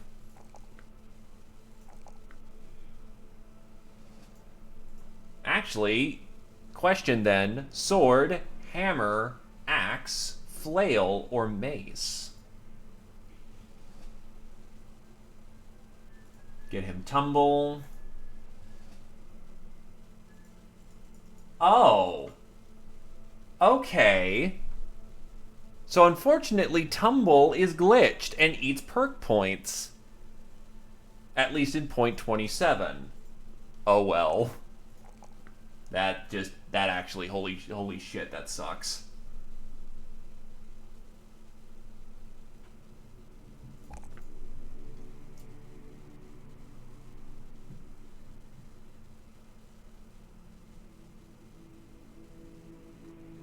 And then we'll go with muscularity for the last bit of extra damage that you can squeeze.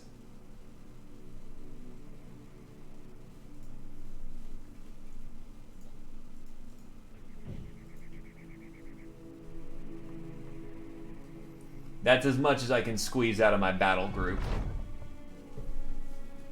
As you approach the local man's wares, a strange man approaches. He has baubles of strange liquids hanging from his hip, and there's a strange wood taking place of most of his teeth.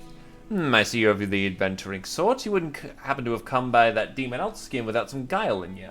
Well, I have some gold in me, and I'll give you 3,000 for that trinket. Deal.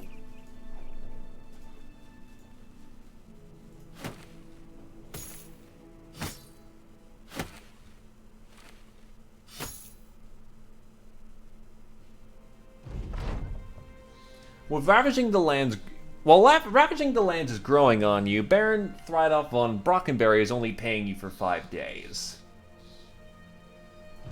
Alright, that's 5 days then.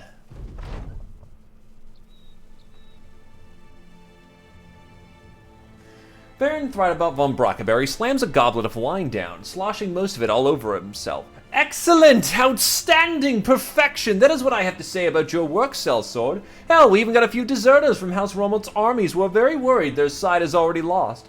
Here, have more crowns. It's on me. The man burst into laughter before taking a long drink.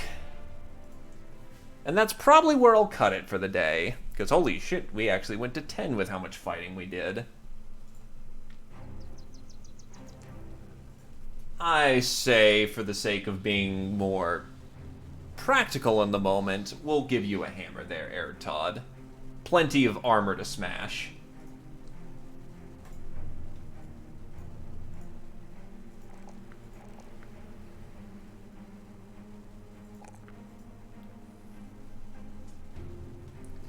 But yes, the company is doing quite fine, and as predicted, I am just tearing up the fucking Noble War.